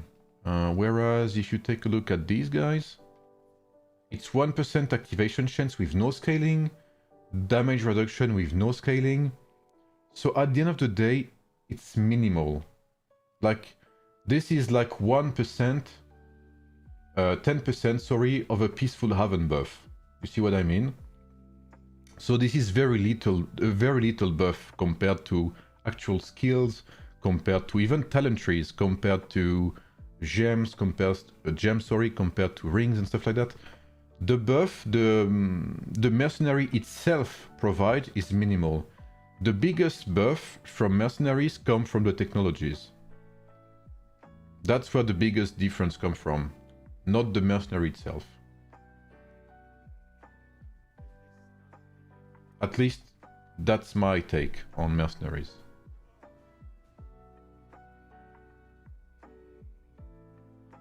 Yeah, Confucius is MGE. Tomorrow also tact pack along with archers. I may even try tactician pack before archers, yeah, cop. I wanna see some Belisarius.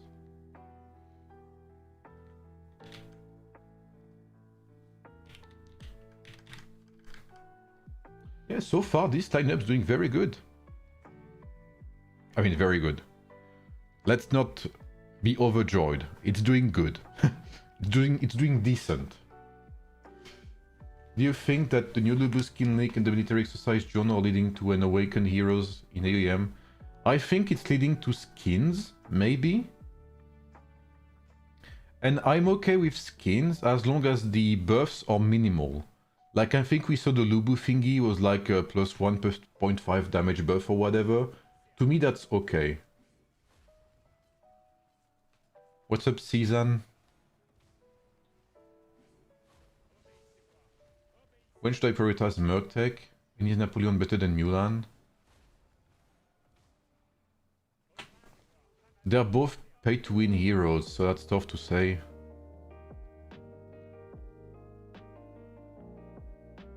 Honestly, I wouldn't advise either of them. I wouldn't advise Napoleon or Mulan currently. Because unless you're a whale, it will be very tough to make them work consistently. I think that's the safe answer I can give you. But in open field, I believe Napoleon is better. But I believe he's more expensive to build, maybe, as well.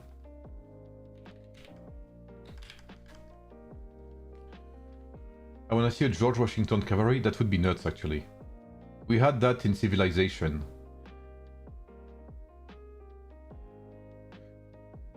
Saying on Miyamoto is better to run Persian than Japanese. Yeah, Persian is a very safe choice. Mercenary technology, Mercenary Stage 1 is very safe and not expensive to get. But Mercenary Stage 2 is kind of expensive in terms of bonuses. I would wait until you get maybe to the purple tech before getting Mercenary Stage 2. You have Lubu? I do.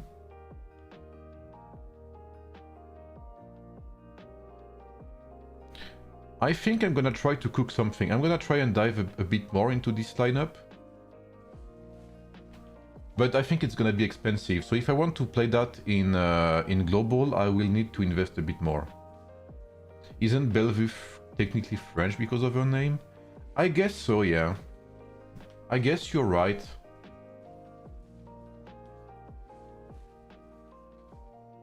Or maybe she comes from, you know, like from Louisiane, you know?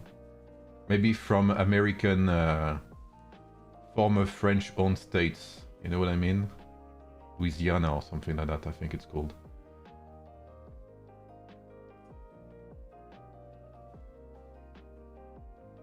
Or maybe she's from Quebec.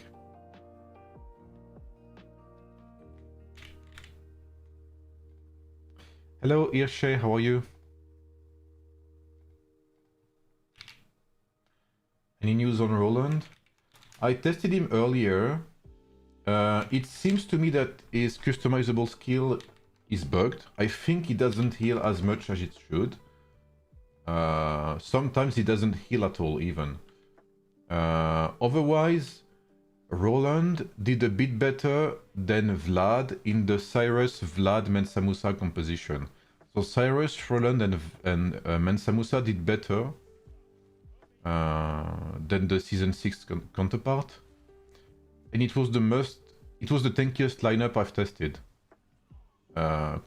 It tanked more than the Barbarossa and Mensa Musa double metal composition. VIP 18. Yeah, this is a testing server, Zizan.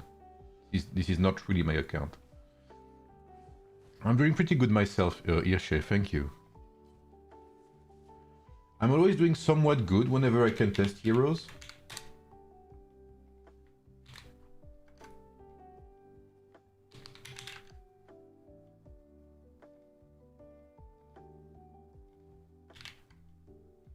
But I guess my main account is VIP 16 and 17 because I have two, so it's not that far off.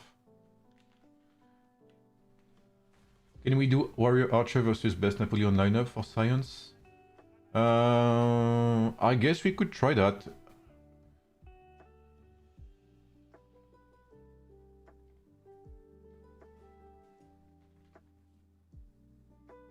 Imagine how tanky Mensa and Roland will be with double metal, yeah. Can you speak Arabic? No, I just know Habibi. That's all I know. And Salam Alaikum. That's all I know. I don't even know how to say thank you in Arabic. That's something I should need to learn.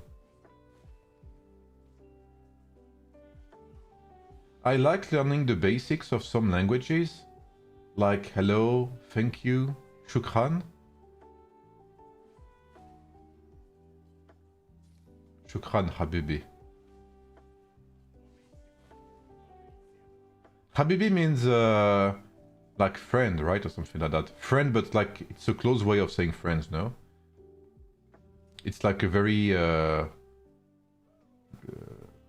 genuine way of saying, you know, my friend or something, isn't it?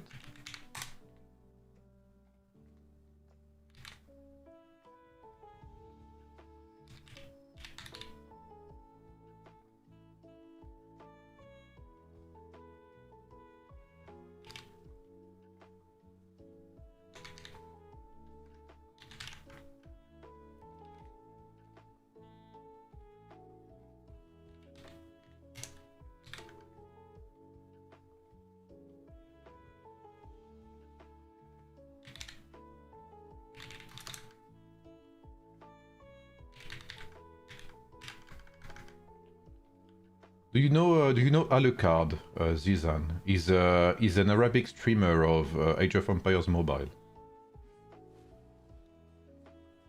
How much meteor steel is it from 40 to 50? Let me find you that knowledge. I think I have it somewhere. Should be here. From 40 to 50, you need 133 meteor steel. Puerto Rican. Papi, sorry. Oh. How's this march going?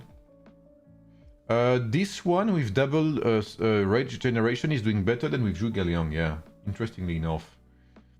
And I'm expecting I'm expecting this lineup to do even better with rings, actually. Because like I said, the regeneration, you cannot make it up with rings, while the tankiness you absolutely can. So you can kind of replace Zhuge Liang's tankiness with rings and adornments, while you cannot make up for the lack of rage generation. Alucard in 40, yeah. Alucard is my habibi.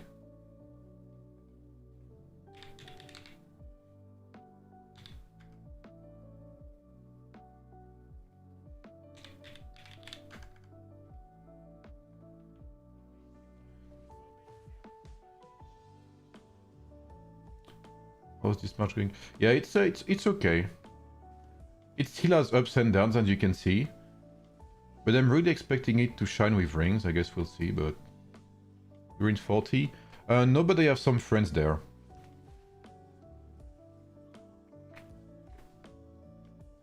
Alucard, good streamer. Yeah, Alucard is a very nice guy.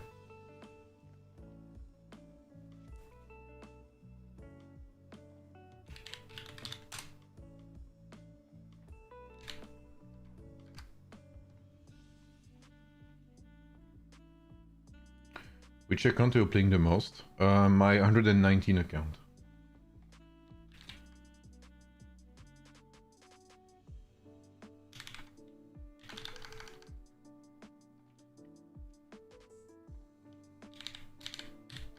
No worries, Papi.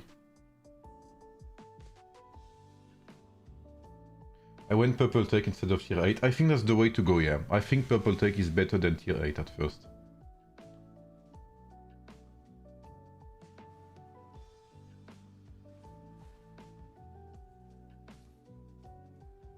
What's up, Mr. Go Wipe? Yeah, I'm getting a bit tired, but I'm doing okay. This is my first time watching your stream. Oh, welcome then, MB. Welcome, man. I hope you have a good day.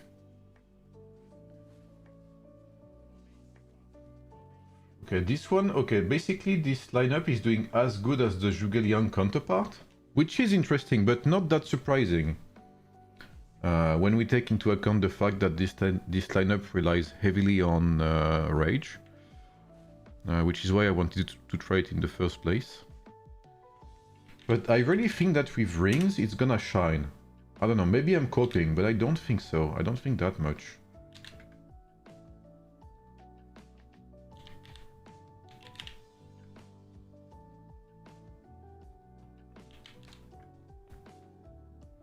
I think a Kraken with like this setup and rings can really blow someone's brain away. Off, sorry. Thanks, bro. I hope to learn more about the game from you. If you have any questions, MB, feel free to ask, man. What tests have you been doing now, archers and pikes? I finished the tactician sword earlier, and now I'm doing martial archers. I'm just gonna do a few tests with Saint Louis instead of Saladin. I'm expecting it to not be great. Okay, I'm gonna say that straight away. But for science, I wanna see how it goes. And because Saint Louis is looking exceptional. Look at him. He has such a baby face though.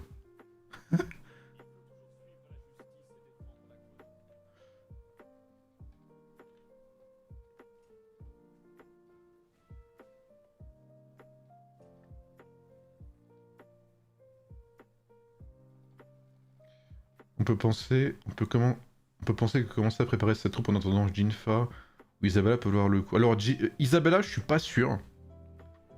Mais Jinfa, c'est pas impossible. Ouais. Is this an old French lineup?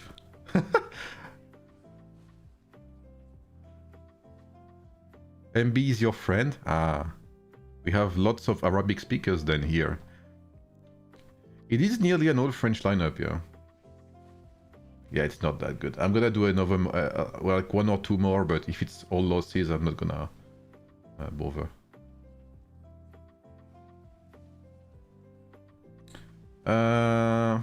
Yeah, there's a chance, Carlos, yeah. Because it can attack up to 3 enemies. Will you try Mehmet in this lineup?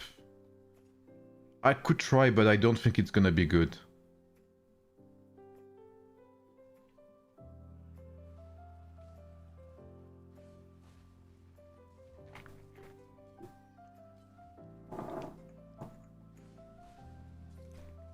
Yeah, as expected, Saint Louis is not doing much here. Like, Saint Louis has such a great potential as a support. All he needs is to remove this line when Saint Louis serves as commander. If it was only your troops' next hero to act deals 10% additional damage, it would be amazing.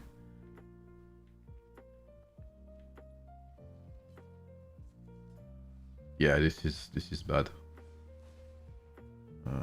I'm gonna just register these 2 reports here, just for science. And this is gonna be enough of a failure.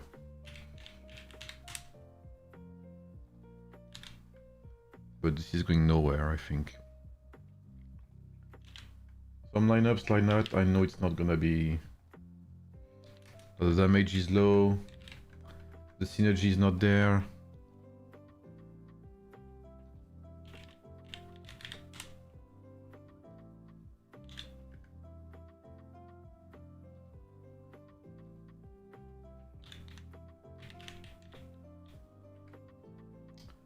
What's up Scorp? How are you bro?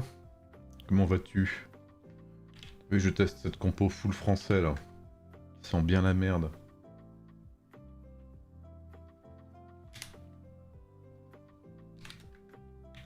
Bon, on s'y attendait en vrai. Hein.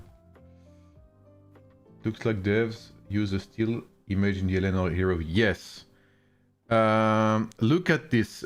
Be careful, this is gonna be extremely creepy. Look at her. She's just staring at you. Look at that. It's like it could be something like in an horror game or something. Like at the end of a corridor. She's there, she looks at you, you know, not saying anything. Dead eye. You want to go on YouTube? I can send you the link, maybe. She can stare at me all day. Okay, guys. Okay. Okay, chill out, guys.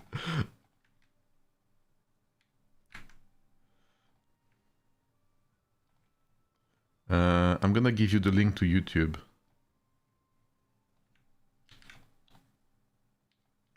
Here you go. This should send you to the YouTube channel.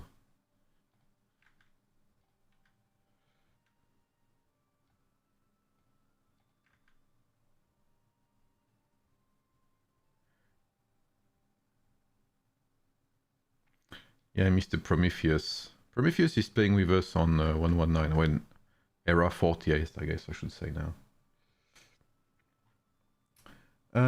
Okay.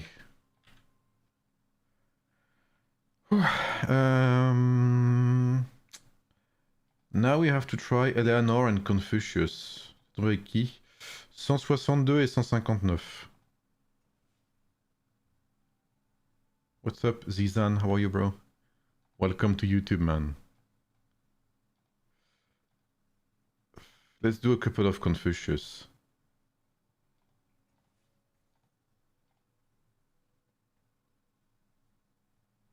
Do I have enough troops to finish? Troop details. I need to try to train a bit more archers.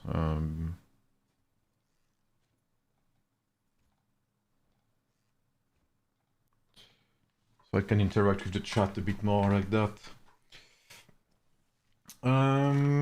What's up, common AoE? Did you already test Fyodora and Confucius? Theo's active skill really helps trigger Confucius 6 skill.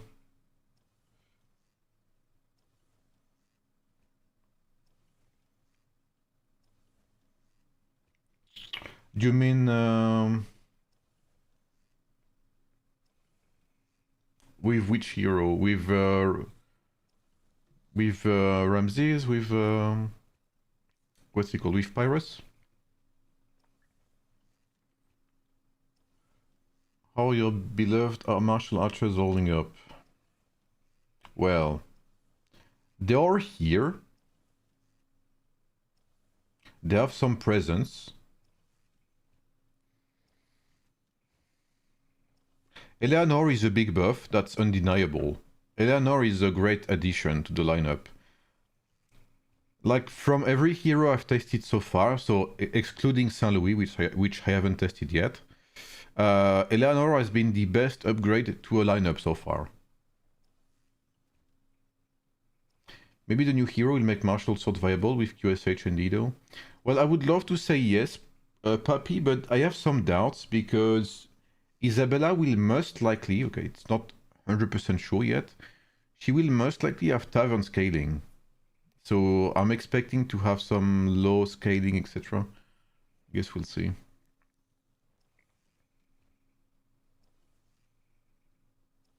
The most interesting lineup I've tested so far today?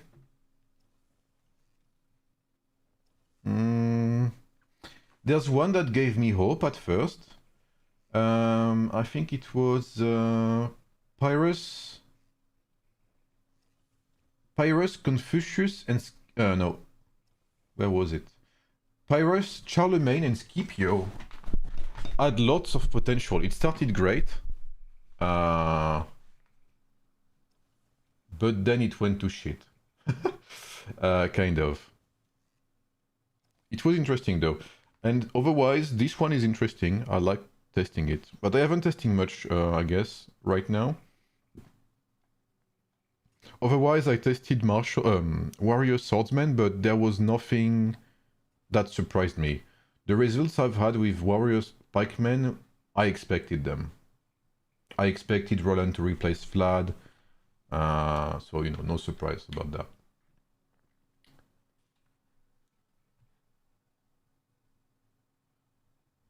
Ouais, le 162, ils sont solides, ouais.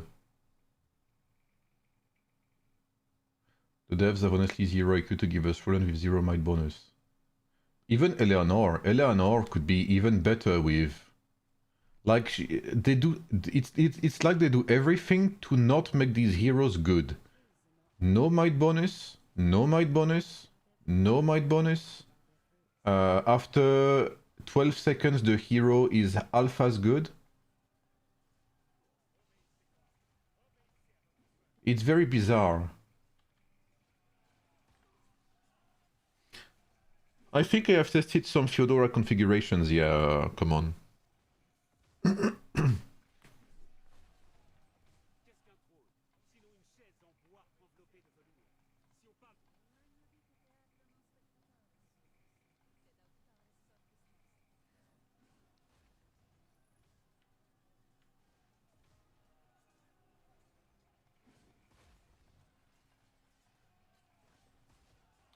Yeah, the Confucius one is not as exciting.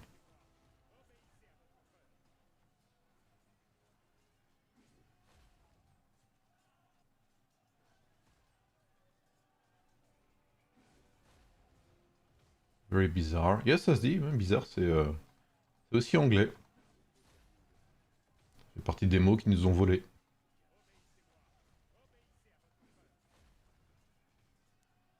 I think we're gonna spend on the heroes regardless. Yes, I think they do actually. I actually think they do. I don't think you're far off from the reality there.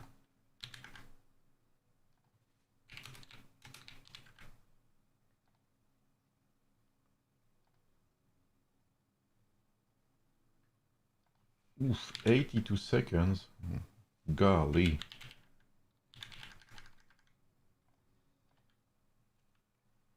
Confucius is the best hero this season. He's not even better than Zhuge Liang. Yeah, that is true.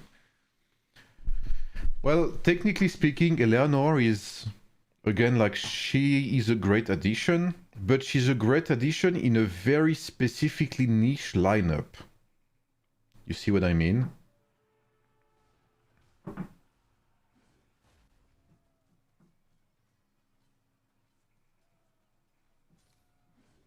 It's like if the best game of the year came out on a VR headset.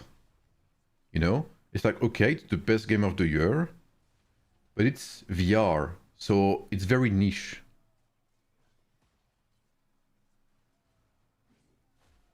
So while it's good, it's not accessible to anyone. What's up, Romby? Yeah, it really feels slow without the double rage generation. I really feel like the double rage generation lineup is the way to go with rings and stuff like that. I really think it's the way to go. I'm gonna do a couple more with Confucius, but it doesn't seem like... Wow, that's actually a pretty terrible ratio there. That's a slap and a half, if I've ever seen one. He tanks a lot, but golly, is he slow.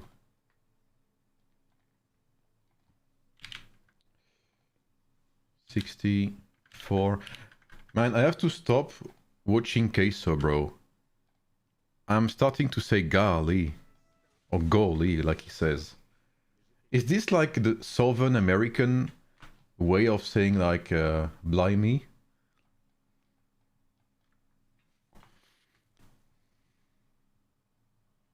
Run is solid, but not better than Season 3 Mensa. Yeah, 100%.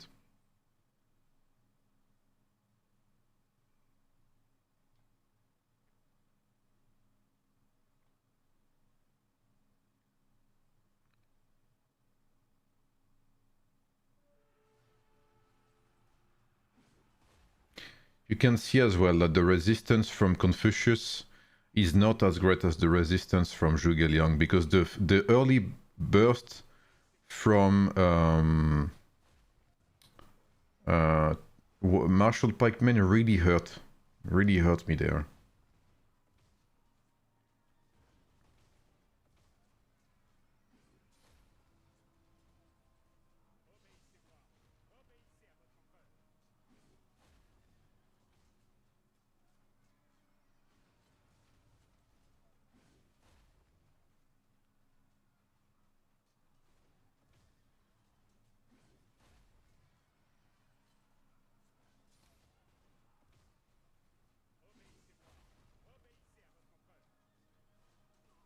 Yeah, I don't know. I'm not feeling it.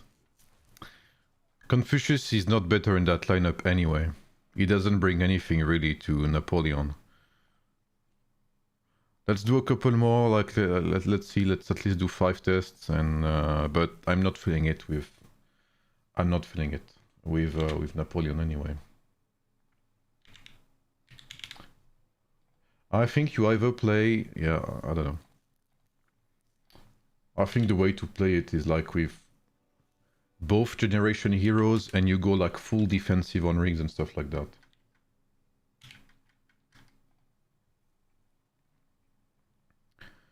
The season of Canute will make up for this mid-season. Probably, yeah. Golly is really an old term to say dung, but if you are a Southern American, you might say it more often when you don't want to cuss. Okay. Yeah, because I watch Queso. That maybe sounds very weird, I don't know, but I don't know, he's a guy I like. He's very chill. He's a very genuine person. He's funny as well. I like watching his videos. Or his streams, whatever.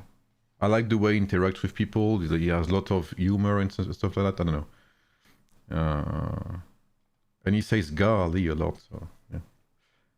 I guess I'm mimicking. Which is not too bad, because I'm learning some you know, specific American terms like that, which is funny.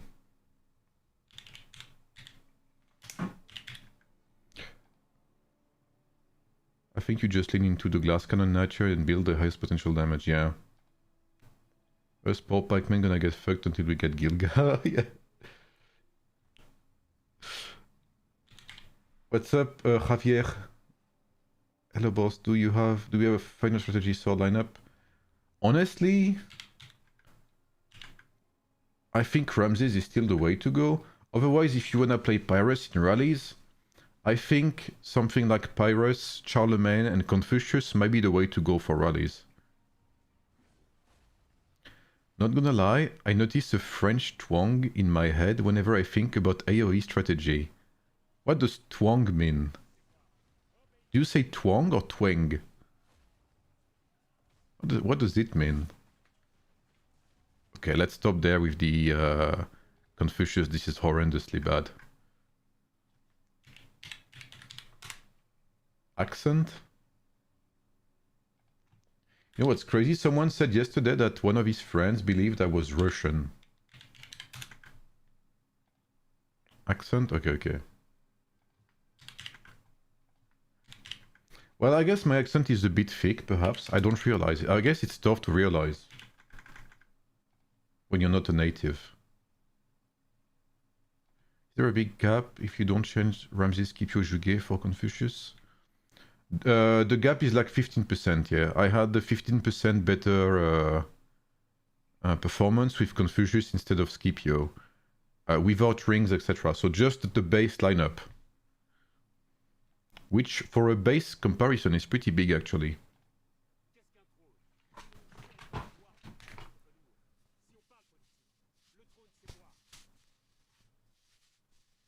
That is true, don't store. Like, I'm comparing optimal setups, you could say. My girlfriend said it sounds like I'm listening to ASMR the other night when watching your stream. Well, I kind of take that as a compliment because, you know, I like thinking this stream is pretty chill. Like sometimes, you know, I like to maybe overreact and, you know, like do funny stuff, but I don't think I scream very often. Do I?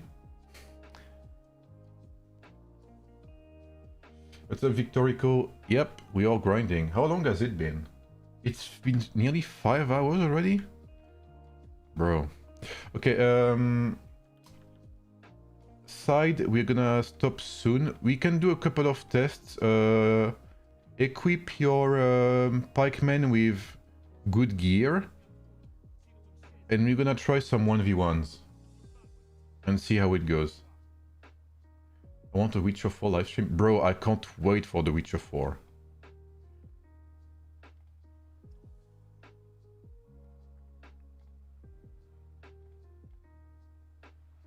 Okay, we do have strategy here. Okay, okay. The devs thought about Mr. Napoleon there. I respect it. Active skill buff. Okay.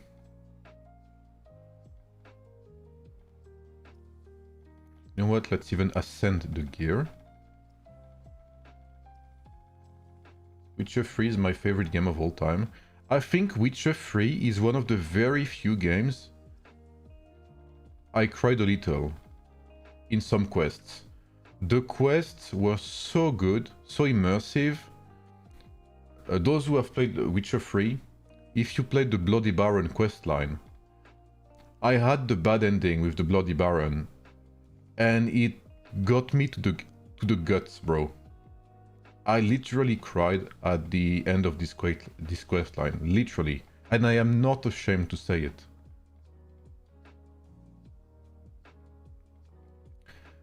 The DLCs were absolute cinema. And when the game came out, it was a revolution. I remember back in the days, the games were like very mid. There was no progress. And then fucking CD Red Project comes out, put their fucking massive balls on the table. Excellent game, excellent graphics, excellent, like the quest lines, bro. Even in the side quests, not the one I'm testing with. Even like any little quest you had, was cinema.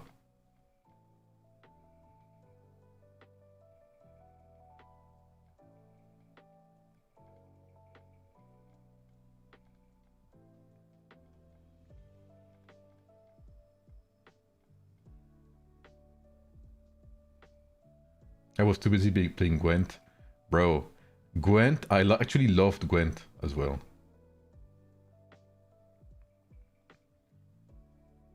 But yeah, man, the Bloody Baron, it felt so weird to have a character that you want to hate at first with such depth the more you progress into the quest line. I don't know, bro. This is such a good game. Such an amazing game.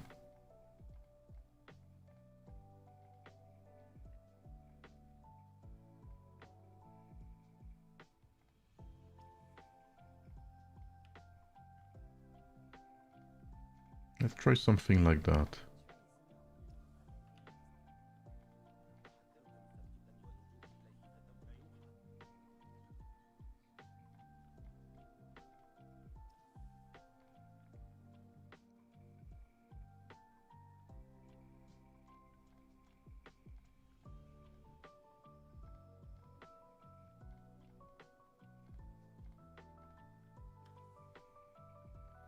Yen or Tris? Well, if you've read the books, you know that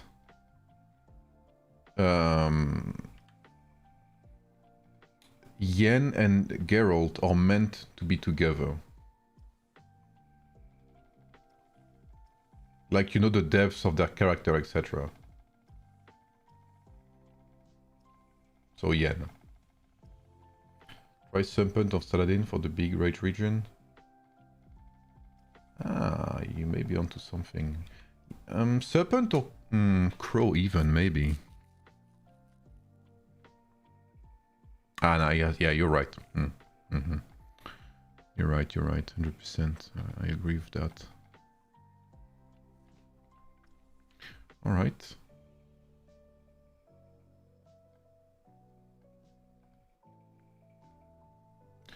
Sorry for the small delay, side.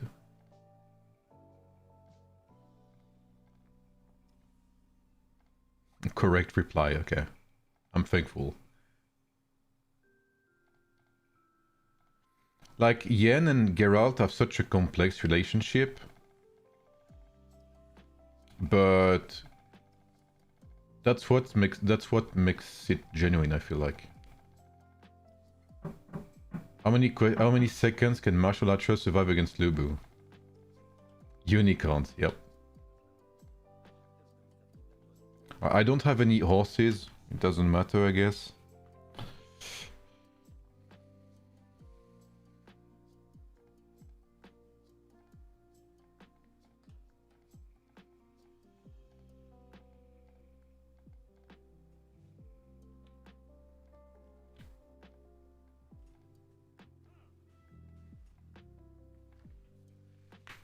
Meanwhile, they gave only 4 turn-based gems. Heck yes.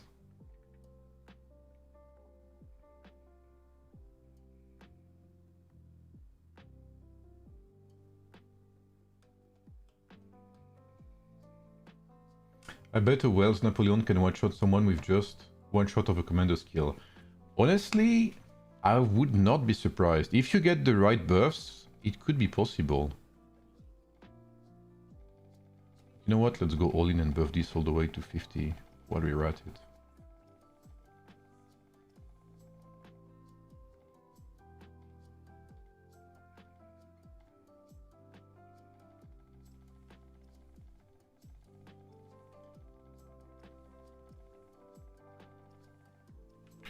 I've never understood the 4-star that increases damage reduction.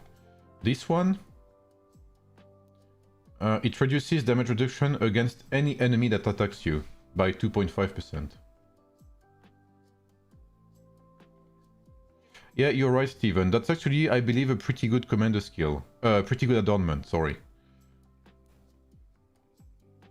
4th gear. Ah, 4th star gear. Oh, wait. Ah!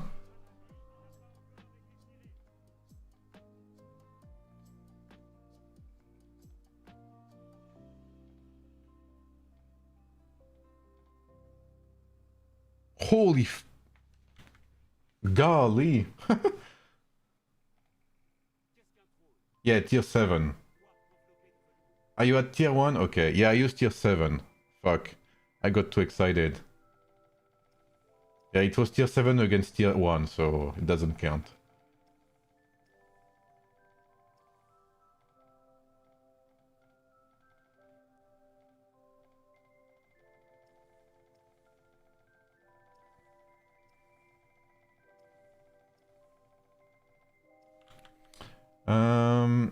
Let me just check the gear before that, so I can answer your question. The 4 stars, so this one, Archer's damage taken reduction. I think it just means, Carlos, that it works only if you equip it with Archers. So if I were to play Napoleon with pikemen, for instance, it would not work.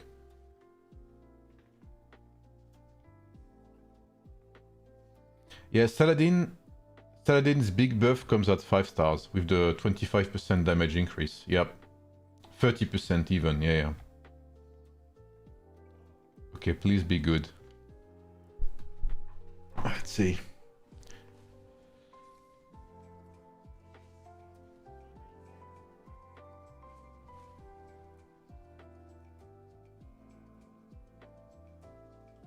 Okay, we are very slow on the activations there.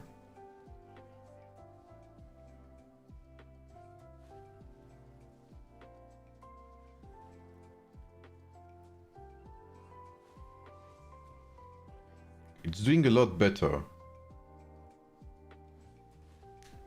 So we can see how important rings are on this lineup.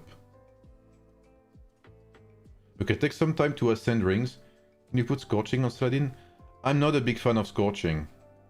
Even if you get Rage Generation, I don't like the fact that this part is useless. Increases all heroes' might damage. This is not great. Yeah, I think you need an... Like, realistically, you need someone else than Saladin. You need a better Saladin. Like Napoleon, Eleanor, and someone else.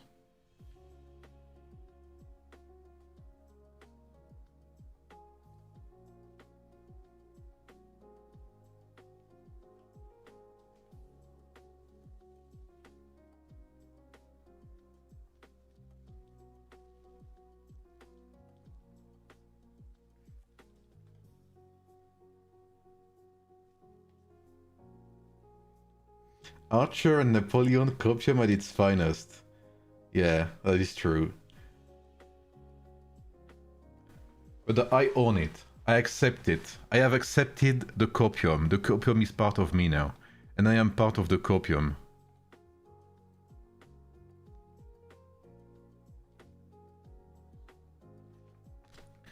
Have you tried Napoleon, Eleanor, Jouget? Yep. I have tried, Steven. Basically, to give you an idea, Steven, so I tried the baseline Season 6, Season 5 setup, which was Napoleon, Saladin, and Zhuge Liang. Then I tried with Confucius instead of Zhuge Liang, just to compare. It did very similar. And then I tried Napoleon, Eleanor, and Zhuge Liang, so replacing Saladin by Eleanor. It did around, I think I said 40% better, something like that. 38, I think, exactly. Then I tried Napoleon, Eleanor, and Confucius, which was horrible. And Napoleon, Eleanor, and Saladin, so full rage generation. And it did similar to Napoleon, Eleanor, and Zhuge Liang. So it's two different playstyle. Either you play with a bit of rage generation plus tankiness, and you do seemingly pretty well, or you go full rage generation with no sustain, full burst, and it does pretty similar. So you trade tankiness for burst, and it seems to do pretty good.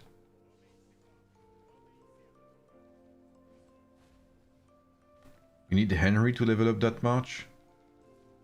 Yeah. Oh, Mr. Shin Shi Huang absorbed my damage there. Nasty bugger.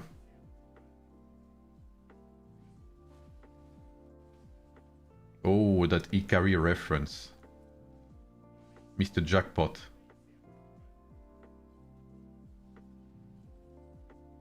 See, here he would have died, but Shin Shi Huang absorbed one of my damage.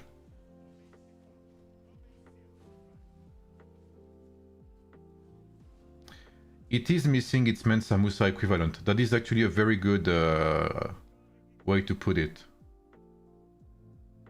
Ramses, Confucius and Zhuge Liang still better? Yeah.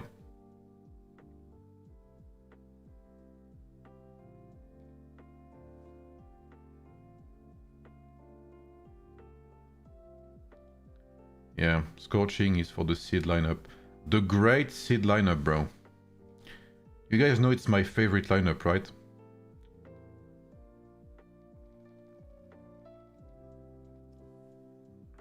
I have Sacred Sage, Tranquil, and Sage of Judgment. You will try any other ring. You have Sacred Sage, Tranquil, and Sage of Judgment. Maybe try I was gonna say you could try Everflame, but Eleanor is a counters Everflame. Maybe Lofty Mountain? Ah no, Lofty Mountain wouldn't work. Nah, keep it that way. I think it's a good setup you have.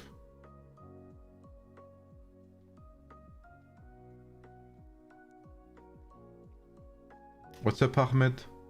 We've globally finished the testing. We're just doing a couple more tests just for the sake of it before I go to bed.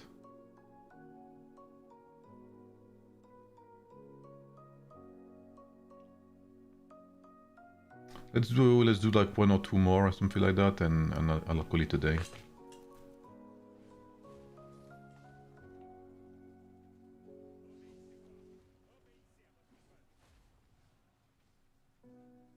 Your hate of my boy Barbarossa has gone too far. I mean, Barbarossa is a pretty mediocre hero. Like I'm saying, based off his design, right? Based off his design alone. But he has a season where he does well. I remember when I remember in season 4 when I did the testing on beta server with Barbarossa instead of Boudica. I'll always remember like the number of messages that were like, why do you test? Why no Boudica? Why no Boudica? And I was like, because I feel like Barbarossa has something to do. And the double metal technology with Mensa and Barbarossa became meta from that.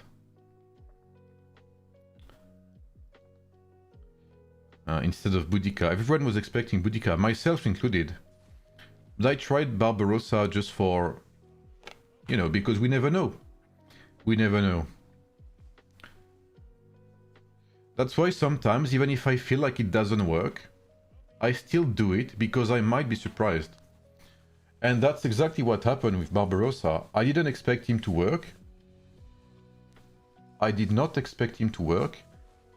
And it ended up being the best Season 4 lineup. So, you know. My intuition is not always right. And it's important to not always follow my intuition. Or it's important, I would say, to think outside of the box, maybe.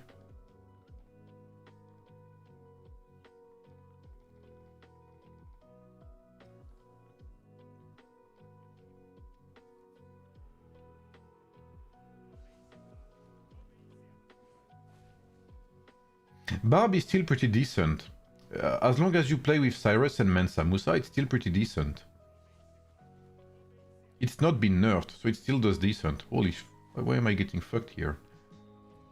I think you've absorbed some of my damage against with Shin Shi Huang. Shin Shi Huang damage, not damage reduction, but damage immunity sometimes catches you off guard.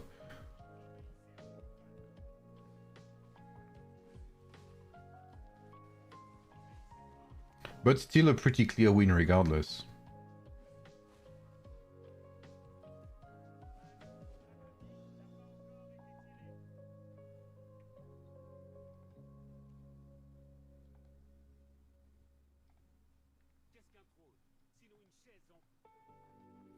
But yeah, I guess if we had a better hero than Saladin,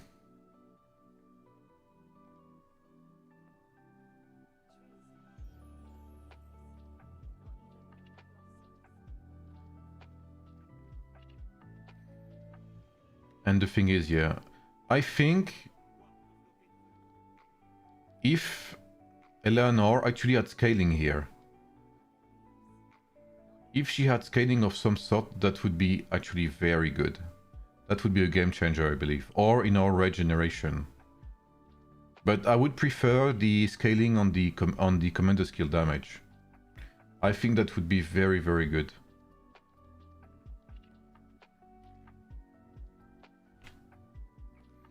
Alright, Tactician Swords finished. Martial Archers finished. Warrior Pike are nearly finished. I need to finish that on my side. Well, it's pretty much finished, to be fair. I just need to try a couple more skills on Roland. But other than that, it's pretty much done. So on Wednesday, tomorrow, well, I guess it's today now. Tactical Archer, Tactical Pike. It's gonna be a big chunk. So I don't know when exactly I'm gonna stream. I need to take some rest.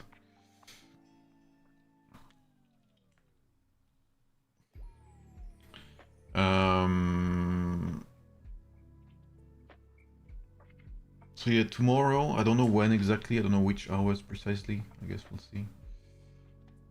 I need to set up the Excel sheet as well.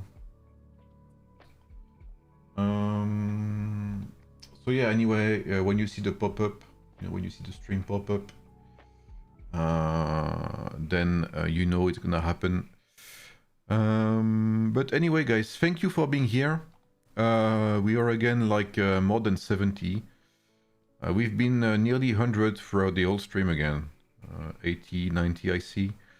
So amazing, honestly. 4 streams where, we chat, we test, we watch Napoleon get screwed by Marshal Pike. Family friendly, of course. So thanks a lot for being here. Hope you guys enjoy the stream. I'll see you guys tomorrow. Thanks again, SideQuest as well. Big shout out to SideQuest for being here for the test as well, for your time, and for the subscriptions you've given as well. So you guys take care. Have a good rest as well. Have a good rest of your day. I'll see you tomorrow for more testing. Bye everyone. Take care.